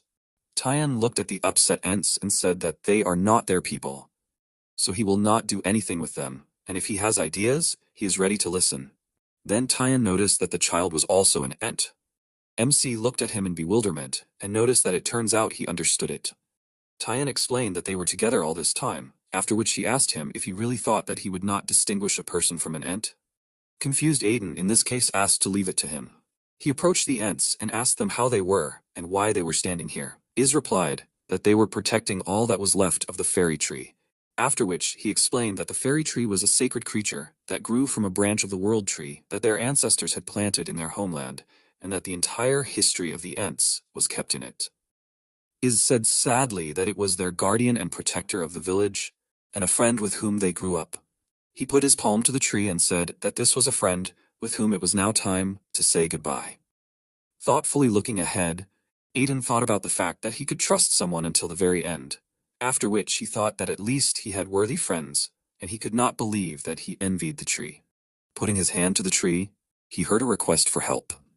In bewilderment, looking ahead, Aiden asked himself if the tree had just spoken to him, and what kind of help did it want from him, and would it not be better to ask the Ents? The tree said that only he could hear, and all thanks to the little sad fairy that was dozing on his left hand. MC looked at his hand in surprise and asked himself, was the tree talking about the Banshee shield? He remembered that she was also a spirit, after which the tree said that soon it would go into eternal sleep like everyone who lives and breathes. But it would not want to sadden its friends, so the tree asked to help them.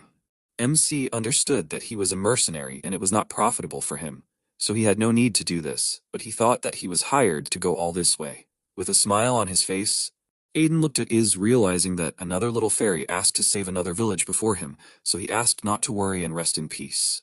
The tree thanked him and, starting to disappear, wished that the savior of the fairies would always be blessed. Magical energy began to appear around Aiden. The Ents screamed in surprise that the fairy tree had blessed a man, and that it was incredible. A clot of magical energy was born in Aiden's hands. Iz, who had approached him, explained that this was the seed of the fairy tree, and that now they would be able to grow it again and recover. Aiden watched what was happening in confusion, soon after which he looked at the Ents and asked, what were these admiring glances? Iz explained that the one who receives the tree's blessing becomes the leader of the Ent tribe, after which he shouted, Leader Aiden.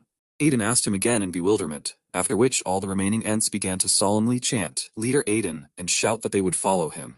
Aiden mentally cursed the fairy tree, asking himself, what kind of trick is this? He understood that the contract with Iz did not even half cover such expenses, after which he turned to the spirit of the fairy tree that flew into the sky and ordered him to return and pay the bills. At that moment, Curse turned to Aiden, who suggested that perhaps he was the one who could fulfill the will of his pendant. A few days later, in the Rima's mansion, his father, addressing Aiden, looked ahead in bewilderment and said that he was glad that he had returned home. But looking at the group of Ents, his father made an observation that he had a feeling that with each of his returns, they had more and more subordinates. MC confusedly explained this by saying that he also did not expect this, and that he was simply deceived. He mentally cursed the fairy tree, realizing that it had deceived him, and in the end he turned out to be the leader of their tribe, which is why they came to settle in the Remi's territory. MC understood that even though he grumbled, he received an endless source of Ent's tears, which was comparable to winning the lottery. Then Aiden looked in confusion in front of him and asked himself, where did this huge dog come from? The giant dog that Ellis was riding was rushing after Iz, who was crying with fear and asking the leader for help. At this time, Ellis, addressing the huge dog as Choco, ordered it to move forward. Fried explained that this was a search dog that was getting bigger every day. MC asked him again, and his father told him that a couple of months ago, they noticed this dog because it was doing great at following commands and eating everything that was given to it, so they fed this dog up, but it seemed to him that the dog also obeyed St. Ellis. So they decided to let this dog go for a while, and eventually it turned into such a huge one. In confusion, watching the ongoing chase, Aiden asked himself, how is this even possible? The curse suggested that the reason was in him, after which the curse reminded him that when he went on a goblin hunt with his brother, he gave one dog his potion to drink, and now he sees the result. The curse suggested that thanks to the potion, the dog was able to find plants that helped with mana activation, so the dog grew up. MC looked in front of him in confusion, recognizing what was happening. Ease continued to unsuccessfully turn to his leader for help. Sometime after that, in his room, Aiden was lying on his bed thinking about how long he had been away from home.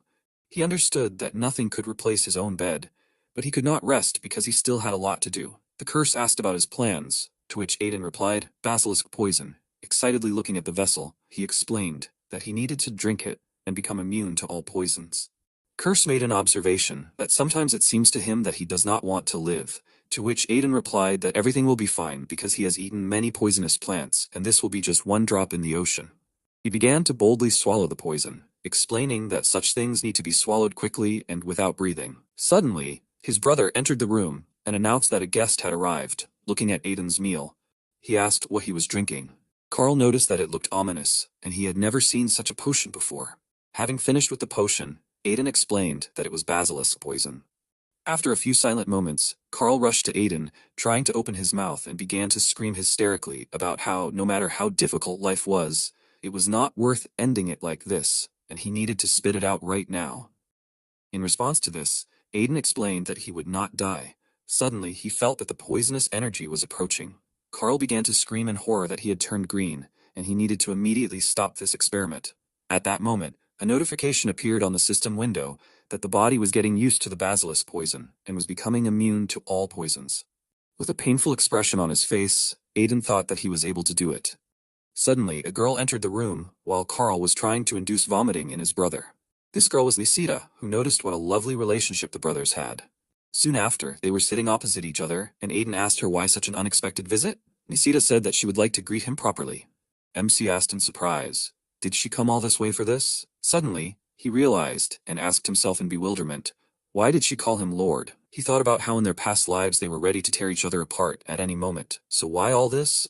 He assumed that she wanted to send him on his last journey properly, and in fear, he began to move back, asking her to stop, because he did not know what exactly he did to her.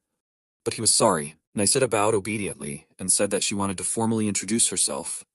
She said her name and said that she is the head of the dark magic forces called the Fires of Florence and the Information Guild White Moon, and she is also the last of the Florence line.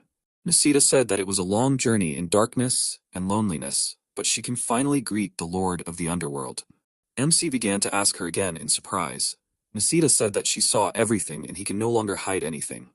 MC began to question her again, and Nisita explained that in the Church of the Holy Fire, the summoned Talos called him the Lord of the Underworld, and she saw it.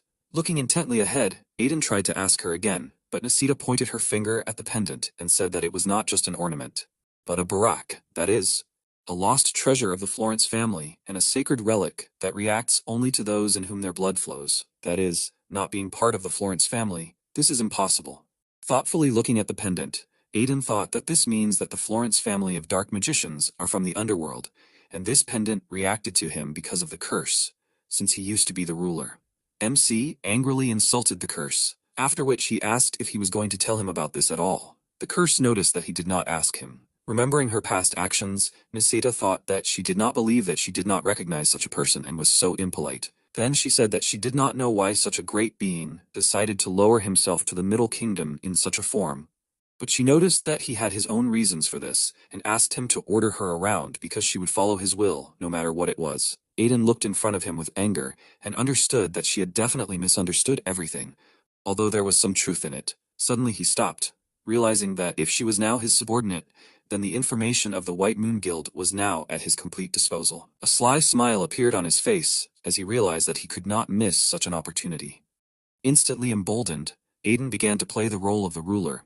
He noted her observation and greeted her, explaining that he was the ruler and lord of the underworld. Sometime after these events, Curse furiously asked Aiden how he dared to make such a ridiculous parody of him because he was supposed to exude dignity and grandeur befitting the title of the ruler of the underworld. Aiden, ignoring this discontent, understood that he did not know much in his past life, and Niseta, and now this is a pendant. He thought that he did not plan this, but with the information of the White Moon, tracking the actions and movements of traitors will become even easier. But for him it was strange, because he is a hero who defeated the Lord in a past life, and now parodies him in this life. He noted that this is a very funny turn. On the territory of the crafts in the forest near the Mountain of Monsters, the Ents happily greeted Aiden. They were busy with construction. Ease approached Aiden and said that it seemed to him that everyone liked the forest that he allocated to them. Aiden asked him again, and then said that he was glad to hear it. But at that time he thought about the fact that he just gave them a random piece of their territory. Then Aiden said that it seemed to him that the fairy tree would not be much different from the usual ones, although it grows a little faster than others. Looking at the huge tree towering over the rest of the forest, Aiden asked, "But how could this tree grow to such a size in just 2 days?" He was amazed at this speed, and Iz happily shouted out that it was all thanks to Saint Eldest. Iz said that yesterday she poured divine energy into the tree sapling, and after that, everything started. Aiden thought that her power was able to stimulate the tree so much, and that she was probably much more capable than he thought. Iz told Aiden that his deputy asked him to tell him that he did everything he told him to do. MC asked him again in surprise, shortly after, which they found themselves in the house of the deputy chief of the Yehad tribe. MC looked at the gloomy egg and asked the deputy if he thought that this was the egg of a spirit beast. The deputy named Yehad confirmed this, noting that the spirit energy was clearly felt from it. MC thought that he assumed that this egg from the Church of the Holy Fire could belong to the frame of the fairies, so he asked them, but in the end it turned out that it was a spirit beast. MC understood that this was rare, because he was seeing this for the first time in 2 lives. Ikkad said that usually the egg grows by absorbing energy from the environment, but it seemed to him that it was sleeping, so nothing was happening. MC wondered if this meant that the beast would not be able to hatch. Ikkad suggested that if energy such as an aura or divine power were poured into it, the process would start again. But one should not act rashly, because depending on the type of energy that the beast absorbs while in the egg, the spiritual beast can take on various forms and entities. Ekkad explained that in this way, a dragon-like spiritual beast that absorbs water energy becomes a water dragon, and if fire energy, then a fire dragon. And in addition, the spiritual beast considers a person with the same energy to be its home. And therefore, if you constantly pour energy into the beast, it will be easier to tame it. Thoughtfully looking at the egg, Aiden understood that this meant that he could decide for himself what the beast would become. Ekkad told Aiden that he had also translated the text. Aiden thanked him and asked what language it was written in. The deputy said that this language was used by fairies in ancient times, and it tells about mana cultivation techniques for people who can use it. Aiden frowned and said that he was hoping for something rarer, and he was sad. But the deputy noted that he did not understand this very well, so he could not tell him more. Leaving the house, Aiden thanked his deputy and said that next time he would definitely bring him some more lichbone powder, for which Ekkad sincerely thanked him. Sometime after these events, in Aiden's room, he was lying on the bed reading a book. His expression was tense. He was trying to understand the essence of what was written, but came to the conclusion that the author of this book was most likely from another continent and possibly from the East. Then Aiden began to think about what they say that the cult of the Holy Fire comes from another continent. So everything is logical here. Curse asked Aiden why he was even reading this, because he has a mana cultivation technique. MC explained that he was just curious because this book was from another continent, although he understood that the curse was right and this book was not particularly useful to him. With an irritated expression on his face, Aiden got up from the bed and said that it was pointless, soon after which he looked in front of him in surprise. The curse asked him in confusion, what was wrong? Aiden asked him to shut up. He looked at the book in surprise, thinking that there were many unfamiliar words written in it, so he did not really understand at first, But now he was starting to figure it out, and this mana cultivation technique was very similar to the technique that his teacher taught him. That is, the King of Mercenaries, and which he uses now. Aiden suddenly realized that the book spoke of an improved version, and he realized that with this he would be able to work through his problems. Actively flipping through the pages, Aiden asked who the author of this book was. However, he soon decided that it was not so important because now he had a way to become much stronger. Soon after these events on the training ground, Aiden thoughtfully looked ahead and then began to form magical energy around himself, remembering the Dantian from the book, which was the core of a chi mana. Combining these elements, Aiden formed a powerful magical flow, which flowed abundantly from his face. His entire body was surrounded by steam. The curse turned to Aiden, asking him if he was alive. Aiden said that this was amazing and he could not even expect such a thing. A notification appeared on the system window that he had acquired a new mana cultivation technique, and his mana loss decreased and the efficiency and speed of mana absorption increased significantly. Looking at his body, Aiden said that he could not believe that mana circulation could be like this, because he felt how it spread and moved. Staring intently ahead, Aiden asked, but why did it seem to him as if he had become bigger? At that moment, he looked at the grown curse and thought that before he looked like a child, and why did he grow so suddenly? With disgust, Aiden noticed that he now looked disgusting, although before he seemed cute. Curse, who knew about all these thoughts, furiously asked if he knew that he was able to read his thoughts. Looking at his body, Curse said that he thinks he is becoming bigger because of him, because the stronger he becomes, the stronger, and that is why his true form returns to him. MC angrily pointed at Curse with his finger and called him a parasite, to which Curse shouted that without him, he would have already been eaten by rats. Sometime after this conflict, Aiden was sitting on his bed in his room and reading a book, thinking that he could not believe that he came across an advanced technique of the teacher, because he was very lucky, and it must be fate. He thought that at first the book was useless, but now he understands most of it, and although he cannot master everything, it seems to him that as soon as he understands these words, he will submit to the following. In the slums of the Immortalia Empire, a man in a torn cloak walked the streets and insulted the worthless people from the magic tower. In his mind were memories of how the members of the tower declared that it was absurd to combine magic with technology, and declared that magic is a holy science, and it cannot be combined with anything. Before that, the man was sitting in a scientific lab, thinking that he was almost finished, and then he would definitely be recognized. At the present time, this man loudly cursed, noticing that he was very close, and if he had a little more time, then everyone would know his magic engineering. This annoyed man was Gustav, who in a fit of rage asked how they dared to throw him away like trash. He promised that he would take revenge on them, but noted that he needed money, and needed someone to help him. When he thought about help, a memory of Aiden appeared in his mind, who was interested in his work at the banquet. Gustav joyfully shouted that such a person would definitely support him and he needed to find him. With a sly grin on his face, Gustav asked himself if his name was Aiden Remus. On the training field of the Remus Knights, Lo was training with a dummy. In his mind, there were memories of how Aiden asked if he was going to help him. Then he noticed that it was better for him to stay because he would only get in the way. Actively training, Lo thought about how he swore to protect him from everything and everyone, but he still remains a simple obstacle because he is still too weak. Purposefully looking ahead, Lo understood that it is possible to become as strong as him. It is impossible, but he will definitely not get in his way. Sometime after these events, Aiden and Joseph were sitting opposite each other in his office. Aiden looked ahead in confusion and asked if he wanted to say that it was time to send Eldest on a pilgrimage. Joseph confirmed this with a smile on his face, noting that this is the main law of the Church of the Holy Fire, and those who became saints after the awakening ceremony are obliged to begin a pilgrimage across the continent in the same year. Then Joseph explained that if each of her predecessors did so, then she should do so.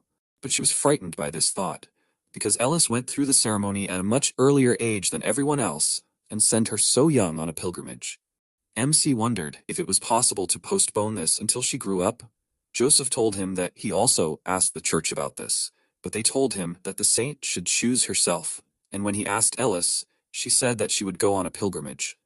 Joseph, with a serious expression on his face, asked her to think about it seriously, because she would have to go around the entire continent and no one knew what could happen to her.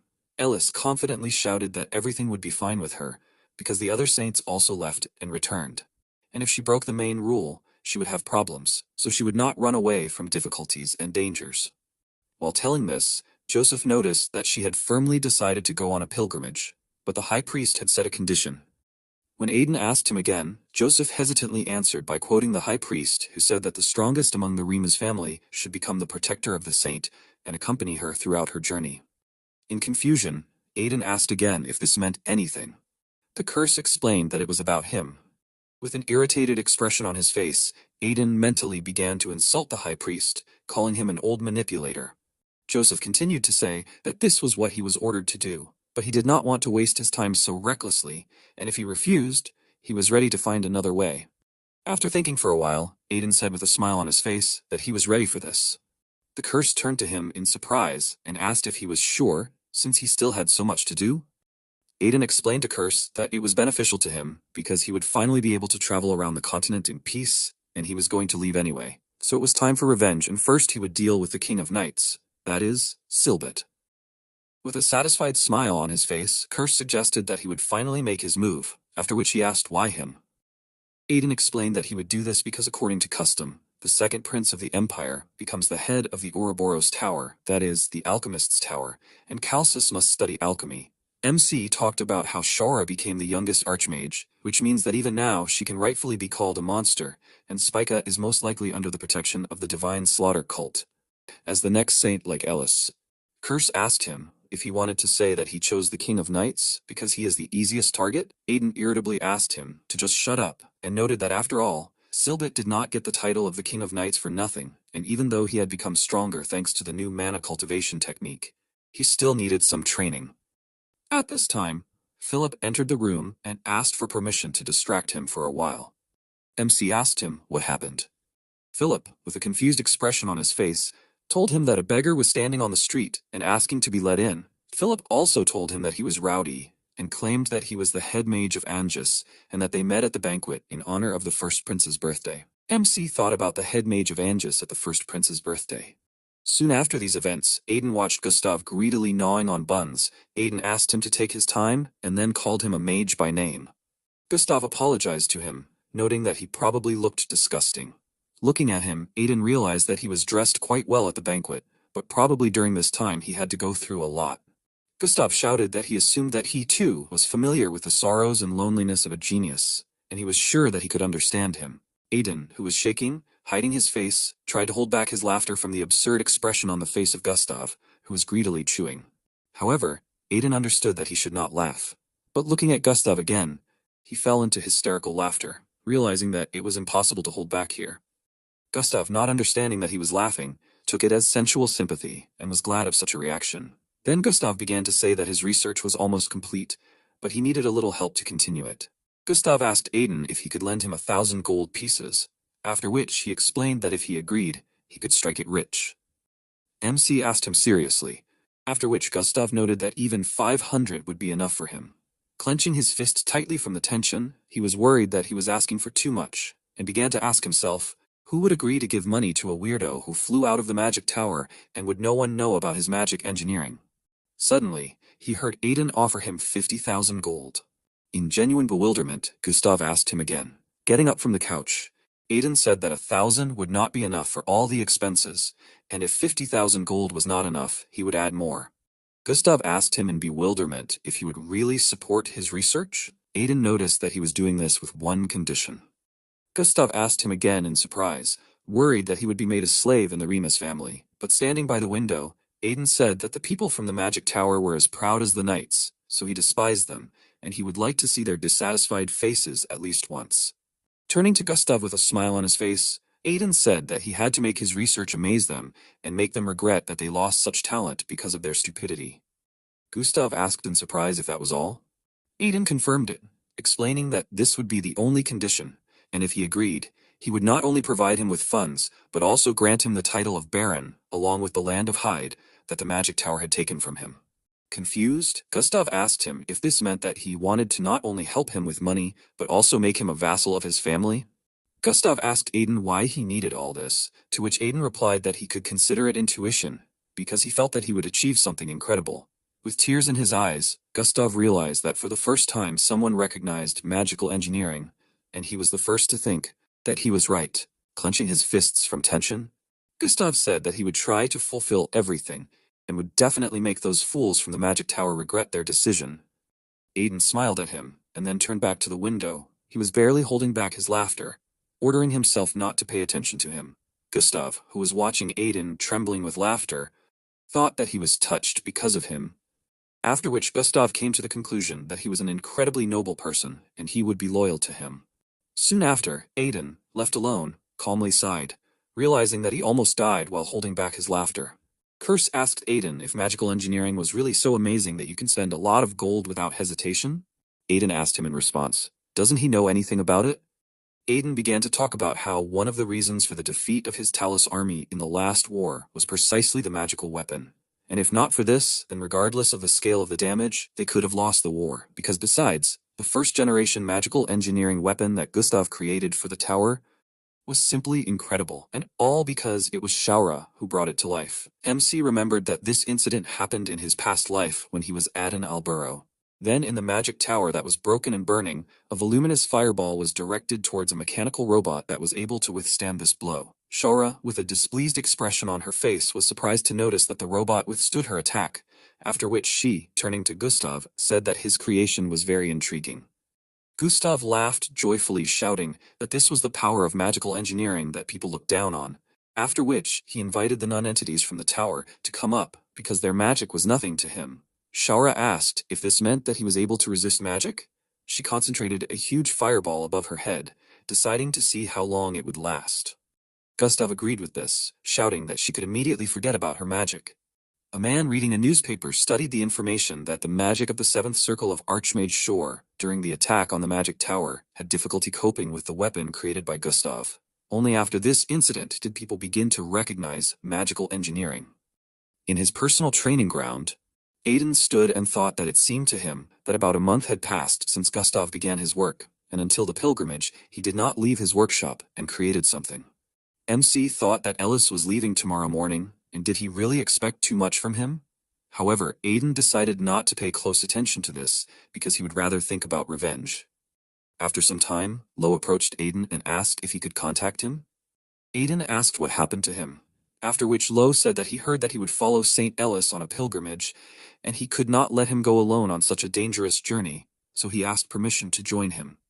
MC asked again, were you going to protect him? And then Aiden noticed that he was stronger than him, but Lo interrupted him, asking for permission to show him.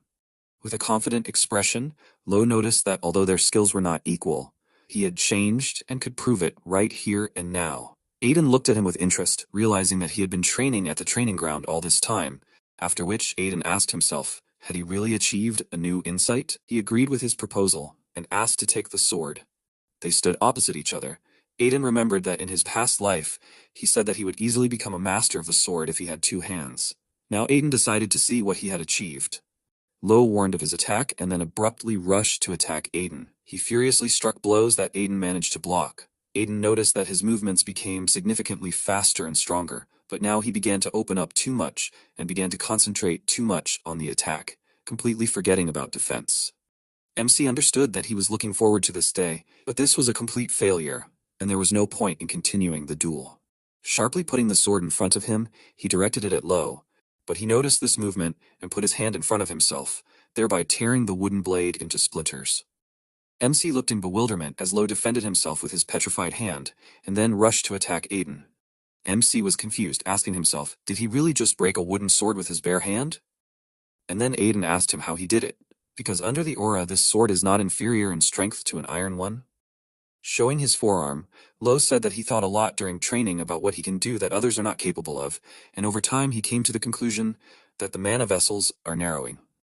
MC asked him again in surprise, narrowing of the vessels? Lo, returning his hand to its natural form, said that he thought about how he could use his affected hand for defense, and in the course of reflection, he came to the conclusion that he was now able to turn his hands into stone at any time. MC assumed that from this, it turns out that he intentionally opened himself up to lure him. Curse said that he had never seen a disease turned into a weapon. Lo confidently stated that he understood that compared to his combat skills, this was just a small trick, but now he asked to take him with him. With a gloomy expression on his face, Aiden silently headed for the exit. Disappointed, Lo assumed that this would not be enough for him to acknowledge him.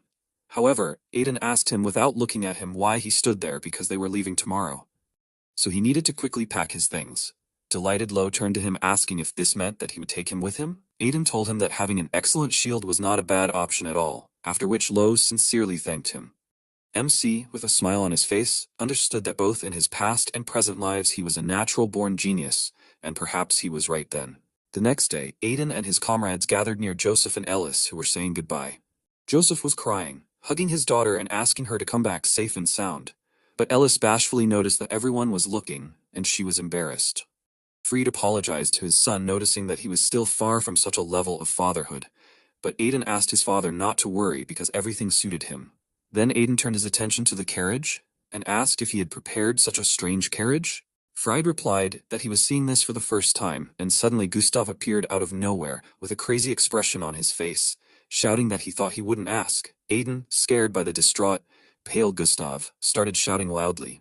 Gustav, with a satisfied expression on his face, approached the carriage and said that this was his first successful creation, which was the quintessence of magical engineering. He explained that he had to hurry to keep his promise, after which he launched into a tirade about the properties of the outstanding achievements of this carriage. After listening to this endless speech, Aiden noted that this was an excellent job. Tired of listening to the curse, he noted that his nickname, a maniac, suits him even in this life. Gustav gave Aiden a book with instructions just in case. MC asked him again, but Gustav asked him to use it only as a last resort, otherwise he would end up in much worse trouble. Aiden, puzzled, looked at him and asked himself what he had built in there. Then Aiden turned to Cassie and asked her if she was sure she wanted to go because the adventure would be difficult. Cassie confirmed this, noting that everything would be fine because an alchemist would always come in handy on the road, after which she asked who else would help with a cold or injury. Then she said that she had been sitting in this mansion for a long time and missed the fresh air too much. MC answered her that, in that case, he would be glad to have a new addition on board. At that time, he had the feeling that some giant wall had appeared in front of him. He found Bali, standing next to him, who happily shouted out that they had not seen each other for a long time, and this time they had a long journey ahead of them, so he hoped that they would get along. Aiden looked at him worriedly and noticed that he was fully prepared, after which he suggested that he would act as an escort from the cult. Aiden also hoped that they would get along. Aiden thought that if this is a pilgrimage of the cult of the Holy Fire, then it would be logical to send the strongest among them, but this did not help him come to terms with the thought of being next to this gorilla. Looking around, he realized that now everyone was gathered, soon after which he commanded the start of departure, realizing that the time had come to begin his revenge. After a long time, a memory appeared in Aiden's mind when he asked what he was doing to him. The faces of his former comrades who betrayed him appeared before him. He thought that he would never forgive them. Suddenly, he woke up in a cold sweat. Curse asked him if he had another nightmare. Aiden cursed, and Ellis asked him if he was awake. He confirmed this and asked her how she slept. Suddenly, he saw a dog and assumed that it was Choco. MC thought that Ellis wanted to take Choco with her, but he forbade her to take a big dog because they can't stand out. But Choco understood him and shrank to the size of an adequate dog. MC asked himself, what did Choco eat to become like that? With a smile on her face, Ellis told Aiden that she had just talked to her father, and then asked him if he wanted one too. Aiden heard Joseph cry pitifully that it had been a year since their last meeting. Aiden refused this offer, realizing that Joseph was becoming a fool when it came to his daughter. Then Aiden remembered the protective bracelet that the Ent gave him, and it intrigues him every time. Looking at the bracelet, Aiden assumed that it was made from the bark of a fairy tree blessed by the spirit of the wind, and that's all he knows. But thanks to this bracelet they can communicate despite the long distances. However, Aiden soon became stern, thinking that he was anxious after sleeping, after which he asked if they could be trusted. Bali said that they would soon reach Kartan, and Aiden thought that he had no time to think about useless things because thoughts about the past only hurt him, and now he could trust them, that is, in his team. In the city of Kartan, the group walked down the street. They were all wearing cloaks. Ellis shouted admiringly that there were a lot of armed people here. To which Aiden explained to her that Kartan is also known as a city of mercenaries, because it is a city surrounded by more than 80 dungeons, and mercenaries from all over the continent gather here to clean these.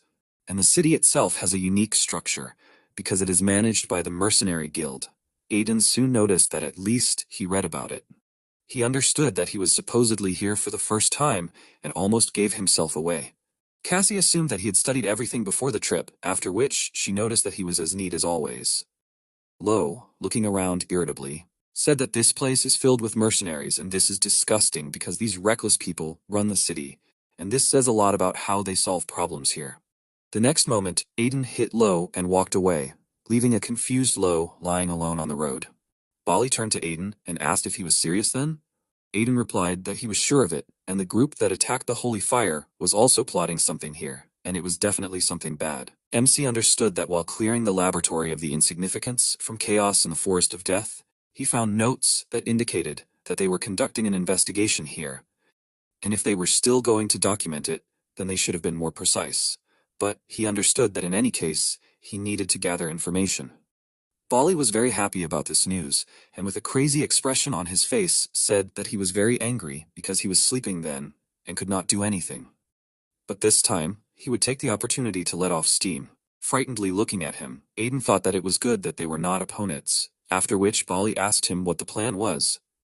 Aiden replied that he had already thought about it. Aiden understood that the mercenary is a wanderer who collects stories from all over the continent.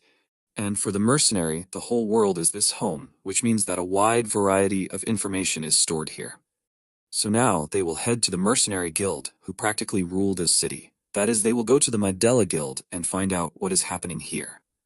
Curse asked if there's another guild here, then he noticed that the more the better, so he asked why they don't check there.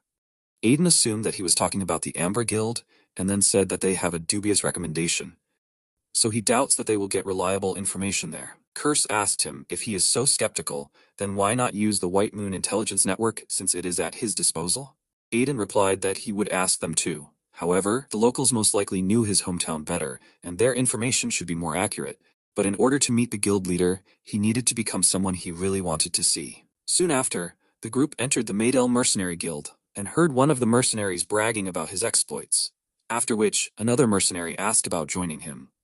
Once inside the guild, Aiden thought that he hadn't experienced déjà vu for a long time from the damp smell of the guild to the noisy mercenaries. When he approached the reception desk, a girl greeted him and asked what brought him here. Aiden replied that they came to register as a mercenary group. The girl asked him if any of them were members of any guilds before. After hearing a negative answer from Aiden, the girl asked everyone to fill out a form, and soon after, she informed them that their mercenary registration was complete, and since this was their first registration, they would be starting with E-rank bronze tokens, which she asked them not to lose. Looking at these tokens, Aiden thought that these reminded him of his memories of how he started his path as a mercenary. Curse asked him if he couldn't just go to the guild master, and why start with registration. Aiden explained to him that Marcus Mandela is an S-rank mercenary who is also known as the Lightning Blade, and he is very cautious. So in general, it is not so easy to meet him. However, if a newbie starts to quickly rise in ranks, even someone as cautious as Marcus Mandela will not be able to resist. The girl congratulated Aiden on joining the guild and wished him wealth and good luck. Sometime after these events, the group found themselves in the dungeon of the rabbit lair. Bali looked around and said that it was a little nerve-wracking to go through the dungeon for the first time, but Aiden explained to him that it was a low-rank dungeon, so there was nothing to worry about. But Aiden knew that the rank was low, but it was still a dungeon. And he left Cassie and Choco in the tavern just in case. Curse continued to ask Aiden if this was the only way. Aiden explained that they had no choice, because Eldest needed to gain experience in real combat, and at least she should learn to defend herself, since low-ranking monsters were perfect for this. After that, Aiden remembered his master, who threw him into a hidden dungeon with a lich and simply disappeared. Suddenly, Eldest cried out joyfully upon seeing a rabbit, but she soon turned pale, asking again, "A rabbit?" In the depths of the dungeon, an army of angry, muscular rabbits was visible, who were furiously preparing to attack. MC turned to Bali and asked him to leave only one monster and tie up the rest. Bali obeyed this command, soon after which he approached the opponents and attacked the first rabbit with a powerful blow of his mace, thereby shocking the rest of the rabbits. With a furious smile on his face, Bali asked the rabbits if anyone else wanted to attack. Aiden, who was watching this, assumed that even monsters retreat when they feel that their opponent is much stronger. After which he noted that this is logical, since he almost died from a blow from this mace. Pointing a bloody weapon at the rabbit, Bali ordered him to approach him. When the rabbit approached, he saw the furious looks of Aiden and Law. The rabbit was scared until he saw Eldest and tried to attack her. However, soon after, Eldest was already furiously beating another rabbit, screaming that she is not a carrot. Bali, who was watching what was happening, noticed that this was already the 14th rabbit and she was wrapping holy power around her fist. He said that he had never seen anything like this, after which he asked Aiden if he taught her this. Aiden confirmed this by telling her that he told her to try using mana in battle, but he didn't expect it to be so strong. MC thought that initially priests only use holy spells to strengthen their weapons or their bodies during close combat, and holy spells were just a type of enhancement, but nothing more. But right now, Ellis is directing mana directly into her body and using it to fight. MC understood that normal holy power or mana do not mix, and it is impossible, but he assumed that perhaps because of the high-class elixirs that Joseph fed her since childhood, when she became a saint, the powers naturally flowed into the mana channels that were already open, and therefore, unlike other priests, she can use holy power as well as mana. Remembering the events of the past, Aiden realized that he would never forget that flying kick that she hit him with on the day they met, and then he realized that her abilities were close to her skills, so he taught her the fighting style. Curse asked who he was talking about. Aiden replied that he was talking about the Spica, that is, the iron-blooded saint, who was a real monster, because her absurd strength, and not to mention the power of the saint combined with the martial art of the cult of bloody slaughter, were incredible. However, looking at how Ellis bloodthirstily deals with opponents, Aiden was afraid that he had created a monster. Curse also painfully watched what was happening, and complained that he suddenly had a pain in the place where the iron-blooded saint hit him in his past life. After some time of holy beatings, Ellis discovered a treasure chest. MC told her that she had practically single-handedly cleared this dungeon, so she could take the reward for herself. Ellis was happy about this, and soon after she discovered many interesting things in the chest. Suddenly, a hat appeared in the air from which rabbits climbed out. He greeted Ellis, but she immediately grabbed him and started yelling at him threateningly. Rabbits rose high into the air and asked her what she was saying and how dare she beat him. Ellis ordered him to come down immediately and called him an evil rabbit, but rabbits replied that he was the kindest and nicest rabbit, but Ellis did not listen to him, ordering him to come down again. Aiden doubted Rabbit's words with which he described himself. A few days later, in the Medela Guild, mercenaries were discussing a new group that was actively clearing dungeons as soon as they appeared, which left other mercenaries with nothing left.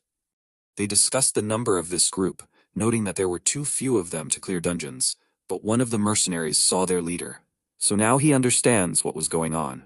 The mercenaries said that their leader, suddenly the group Aiden entered the guild, and the mercenaries paid attention to Bali, noticing that he had the body of an ogre and an ominous mace, which explained their success.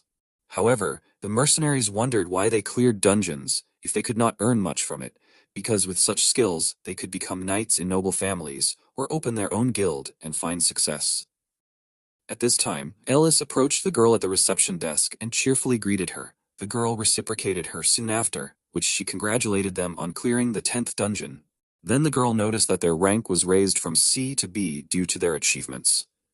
A man working in the guild approached the girl and asked her to wait, and then began to whisper in her ear. After that, the girl asked the group to follow her. MC asked her if something was wrong. The girl said that the head of the guild, Marcus Medela, wanted to meet them. MC thought that it finally happened soon after, which, in the office of the head of the guild, the group greeted Marcus Medela, who was the head of the mercenary guild. Looking at Marcus Medela, Aiden thought that his face was still covered with scars, as in his past life, and he must have called them out of curiosity because he had already heard that rumors had spread about them. Marcus Medela approached Ellis and bowed to her, calling her Saint Ellis, from the cult of the Holy Fire, after which he introduced himself. Ellis was perplexed that they found out about them, after which Marcus Medela greeted MC, calling him Aiden Reams. MC noted that she knew that he had heard of them, but did not think that it would happen so quickly. To which Marcus Medela explained that he knew everything that was going on in this city, and that they really wanted to stand out. MC said that if he knew who they were and still called them, it meant that he had some business with them. Marcus Medela confirmed this and explained that to be precise, he needed help from Saint Ellis. Marcus Medela said that he had a daughter, but he did not have time to finish, because a man suddenly ran into the room and said that an emergency had occurred and Charles' condition had worsened again, and she was feverish. Everyone in the room looked at the man with worried expressions on their faces. After which, Aiden asked himself, does Marcus Medela have a daughter? He thought that he had never heard of this, soon after which the group found themselves in Charlotte Medela's room. With a painful expression on her face, she lay on the bed, sitting next to her. Marcus Medela told her that his daughter had been suffering from a mysterious disease for a long time, and no medicine had helped her, and now their only hope was the blessing of Saint Ellis, after which he began to beg to heal his daughter, and said that they would pay as much as they could. MC began to reflect on his words, realizing that he was here to make him an ally, and this was a unique opportunity. After which he offered Eldest to try, and she began to pour holy energy into her body, asking God to heal this child. After 10 minutes of trying, nothing changed. Eldest tried again and again. However, Marcus Medella thanked her for trying and offered his daughter to take a pill soon after, which her face stopped looking painful. MC asked him if he had a cure. Marcus Medella replied that this medicine would stabilize her condition for a short time, and he managed to get it from the Umbra Guild, but they had set an incredible price for it, and he thought that the power of the saint would be able to cure her. But nothing was helping, and at this rate, he would have to sell the guild to afford the medicine. MC thought that too many strange things were happening here.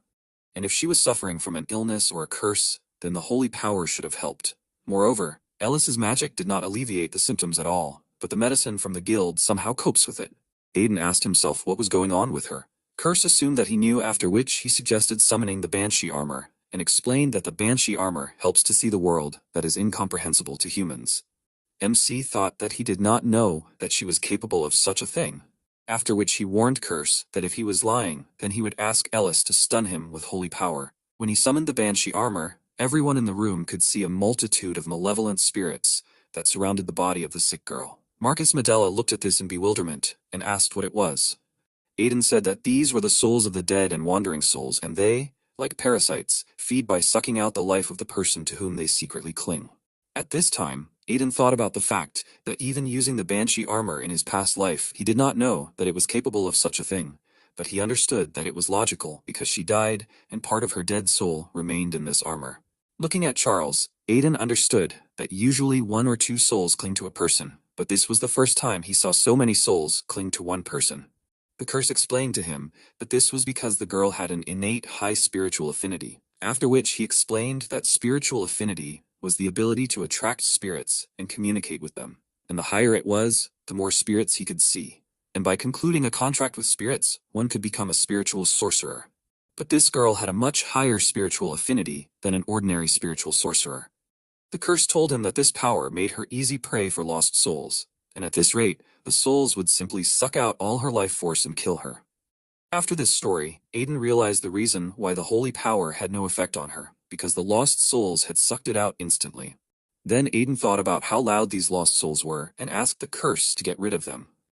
After which the curse, using its authority, sternly ordered the lost spirits to leave. The lost spirits flew away in horror, and Charles looked healthy again. Marcus Medella happily noticed that the lost souls were gone, after which he noticed that everything was passing, and asked his daughter if she was okay. Marcus Medella, turning to Aiden, noted that he got rid of these souls so easily, to which Aiden replied that it was not that difficult, but it was only a temporary solution, and they needed to come up with something that would permanently eliminate the problem. Curse noticed some oddity and said that a person with such a high spiritual affinity would usually have already found a high-ranking spirit to protect him, but there were no such souls near her, and there were only empty ghosts. MC asked him if she had not yet made a contract with the spirit. Denying this, Curse noted that if this was the case, the souls would have already killed her, after which, Curse explained that the spirit that was supposed to protect her according to the contract disappeared somewhere. MC began to ask him how this was possible, and maybe he just died, because how can a spirit leave its owner? The curse answered him that if the previous spirit died, a new one would come and make a contract with her, protecting her. After which Aiden asked how to find the spirit then. The curse suggested asking another, because in the spiritual world, everyone is connected, and they can find out where and what the other spirit is doing. Aiden, looking at the bracelet, decided that perhaps he knows something, because he is also a spirit to some extent, after which he, turning through the bracelet to Iz, asked if he can talk. Iz immediately answered the call, and Aiden asked him to find another spirit and find out what he is doing.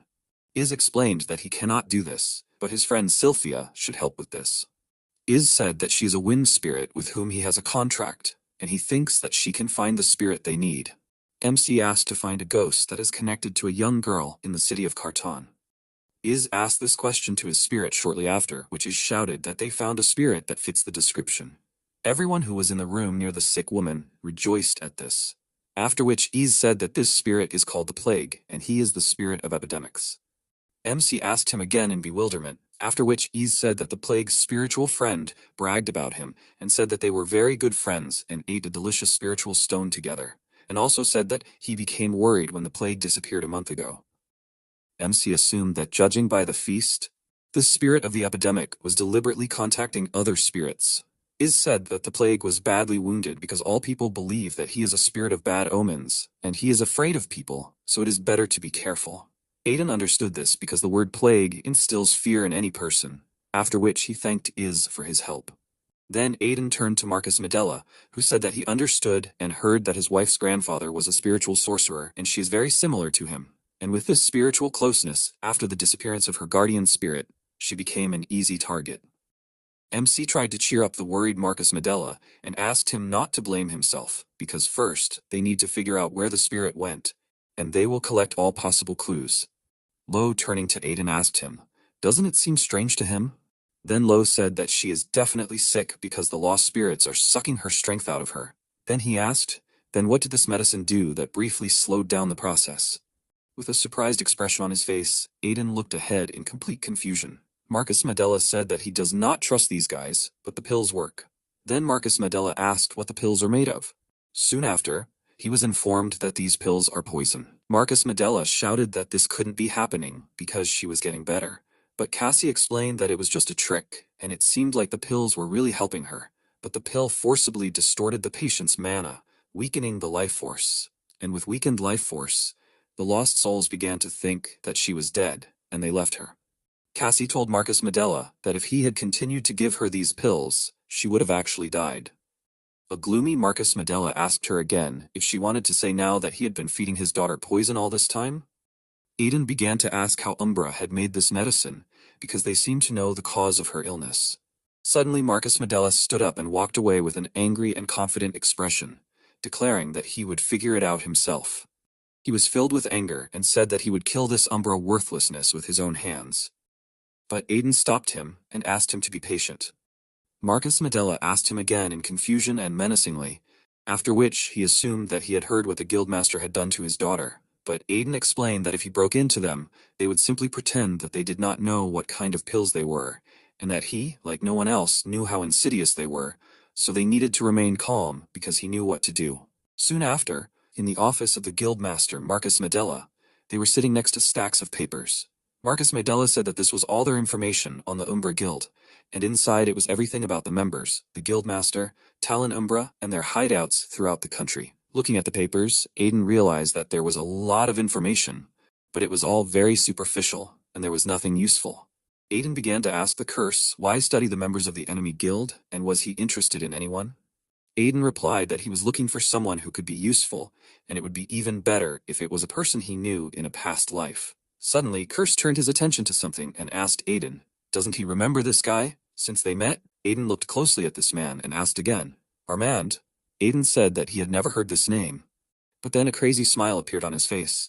He noticed that Curse was right, and he was starting to remember. The tavern in the city of Carton was before, as always, noisy. But today there were especially noisy guests, members of the Umbra Guild. They were loudly celebrating something, drinking, preventing the rest of the visitors from resting, who were already whispering discontentedly behind their backs. At that moment, a heavy hand of a guild member fell on the hand of one of the men, who was indignant at their behavior. He leaned towards him and asked what problem he had with them. The man immediately spoke quickly, that he did not mean anything like that. At that moment, the mysterious Armand picked up his mug, asking what he was doing there. He told the guy to finish and go back to them for a drink, because the drinks that day were simply wonderful. This guy laughed in his thoughts, thinking that there are white and black stripes in life. In fact, it was Onkal, the head of the Cerberus Guild.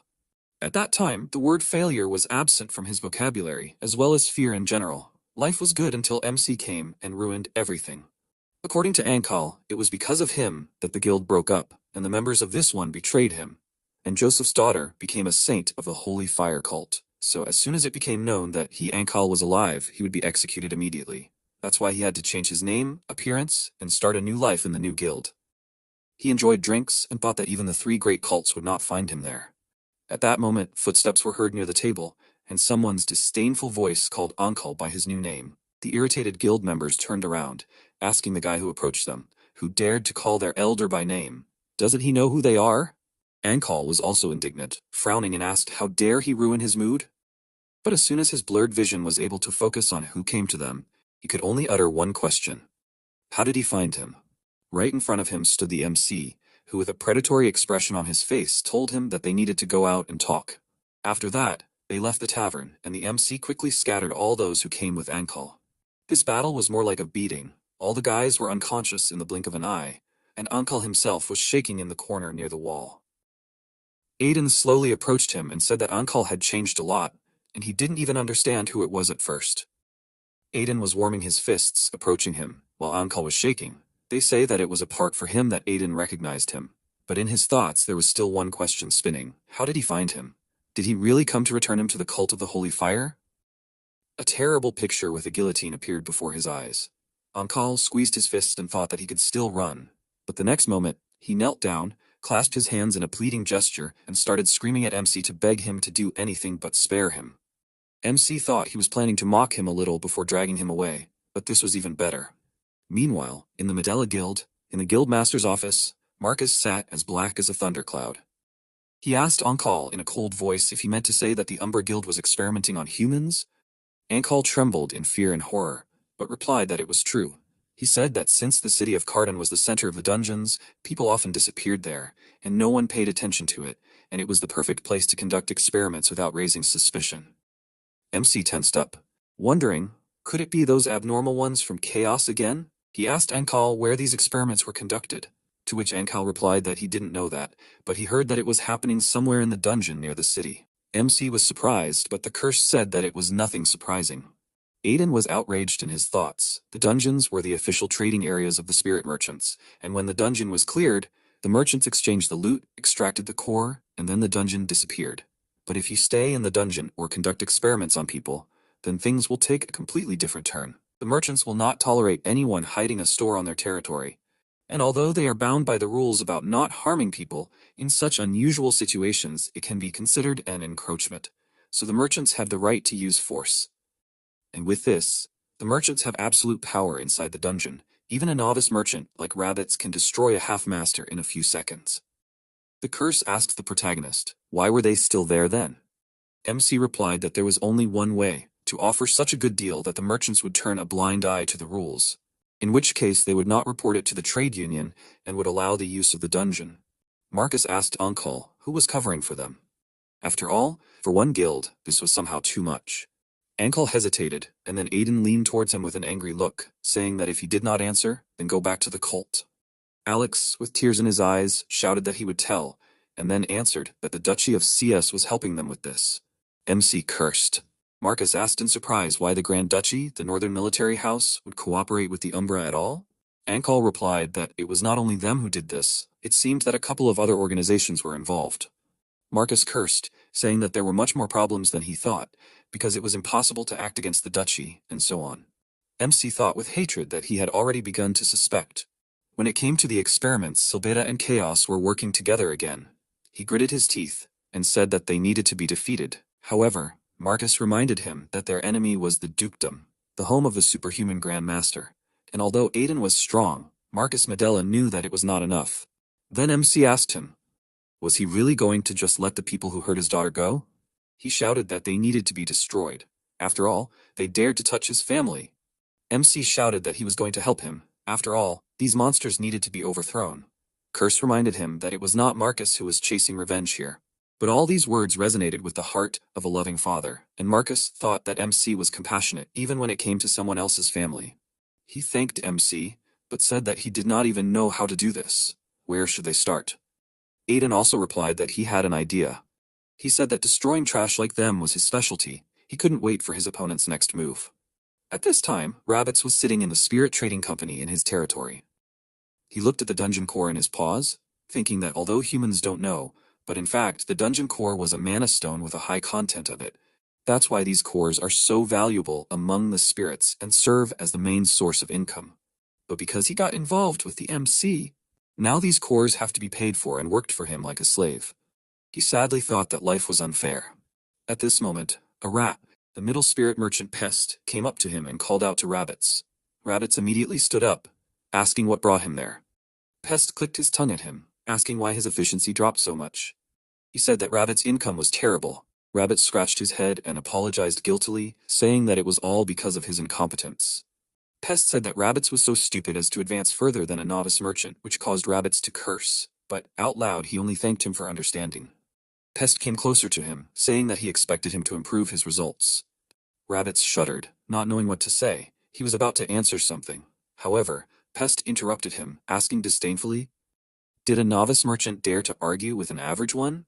Rabbits immediately trembled, said that it was not so, and then handed over all the proceeds he had. Pest at this time picked up his small bag and, taking out pieces of magic stone from it, swallowed it, saying with displeasure that he spent almost everything he had to seduce one's spirit. After that, he threw the package away, telling Rabbits that he hoped that next week he would be pleased with it. Rabbits gritted his teeth, saying that he would definitely do so. However, then his expression changed to disgust. He hoped that this rat would pay for this someday. Sometime later, when night had already descended on the city, a man dressed in dark armor walked loudly through the streets. He approached the back door of the Umbra Guild and was stopped by guards. The man glared at him, telling them to get out of the way, and the guards immediately asked angrily, "Has he really lost his mind? Let him go." The man behind him shouted that this was great impudence and asked if they knew who they were talking to. "Do they not recognize this armor and sword?" The guards stopped in surprise, looking at the travelers, and then one of them said that the knight was of large build, dressed in black armor, with a huge club. The answer was given by the threatening knight himself, that he was Dare's claimant, the Dark Knight of Lord Silbet. He told them to call their guild leader immediately. A few hours ago, in the Aiden squad dorm, he was trying on a dark robe, and Curse asked him how he was going to figure it out this time. Was he really going to madly rush in there again? MC said that Curse had really gotten to know him well during this time. He said that in general, everything was correct. However, they would not thoughtlessly rush in there. Curse asked ironically, did he really want to knock politely and not break down the door? MC immediately said happily that it was right, as he thought. Curse knows him very well. Curse or Million asked, was he kidding?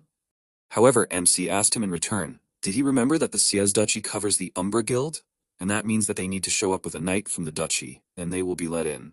Curse asked him, what kind of nonsense is he talking? Did he really want to ask his enemy for help? MC reminded him, did he forget about the knight who fell into Beelzebub's trap? They just had to use it.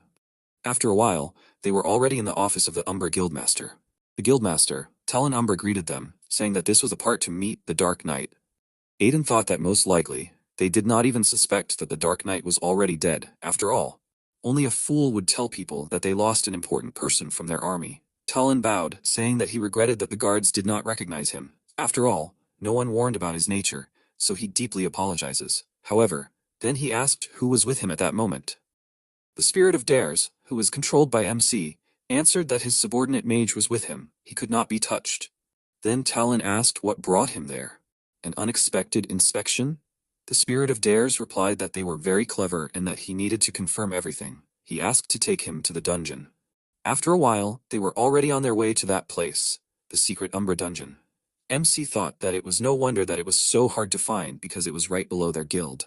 The moment they went down to the very bottom, the protagonist's eyes widened. He saw many dark mages walking around the laboratory, and in the cages there were many monsters, and not only. MC wondered, what kind of experiments could Chaos have? Why so many monsters? At that moment, Talon said that they arrived just in time because their research had finally made a breakthrough. They approached two tables on which people were lying, and Talon said that these two were their new achievement. He ordered both people, calling them by numbers, to stand up. MC thought that these people were no different from ordinary people, but something was wrong.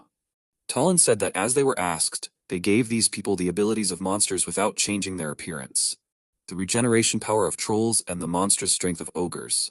But that was not all. Talon told them to watch. At that moment, one of these people picked up a sword, and the next moment, an aura appeared around this sword. Aiden, looking at this, literally screamed in his mind, do the test subjects really possess a sword aura? However, when he saw the color of this aura, he began to guess the reason.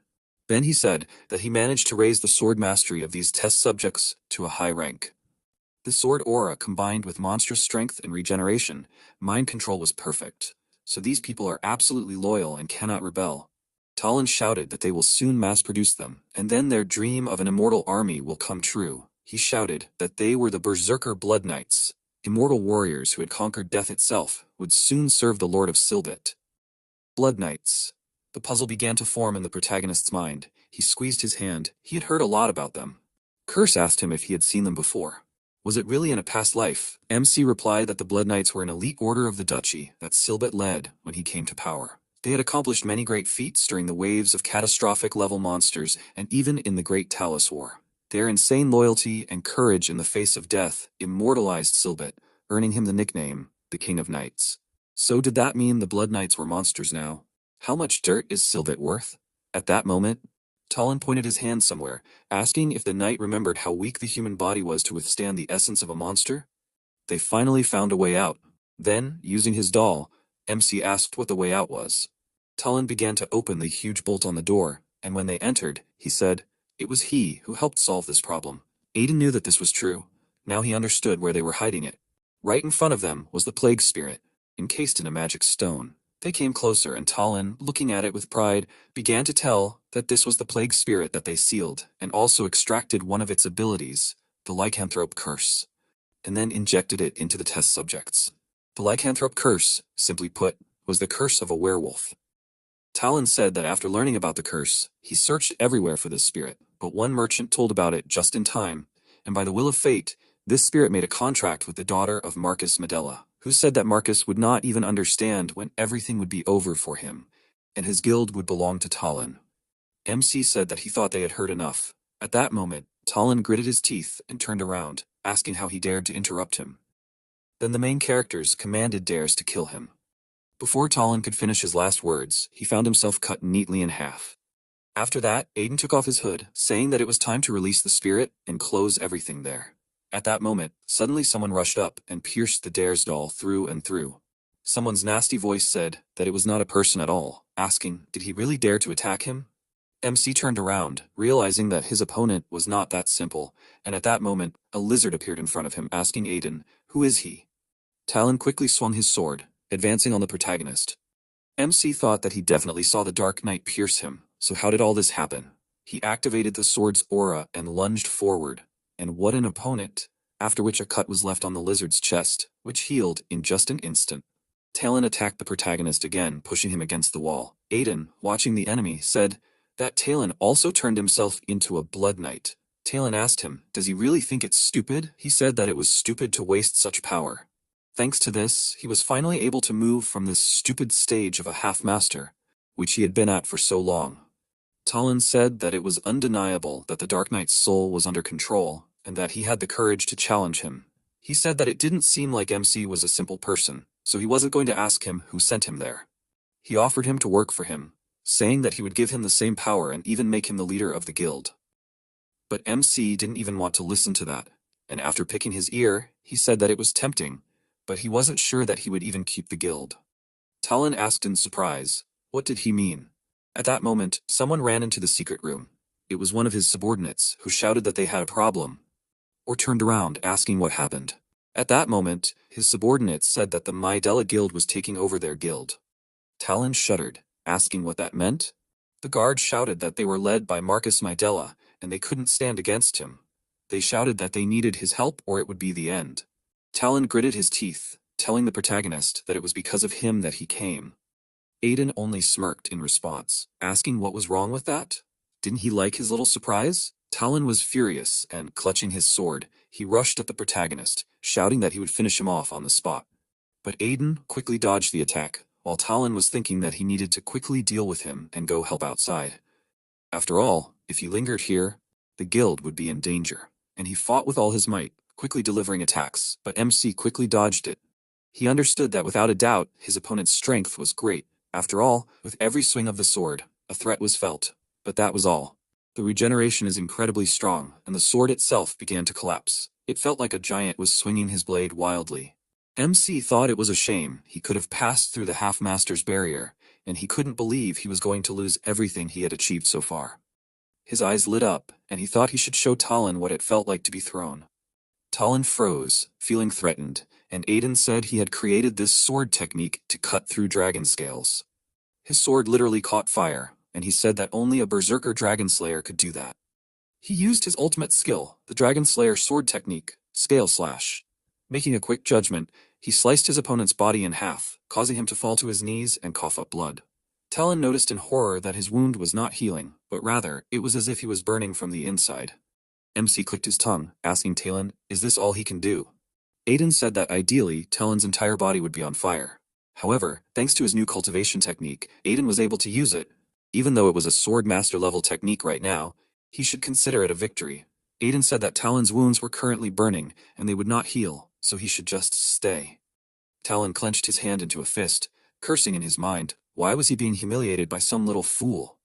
He thought that he didn't want to do this, but now he had to do it. He raised his head, turning to the dungeon, shouting that he, Talon Umbra, subjects, demanded to summon the spirit of the merchant Pestle. Aiden immediately understood where this was going. At that moment, the walls of the basement shook, and a familiar hat appeared in the air. From this hat appeared the rat Pestle, who with an important expression on his face slowly descended, asking, "What happened?"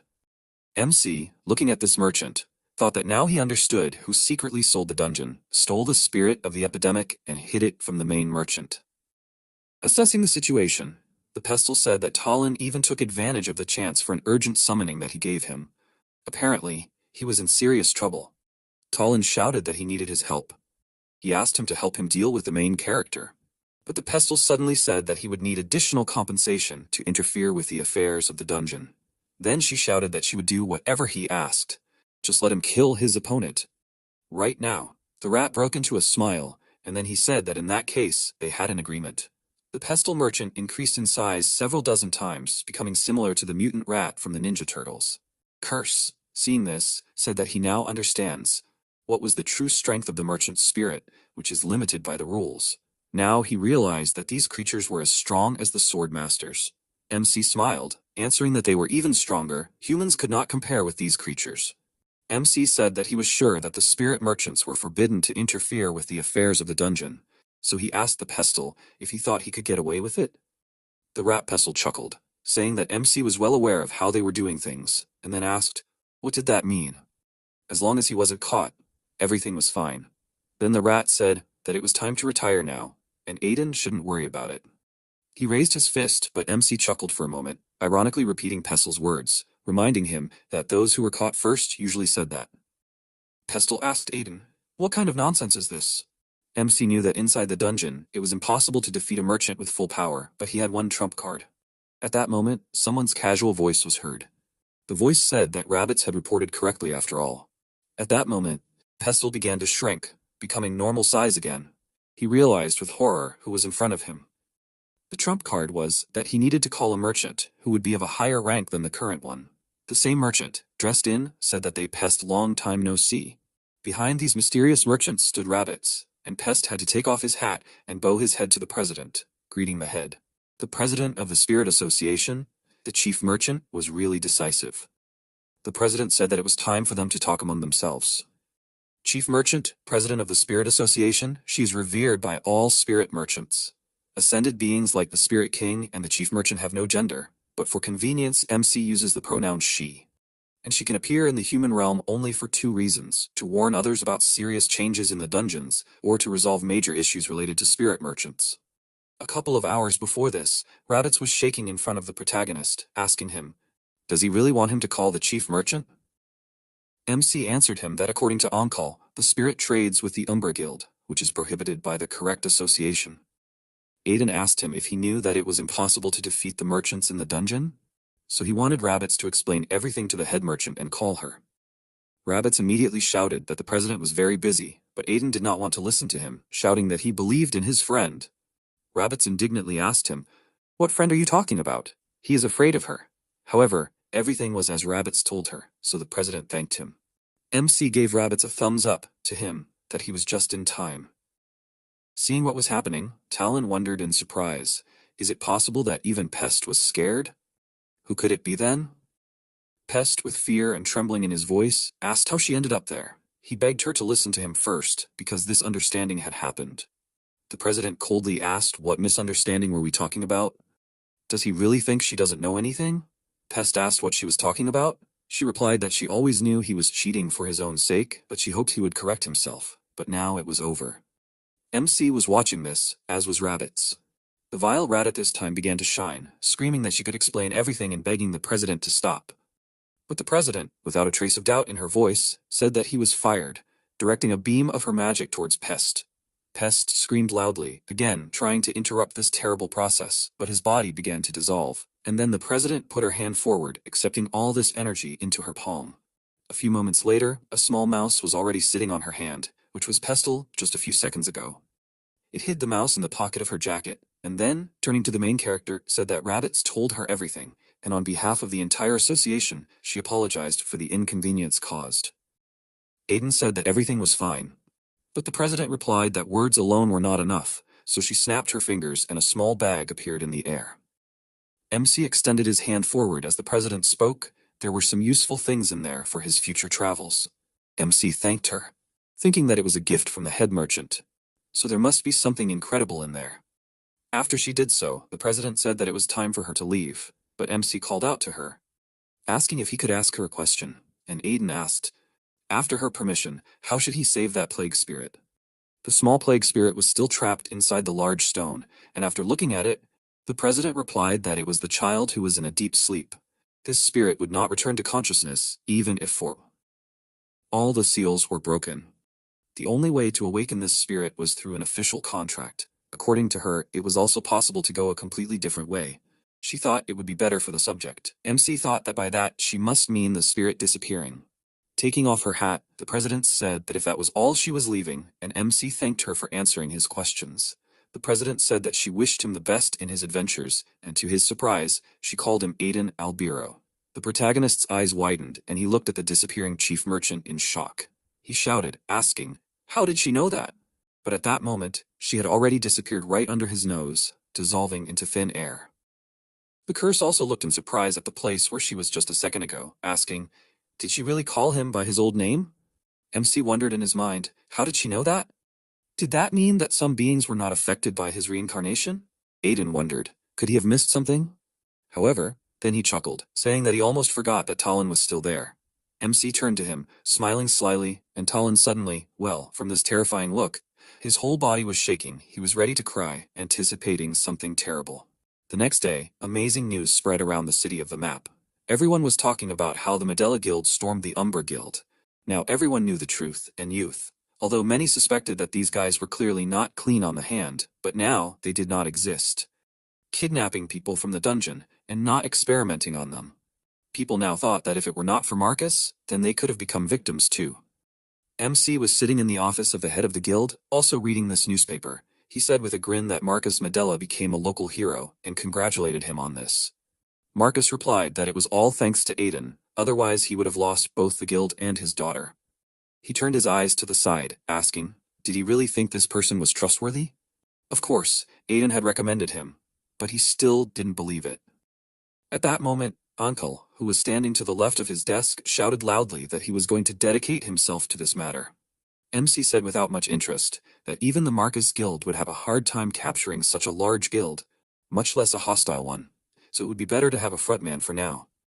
Aiden said that this guy had already been the guild leader before, so he wouldn't betray them, and if he dared, he would pursue him until his death.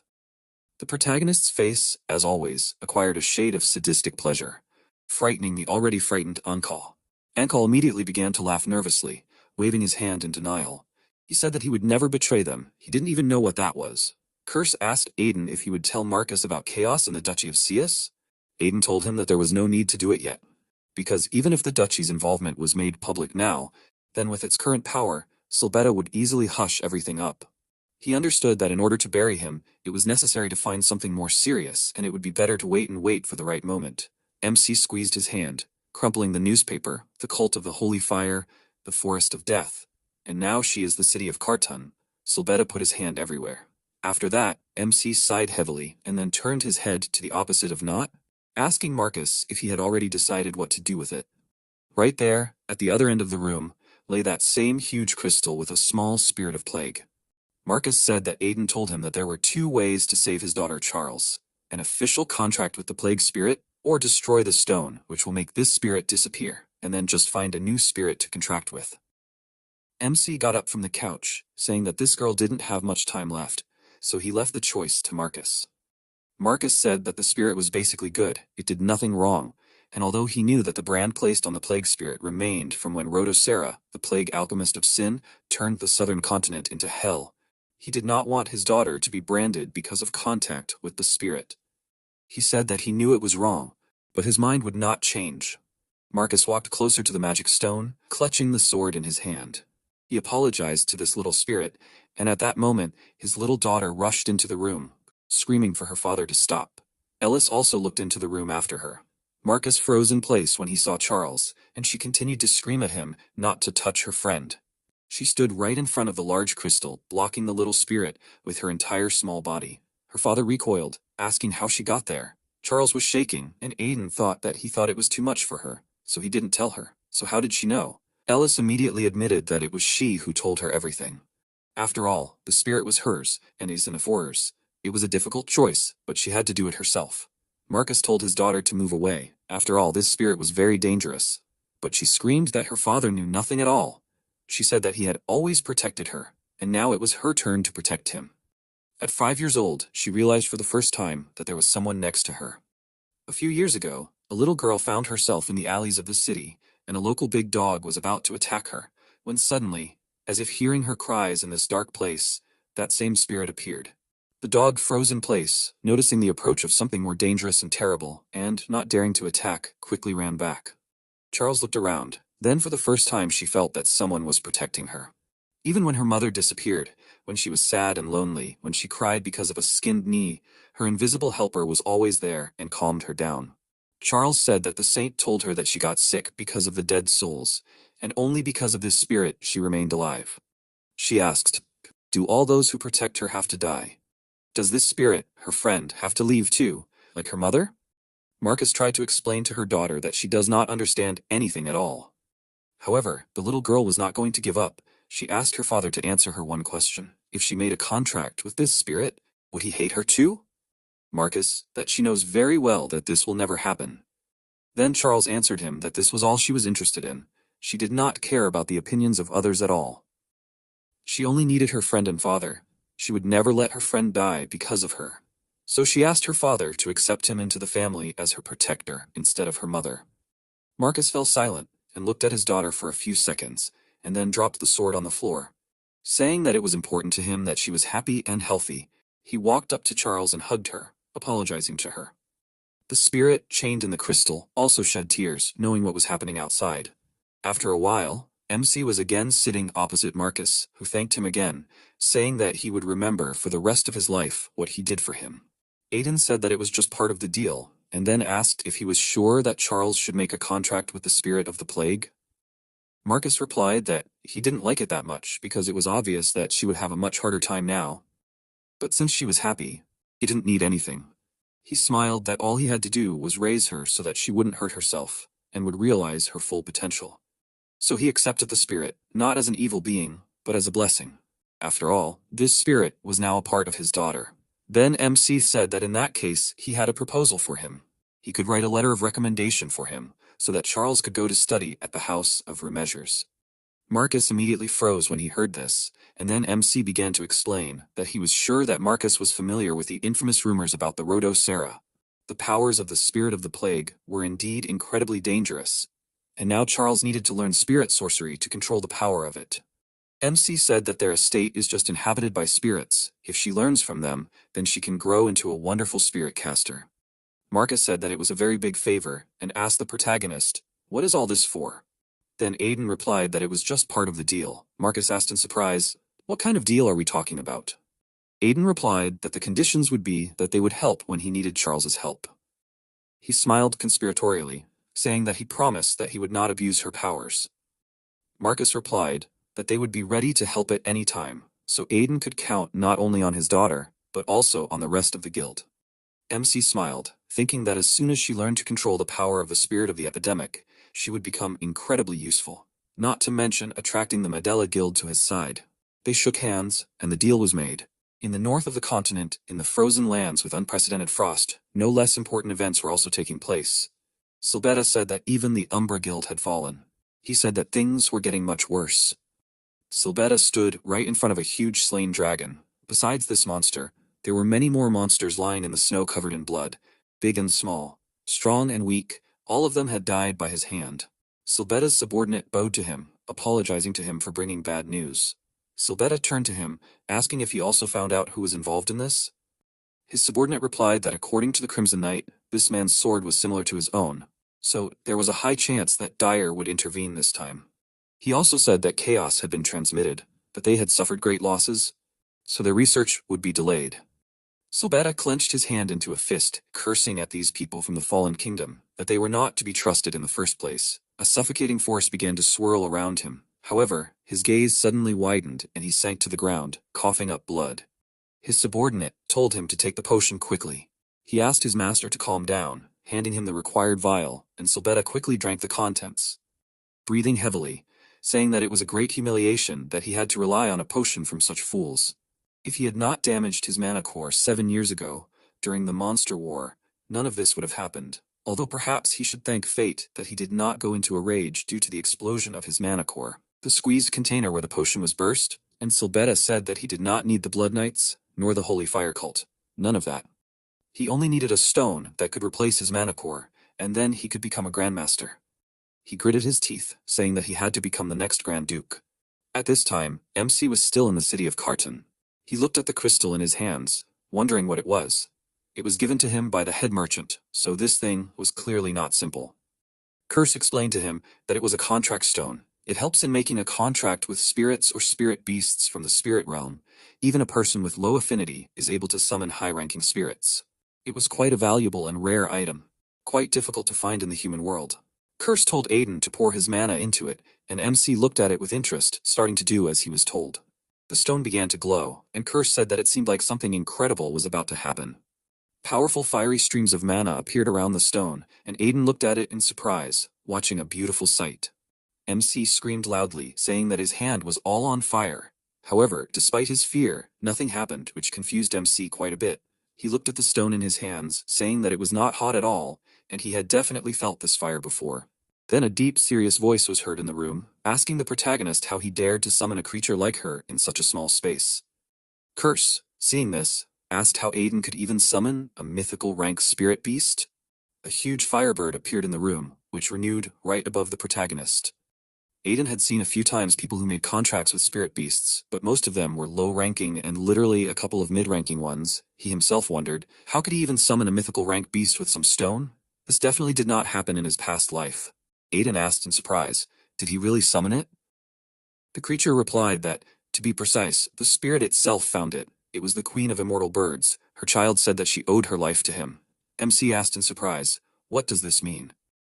At that moment, a small chick appeared on the back of the queen bird, and Aiden immediately understood what was being said. The queen bird said that he saved her child from the hands of an evil troll who wanted to eat the baby, right? So she, as his mother and queen, wanted to thank him. However, she was surprised that he looked like this. MC asked what she was talking about.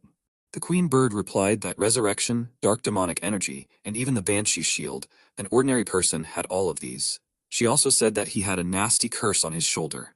The curse immediately protested, asking what she said about nasty, stupid bird. MC heard this and laughed. After laughing hard, he asked her if she would make a contract with him. The bird replied that there was no way an ordinary person could withstand her power. However, given the strange stone in his body, perhaps he could. Aiden wondered in his mind if she was talking about that mysterious stone that was in the Forest of Death. He asked the bird if she knew anything about it. The bird replied that she was very sorry, but she couldn't tell him anything specific. In ancient times, there were creatures with similar stones, and even her kind couldn't oppose them.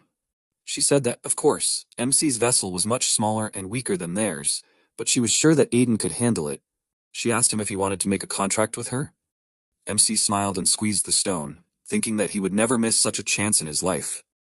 He answered yes, and then the bird flapped her wings, saying that her name was Pyroness. As a child of the first flame that purifies everything, she was going to make a contract with him for this. The protagonist needed to pronounce his name.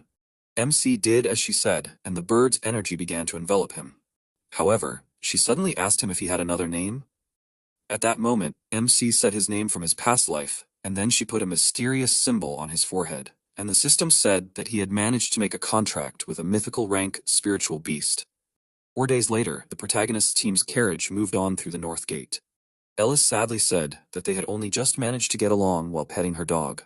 Cassie smiled and told her that she would be able to see this girl after the secret pilgrimage was over. But Ellis was still sad. Then Lo told her that he would make sure that Mr. Joseph allowed visits to this city. Lo then turned his gaze to the door from the carriage, wondering if Aiden was still asleep. Meanwhile, MC was looking at the mercenary badge, thinking that he had received an S-rank mercenary badge and had not held it in his hands for a long time. Back when they were still in the guild, they all received their tokens, and Bali chuckled and said, "This is what the gold token of an A-rank mercenary was." Lo looked at his token and said that he unfortunately got a B rank, so Lo asked the protagonist what kind of token he got. Then they both saw that Aiden had a white gold token meant for S ranks. Lo shouted that this was to be expected from their young master. Marcus said that a mercenary's rank is determined by his skills and exploits. With time they will all be able to become stronger and increase their rank, so there is no need to worry about that. Lo told Marcus that it was a great job, and Marcus told him that it was not at all, and then asked where they were going now. Aiden replied that they were heading to the CS lands. He had some business there. Then Marcus asked for permission to ask another question, and Aiden looked at him in surprise and asked what he wanted to ask. Marcus came closer to him, asking in a low voice if he thought the Sias man was behind this. Aiden was surprised, but Marcus continued to say that it was easy to see how angry Aiden was at the mention of that name, as if he knew that they were the ones doing this. MC sweated, thinking that it was too easy to read. Marcus continued to say that after what happened to his daughter, no words would be enough to describe his anger towards those arrogant fools. However, he knew that he was powerless now, so he would like to ask the protagonist to continue, even if it was impudent. He said that if Aiden was as angry as he was, he asked to make them pay, and then he was ready to swear to follow Aiden everywhere and everywhere. A smile spread across the protagonist's face, and he said that he liked it, because there was nothing stronger than an alliance against a common enemy. They shook hands while MC said that they must make these filthy monsters, worthy only of death, pay for their sins. Aiden thought with pleasure that he was finally resting, and at that moment their coachman shouted to them that they would arrive soon. Ahead was that ill-fated CS duchy. After a while, the protagonist's entire team found themselves in the center of the city. There were many mercenaries, knights and other people everywhere, and Cassie, looking around, said that it seemed to her that there were nobles and knights from all over the world. MC told her that this was true, because the martial arts fight festival would begin soon. Then, she asked him what kind of festival was this. MC replied that this festival was held every winter, a tournament in honor of Jaeger-Sias, who sealed the creature of death, the Queen of Winter, and founded the Great Duchy. Considering the constant monster attacks in winter, which the townspeople are not particularly excited about, this event was like a ritual for a safe winter. There weren't many festivals like this on the continent, so a lot of people came there. It got to the point where the people of the duchy would quit their jobs and just enjoy the tournament. And of course, Aiden was going to participate. Bali said that it sounded pretty fun. Lou was shocked and asked, "Why put yourself in such danger?" Curse asked the protagonist, "What kind of tournament was this? Didn't he come for revenge?" Aiden answered him in his mind that it was. Any item from the duchy's vault could be obtained by winning, including the elixir. And the protagonist needed it to reach the level of Grandmaster, just like in his past life. And the most important part would be after the tournament. After it was over, the Winter Queen, who was sealed by the founder, would awaken. The Winter Queen was a disaster that led legions of death across the frozen land. The surrounding lands turned into ice caves, and everything on the northern continent, including Sias, was destroyed. The northern people sent 6 noble knights, including Archduke Oops, but they were completely destroyed. Father, who miraculously survived, fled. Only the Storm Knights of Silbetta and his Blood Knights managed to survive and save the northern continent. They defeated the Winter Queen. Silbetta became the new Grand Duke of Pups. The people praised him. Noble and surrounded by honor, he was awarded the title of Royal Knight. But in his past life, he was not distinguished by either decency or nobility, and Aiden knew this very well. First, he won the tournament. Then he fought the Winter Queen, defeated her, deal with the Silbetta, who was exhausted from fighting the Queen. That was his goal. Eldest, who was eating her stew while they were sitting in the tavern, asked the protagonist, "Doesn't he like this?" She noted that he had a strange expression on his face, but Aiden immediately told her that it was not like that at all. At that moment, Bali said that there were a lot of people there. Although it was an ordinary tavern, he said that he thought it was the best place on the continent. There were indeed many customers. The atmosphere inside the establishment was extremely pleasant. Aiden told him that everyone looked happy, and at that moment, a man approached their table, saying, apologetically, that there were no free tables, so he asked for permission to join him. The man smiled, and the MC and his team accepted the guy and his allies. Sitting down at the table, He said he was glad to meet you, calling it fate that they met like this, so they had to get to know each other better. He introduced himself, saying his name was Lao. Aiden also said his name, saying that this was his team, and they were traveling. He asked if the person next to him was his partner. Lao replied that it was his younger brother named Rattle. He said that the guy was a little shy, and there was another person with them. Cassie took a sip from her mug, saying that she never thought she would meet this old man there. Lo asked in surprise what she was talking about, and at that moment another mercenary sat down at their table, saying that he hadn't met anyone from the cat tribe for a long time. He introduced himself, saying that his name was Balan. Cassie also introduced herself in return, saying her name. Aiden leaned towards him, saying that he must have been from the tribe of wanderers, saying that it was very rare. Balan chuckled, saying that it seemed that there was someone in their team who clearly liked cats. Ellis spoke up at this point, saying with a smile that she had been wanting to ask for a long time what Redell was holding in his hands. Redell flinched. He was indeed holding the mysterious instrument, and he explained that it was a traditional instrument from his hometown, called a bipa. He said that, although he was a little embarrassed, but in their team he was the bard. Ellis immediately clapped her hands, saying that she really wanted to listen. Redell also asked in surprise, did he really have to do this right now? However, Ellis made big eyes, folding her hands in a pleading gesture, and then Redell replied that he was not very good at this, but if she really wanted to listen, then he would do it. He began to play his instrument. The music that sounded was really beautiful, and MC immediately paid attention to it. Everyone in the tavern froze, turning towards the bard. Everyone enjoyed this fleeting moment. The curse behind the main character said that the ability to put mana into music was an amazing ability for the guy. The mana contained in the music resonates with the mana of people and fascinates them. The music continued to sound, and after a while, the bard stopped playing, saying, "That is exactly how this instrument sounds." He opened his eyes, and at that moment, a wave of joyful people in the tavern immediately began to shout that it was an amazing performance. Cassie, looking at this, said that the young gentleman did a great job. Lo even shed a tear, saying that he had never heard something so touching before. Ellis shouted that it was the best performance ever. She said it was incredible. Lao leaned towards his friend, saying that he had gained fans as expected of his younger brother. Radel immediately shouted at him in embarrassment to shut up. Then Balan asked, "Isn't he secretly enjoying this?" Radel became even more embarrassed, asking, "Why would Balan say that?" Lao said that he wanted to chat with them some more, but they didn't have much time. Aiden said that since they had such a busy schedule, there was nothing to be done. Lao said that preparing for the tournament was much more difficult than he thought. Hearing this, MC asked, "Are they really participating?" Then MC froze in place, and in the next second asked, "Did he say that his name was Lao, right?" Lao smiled and replied that it was true, and MC walked closer to him, saying that he thought that the next time they met, they would be rivals because he was also going to participate in the martial arts tournament. Lao replied with a slight frown that in that case he would not do him any favors, and after that they said goodbye and went their separate ways. Curse, watching the people walking away, asked the protagonist, "What was that?"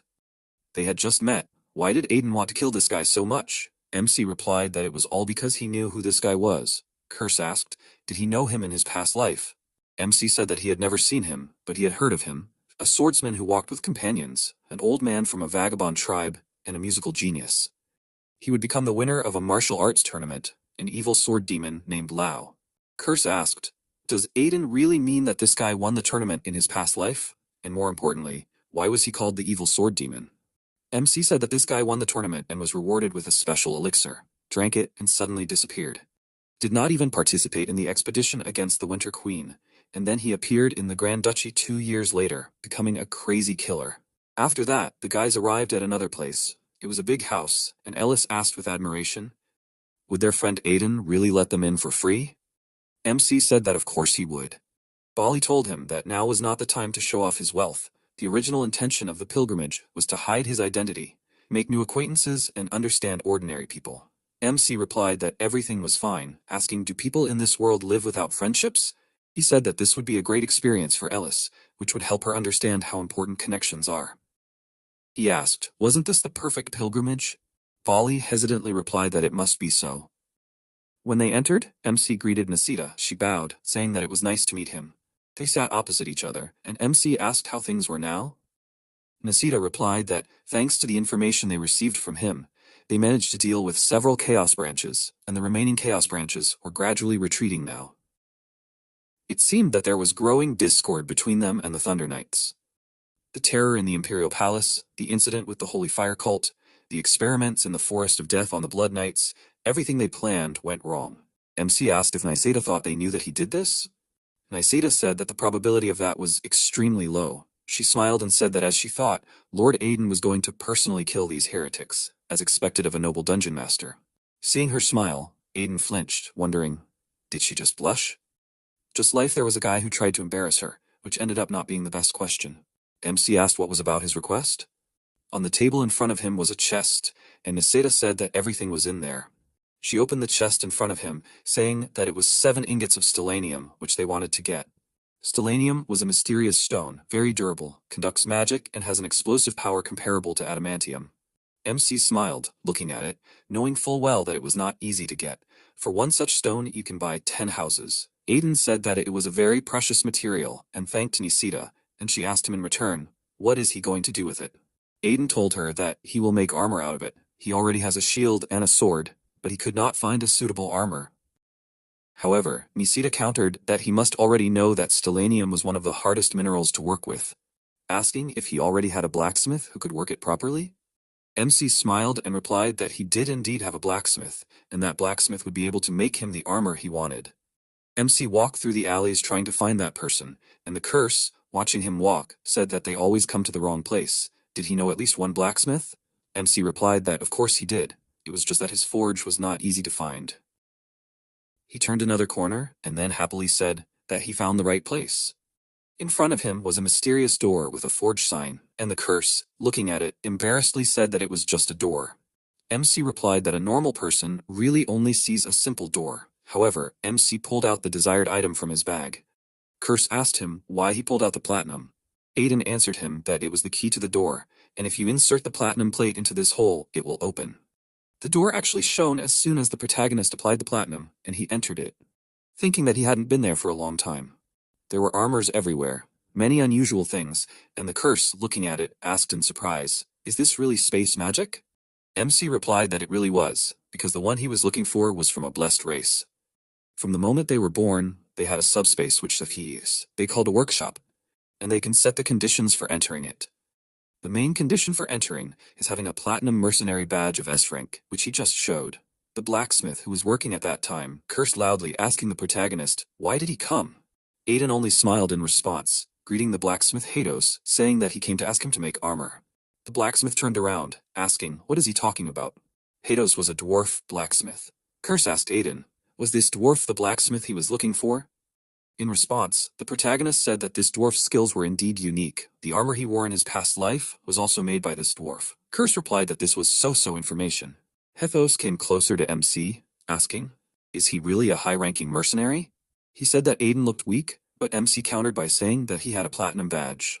The dwarf shook his head from side to side, saying that it seemed like the human world had gone crazy. Giving such a weakling a badge, they should raise the requirement. Hethos shook his hand, telling Aiden to go away, because he was not going to make any weapons for him. There were many other blacksmiths.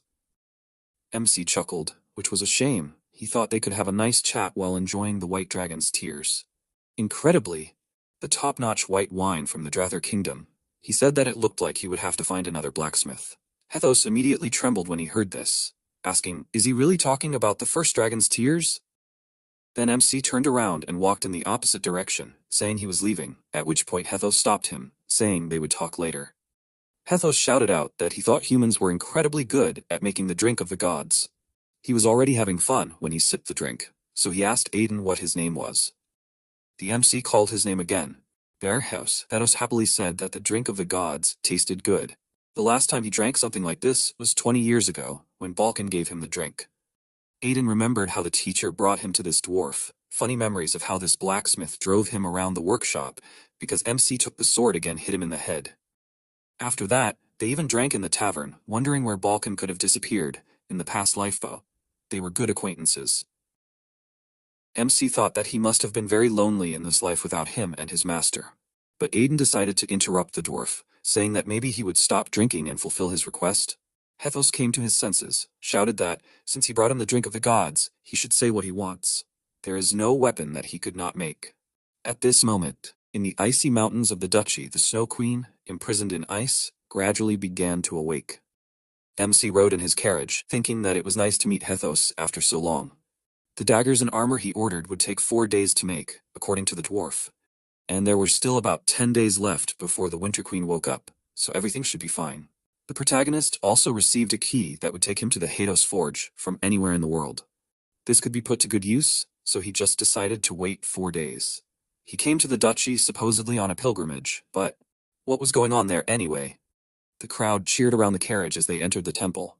Everyone wanted to see the saint. The priests were just going crazy, looking at the carriage. Eldest, in response to this, happily waved her hands, shouting that she was glad to see them all. Seeing the little girl, they began to shout in admiration. The crowd only became louder.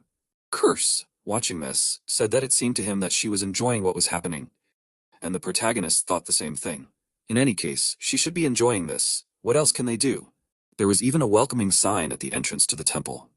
They arrived at the Seomwa Church, which was located in the Sias Dukedom. They were greeted by the high priest of the Divine Fire Church, Regressed. He bowed in a respectful gesture, greeting the saint's companions as well. Curse asked, was this man-shaped person the high priest? MC also thought that this guy looked like a cook or a cleaner.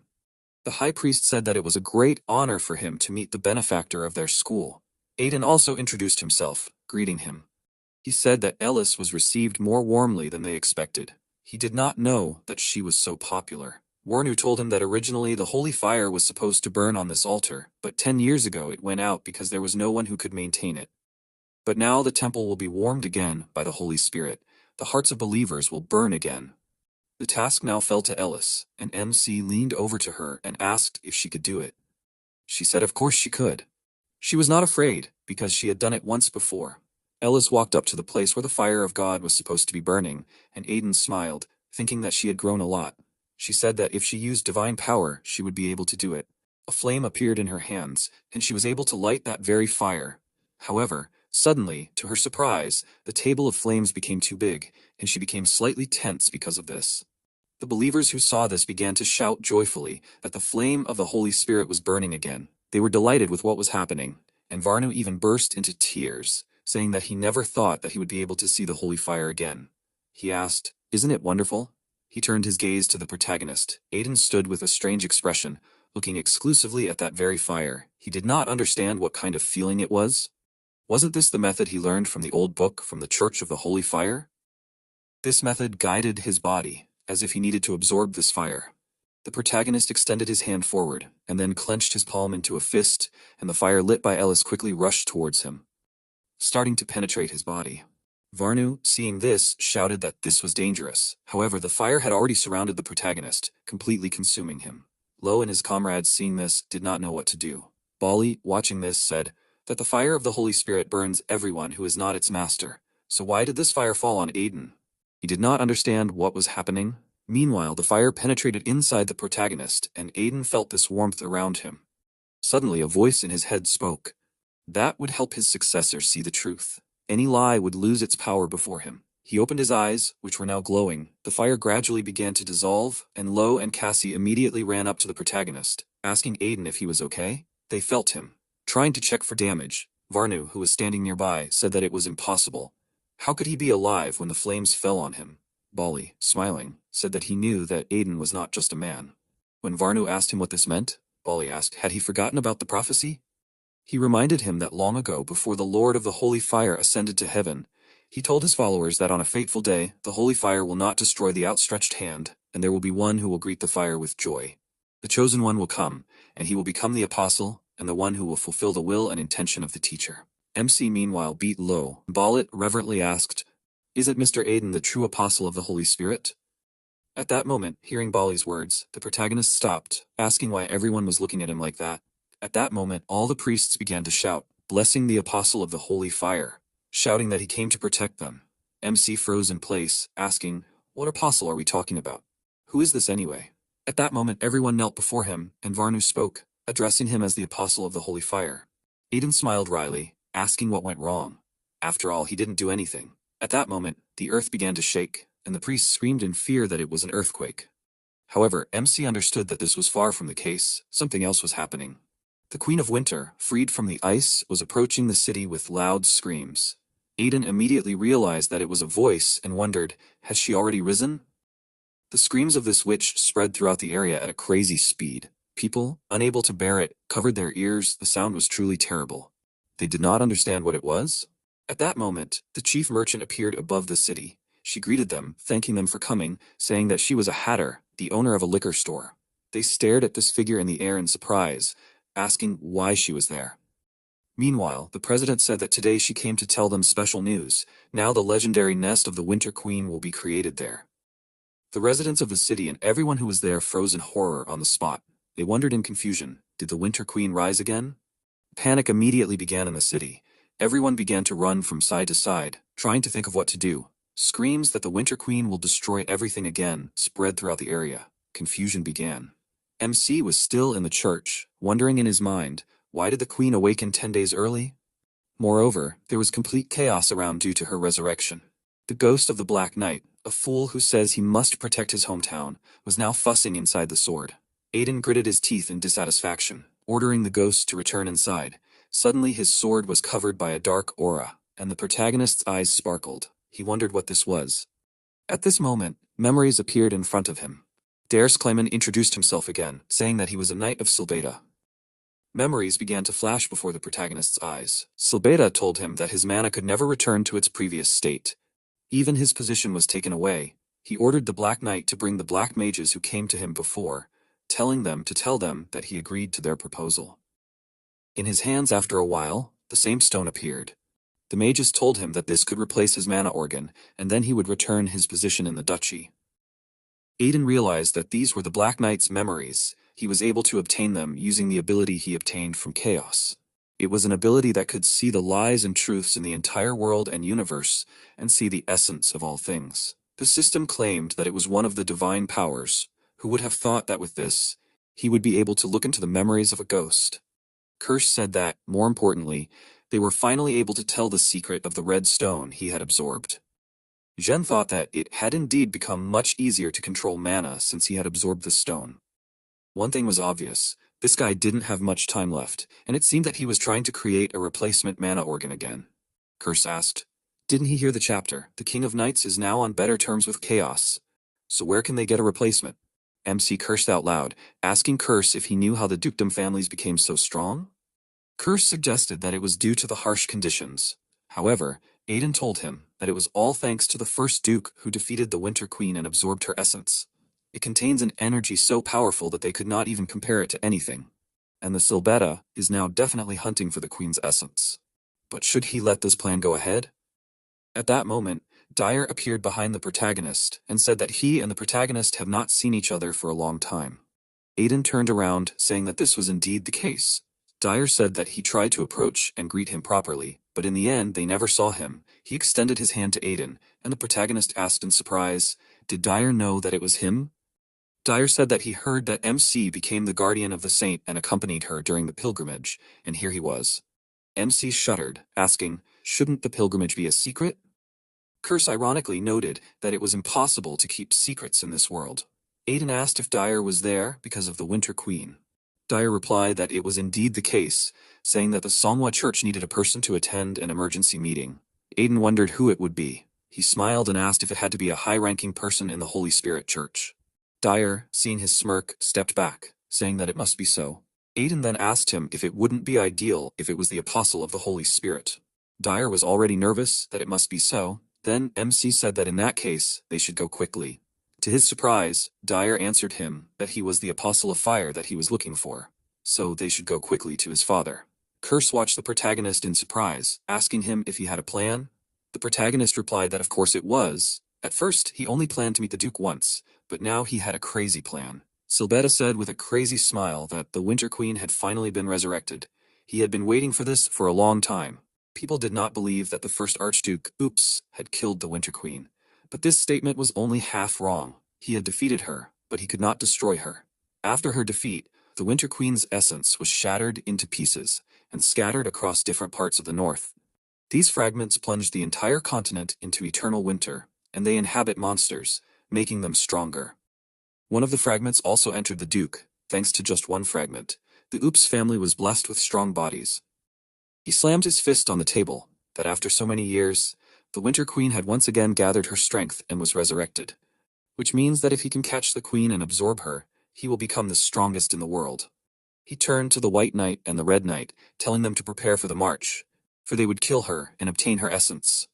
The knights bowed before him, accepting the order. However, at that moment, the butler burst into the Duke's office, shouting that they were in big trouble. He caught his breath and said that he had just learned that this Duke Sai had entrusted the task of subduing the Winter Queen to an outsider, not a knight. Silvetta winced, asking what he said. She clearly told father that she could handle it herself, so how could he entrust this task to an outsider? Silvetta asked who the outsider was. The butler replied that it was someone from the Church of the Holy Fire. The Red Knight winced, beginning to understand who it could be. Silvetta cursed, saying that those fools from the church always pissed him off. Then the butler replied that he heard that the leader of the expedition was quite famous now. Then Silvetta asked what his name was. The palace told you that it was Aiden Rimas. Silvetta gritted his teeth, repeating the protagonist's name. He said that he thought that they should meet him in the audience hall of the duchy after the appearance of the Winter Queen. There was a conversation between the Archduke, the protagonist, and Dyer, and the Archduke asked Aiden if this meant that he wanted to tell him that he was ready to defeat the Winter Queen. Vernon C.S. was an active, advanced swordmaster. Aiden told him that he was actually offering him a deal. Vernon told him to say what he wanted here. Aiden told him that as far as he knew, the Winter Queen was a powerful beast that even a few swordmasters couldn't handle. And even if it was elite knights, the loss would surely be huge. Instead, he suggested that his friends and the Order of the Holy Flame go and subdue the Winter Queen. Vernon was silent, considering the proposals, and then asked what he wanted in return. MC smiled, answering that he wanted everything they had, from the earth to the resources that resided on it. Dyer asked him if that wasn't asking for too much. But the protagonist interrupted him that he wanted something else. Vernon asked, what did he want? Dyer turned to his father in surprise as he stood up, walking towards the protagonist, telling him that they believed in action, not words. He grabbed his son's sword and attacked the protagonist with one sharp thrust, but MC managed to resist his attack, as he thought Vernon was a high-level swordsman, and he just swung his sword, and his hand was already numb. Dyer turned to his father, shouting that this guy saved him, and if he kills him, it will be terrible. However, the Duke threw his sword to the floor, saying that Aiden was not an empty talker. He asked him what his last demand would be. MC knew that the Duke was not very knowledgeable, so he put forward his last condition without complaint. After a while, he found himself in his own room. The last condition was the elixir, which was originally intended for winning a martial arts competition, and as the protagonist thought, it was a huge concentration of mana. He felt like this thing was breaking his limits. A moment later, he swallowed the capsule, felt a terrible pain, was pierced by a great force. He felt cold mana pouring into his body like a huge stream. It was so much that his body could not contain it completely now. But this does not mean that he can lose even a drop of precious mana, and his face took on a shade of extreme effort, while he clenched his hand into a fist, thinking that all the mana was his. Curse, seeing this, shouted that in this case, the mana will go out of control. He shouted at the protagonist to stop. However, Aiden did not want to listen to him. He shouted that he would never do this. A little more, and he would get everything. The room was glowing with him. The wall of the protagonist's mana was crumbling. He could feel it. After a few moments, the atmosphere in the room calmed down, and a new appearance of Curse appeared in front of the protagonist. He, folding his hands on his chest, said that it seems that the more Jenya's strength returns, the faster his appearance returns. MC got up from the bed, trying to hit Curse, but his hand passed through, and Curse asked him what he was doing. MC said that he hoped he could hit him if he became a swordmaster, and the Curse asked with displeasure, what did he just say? At that moment, there was a knock on his room, and Nisida entered, saying that she was ready. The protagonist turned to her, saying that in that case, they will begin, while behind his back, and continued to grumble. They arrived at the land of the Queen of Winter. Nisida said that it was not an easy blizzard. MC replied that it was indeed a rather nasty curse. The reason for the destruction of the first squad of elite knights was this blizzard. Banshee, it drives people crazy, reminding them of their greatest fears and sorrows, but it does not affect him now. He used the new skill he learned, overcoming the frame, this obstacle without problems. The second reason the knights failed was the huge army of undead. MC chuckled, saying that there were quite a lot of these guys. Indeed, the creatures created by the Queen of Winter were already preparing for battle. There were so many of them here, and they were all different sizes and shapes. MC thought that he didn't need to deal with this himself. He asked if she could handle it. She said that she noticed that she couldn't see anything, but she could definitely feel them. and also hear the scream of the undead, crying in sorrow, begging for salvation. Full of fear, the undead roam the world, locked in their memories of life and unable to rest. They relive the pain of death over and over again, crying out for salvation. This is why black mages exist. They save the dead by bestowing the blessing of death on ghosts who writhe in pain. Niseta said that the three main religious orders were priests who blessed the living. But the priests of the Florentine kingdom had always served the dead. She was the last priest because the royal family of Florence and the high priest were no more. So she simply carried out the mission entrusted to her.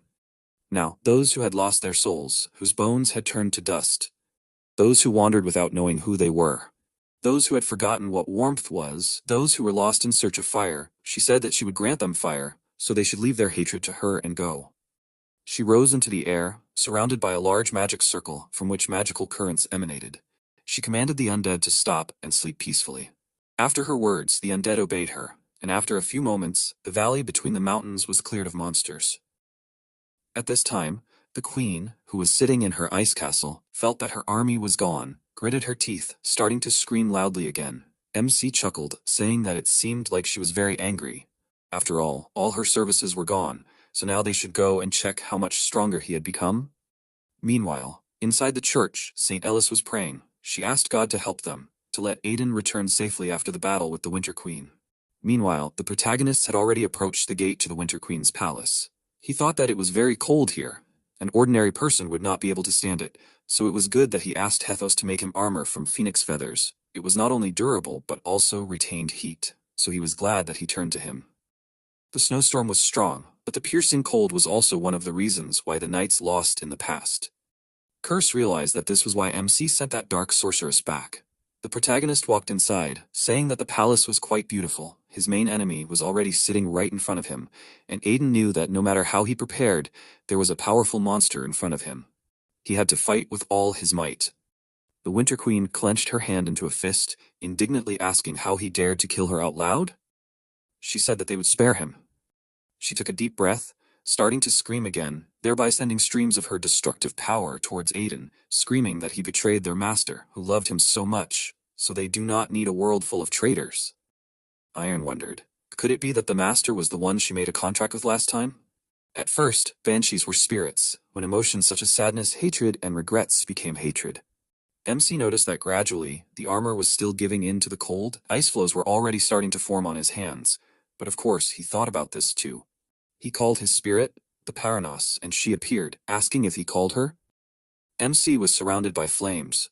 The ice immediately melted, because his spirit was so strong that it could only show 1/100th of its power. Now he was sincerely grateful to her. She asked how a spirit that ascended so high could be so corrupted. She called the Queen of Winter just a pathetic child. The protagonist asked her if she thought they could defeat her, to which the spirit replied that she was the ruler of flames, so they should just try to quickly send this poor child into oblivion. MC took off, shouting for the Pyranos to cover him. The Queen of Winter immediately created new soldiers from ice, who rushed back at the protagonist, starting to advance. However, Aiden had already seen her weakness. As the ice monster began to accumulate strength, Aiden swung his sword, cutting the ice in half. He said that he now felt that he had reached the level of a master. The ice monster screamed loudly, once again directing an attack at the protagonist. However, Piranessa, using her flames, attacked the ice monster, melting it. She could not allow this monster to touch her master. The Queen of Winter shook again, saying that they destroyed her beloved servants. She began to cry, screaming that he was finished. Gathering strength in her hand, she launched several ice shards straight towards MC. These were ice arrows. However, Aiden quickly and dexterously returned from all these attacks, saying with a smile on his face that the main thing was to remain calm. But the Queen of Winter was far from an ordinary monster. To the protagonist's surprise, she quickly put up an ice wall, forcing him to jump back. He did not understand how she could continue to use such magic. Where did she get mana from? The queen screamed again. Strong streams of cold wind whipped the protagonist's face. He thought that she was using that annoying move again. He hoped that Piranessa could help with this, but suddenly his spirit apologized to him, and MC turned around, seeing that she was not looking her best now, asking what happened to her. Piranessa replied that it was too cold there. And I already had too little mana to support her summoning, so all she could do was warm him up a little. MC cursed. Spirits are too strongly affected by the environment, and here, together with permafrost and cold, it was the worst environment for phoenixes. He was too frivolous with the Queen of Winter. In his past life he barely managed to destroy her, and now she is unlikely to cooperate with him. He wondered, was there really no other way? At that moment, his bracelet vibrated, starting in download magic. He prayed to God to help him, and suddenly his body began to be enveloped by a mysterious energy. He opened his eyes and looked at this power in surprise. Curse began to scream in horror, asking where did these divine streams come from? He had to get out of there right now. MC heard Ellis's voice, asking to help Aiden return safe and sound. He realized that she was praying for him. And Piranessa said that she did not know what happened, but the amount of mana and Aiden suddenly increased. Now it should be enough. Now she could only use 1/10 of the power. She spread her wings wide. The palace from her heat began to melt gradually. MC asked in surprise, was it really only 1/10 of her power? The Winter Queen shrank, asking what kind of light was this. Piranessa answered her to say goodbye to her master. Powerful streams of fiery mana began to diverge throughout the palace, heading straight towards the Winter Queen. Her eyes suddenly widened when she saw the silhouette of the Demon Lord right behind the protagonist. The curse apologized to her for keeping her waiting, and then told her to rest in peace. The Winter Queen just smiled slightly in front of her, thanking the Lord for everything. Suddenly, the snow in the duchy stopped falling, and the souls of the residents became warmer. They looked around, asking, is it really even starting to melt in the mountains? What does this mean? The head merchant again stated that the Spirit Guild officially declares that from now on, the legendary dungeon of the Winter Queen's Nest has been conquered by Aiden Reams. The city's residents looked at her in surprise and asked, is it really possible that the Winter Queen has been defeated? Is it really possible that she was overthrown by that same dissolute air? That they no longer had anything to fear? Smiles immediately appeared on their faces, and they realized that they needed to celebrate this event. They glorified the name of the main character. Lo, Bali also noticed the changes with a smile, as did Dyer. Vernon also felt it and smiled, realizing that everything was over. Meanwhile, chaos was happening in Silbit's office. Things were scattered all over the room, as if someone had started a battle there. The red and white knights stood in the middle of the office, letting their heads fall, while Silbetta, who had thrown everything, said that it should have belonged to him. Because of some unknown upstart, everything was destroyed. He shouted with rage that if it weren't for Aiden Remies, he would have destroyed the Winter Queen and regained his power. He had already shouted, and then that he was going to kill him, when suddenly he began to cough up blood again, which forced him to lean on his hands. He raised his eyes, saying that besides, they said that this guy saved Dyer at the reception, and also helped the Holy Nine Church Order. All this simply cannot be a coincidence. He understood it. Aiden intends to interfere with his plans. He was angry and ordered the White Knight to bring him the experimental sample. The White Knight tried to object, saying that this is a prototype, created not from a human, but from a monster. The power of this prototype was unstable, so side effects could occur. Silbetta asked with rage, did he dare to contradict him? The White Knight shuddered, answering that he understood. Silbetta trembled with anger. He rose to his feet, saying that this Aiden was able to destroy the Winter Queen, which means that he has at least reached the level of a sword master. In order to confront him, Silbetta had to at least temporarily restore his strength, and then, using the essence of the Winter Queen, complete the creation of a crystal. If he had to kill Aiden for this, then he was ready to do so. A terrible smile spread across his face. He did not intend to give up. Meanwhile, in the church order department, MC entered the church, listening to the chanting in his honor behind him. Kirsch said ironically that it was funny to see them honoring him as a hero. Aiden replied that he was not a hero at all, but simply followed his path together. Although he could not hide that he was really pleased with it, and the cloak he got was quite worthy. It was a frozen winter cloak, an artifact of the spirits. The unique skill of this cloak was to instantly freeze the space within a radius of 15 meters. At that moment, while he was walking, Ellis ran out to meet him. She hugged the protagonist, with joy on her face, saying that she prayed to God to let him come back alive, and it seems that God heard her prayers. The protagonist thought that her prayer really helped him. He smiled at her and said that thanks to her, he came back alive. At that moment, Bali approached him, saying that he would never have thought that a monster of catastrophic level could be defeated so easily. He said that Aiden was stronger than he imagined. Also running towards him was a sobbing Lo, who was ready to cling to the protagonist. But he stopped him, holding his head. The protagonist said that they flattered him, because he would not have managed alone. And then MC, looking at another member who had rushed to him, asked what kind of wolf this was? Laughing, she answered that it was Choco. Aiden asked in surprise, is this really the same Choco he knows? Ellis answered that the dog had been looking bad for the past few days, had not eaten and slept almost all the time, and then this one started growing new fur, and the dog had changed. MC asked, Did the dog really just change like that? Kirsch said that it seemed that the dog had overcome the boundaries that were laid down in this, evolving into a new form. Wasn't fate the same? He said that just like Aiden, reaching the level of a swordmaster, the dog had surpassed his limit. This beast had simply crossed his line and gained new power. Now it could be said that Choco was a swordmaster in the dog world. Aiden thought that he had overcome his limit with such difficulty, and this dog did it for nothing. At that moment, one of the priests approached them, saying that he had great news. Aiden turned to him, pushing Law away, and the priest continued to say that a personal invitation from the duchy had just arrived. They wanted to express their gratitude to him and invite him to a dinner party to meet in person.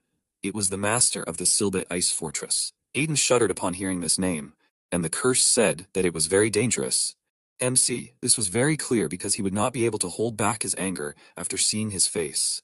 A few hours later, MC arrived at the ice fortress. He was stopped by a voice. Someone asked with hatred, "Was he Aiden Rimas?" The protagonist shuddered, his gaze fixed on the enemy. Silbetta appeared in front of him, smiling menacingly, saying that he knew a lot about him, asking, "Was it really he who saved his brother? And also helped the church order?" MC answered that all of this turned out to be conspiracies of vile warlocks, real scum of humanity, just like Silbetta himself. Silbetta's body was covered with protruding veins. He continued to smile abnormally, saying that this meant that Aiden knew everything. He asked if Dyer sent him, or someone who harbored a grudge against him. The protagonist took his hand on the hilt of the sword, which in a sense he was right. He was asked to do this by a mercenary who once considered him his comrade.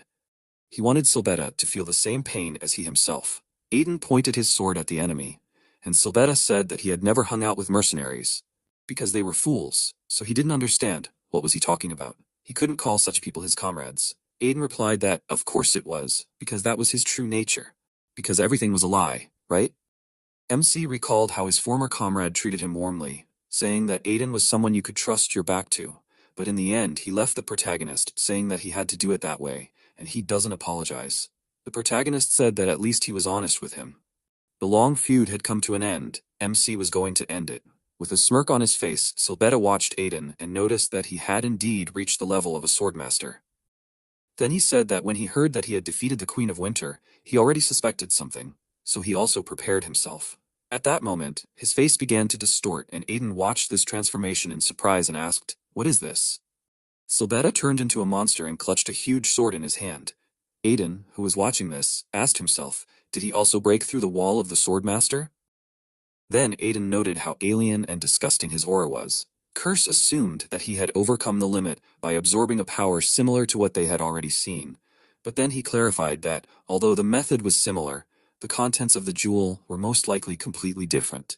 Because now a monstrous aura was flowing in the body of the King of Knights, not a human one. Curse said that he looked like a completed version of those same bloody knights that they had seen earlier. Looking at the monster that appeared in front of him, Aiden said that the insane power eventually destroys even himself, and it was even a pity to see.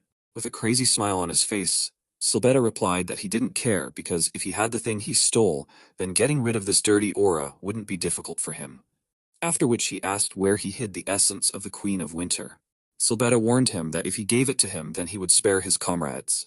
MC looked at him questioningly, after which Silbetta grinned, noticing that he was as stupid as he looked. Silbetta asked him if they were the only two here. Then, where did he think his knights were now?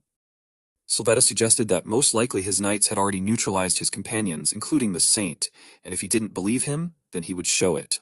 Silbetta demonstrated the ball and offered to look into this crystal, because his comrade had already become hostages. However, he suddenly interrupted himself, and in sincere shock asked how this happened. At this time in the department of the Thestef, says of the Holy Order near the church, there was a noise. The White Knight looked in bewilderment ahead, clutching the ball in his hand, and said that Lord Silbetta had said that these were insignificant people.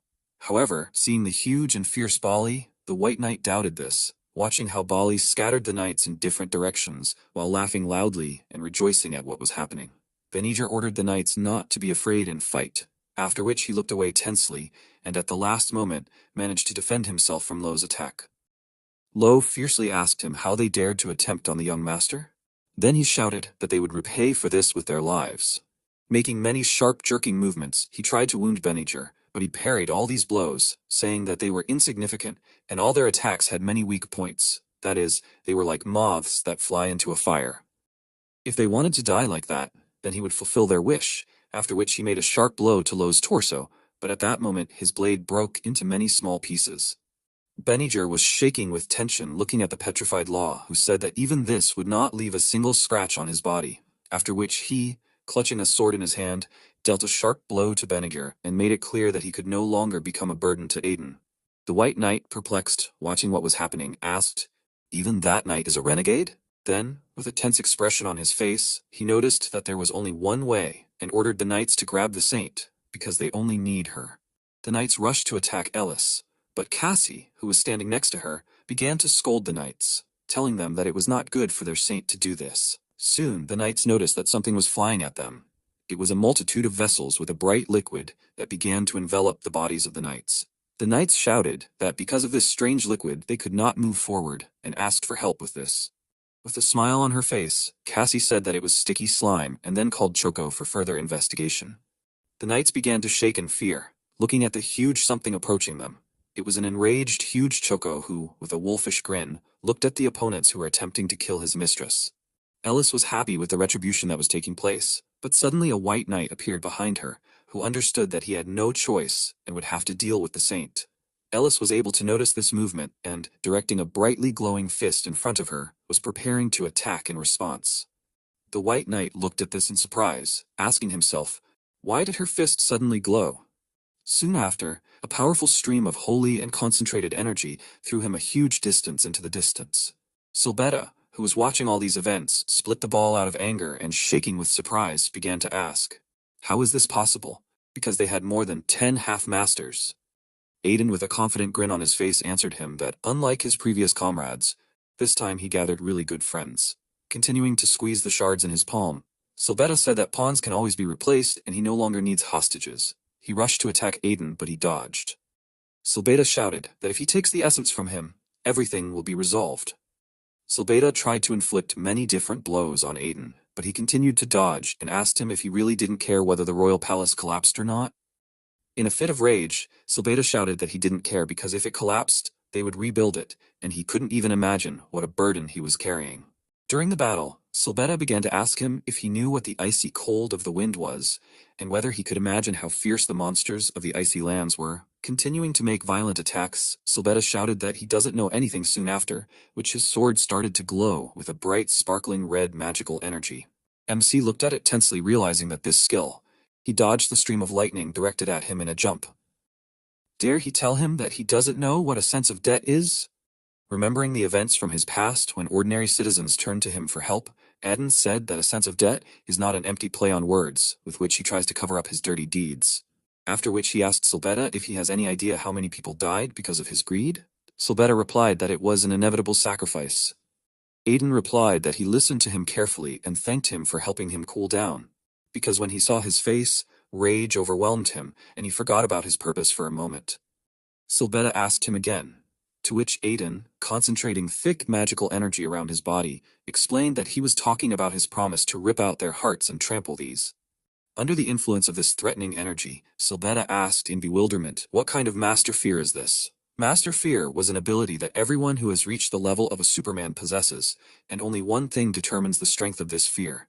This is the blood that was spilled on the way to the top, and which tempers the true thirst for death.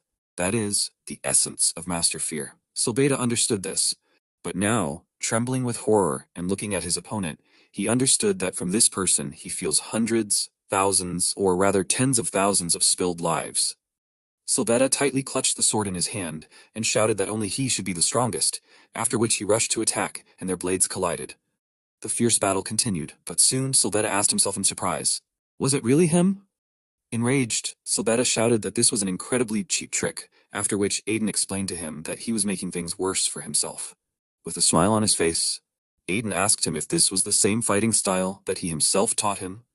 Confused, Silbetta said that he was seeing him for the first time, to which Aiden suggested that he take another closer look at the technique he taught him.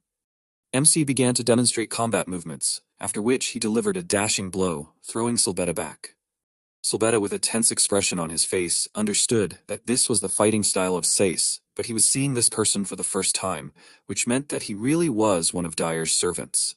Silbetta thought strongly that all those who stand in his way will die, his eyes filled with a bright red color, soon after which a magical rupture occurred around him. Aiden, who was watching what was happening, noticed that this was ultimately what was going on. Silbetta, with a brightly glowing red body, threatened Aiden with death. MC noticed that the mana was getting out of control, and he completely succumbed to this destructive force just like a wild animal. With an incredibly tense body, Silbetta said that he would become the king of knights, and everyone should obey him, after which he addressed Aiden by name and raising a huge sword above his head, explained that he could not defeat him.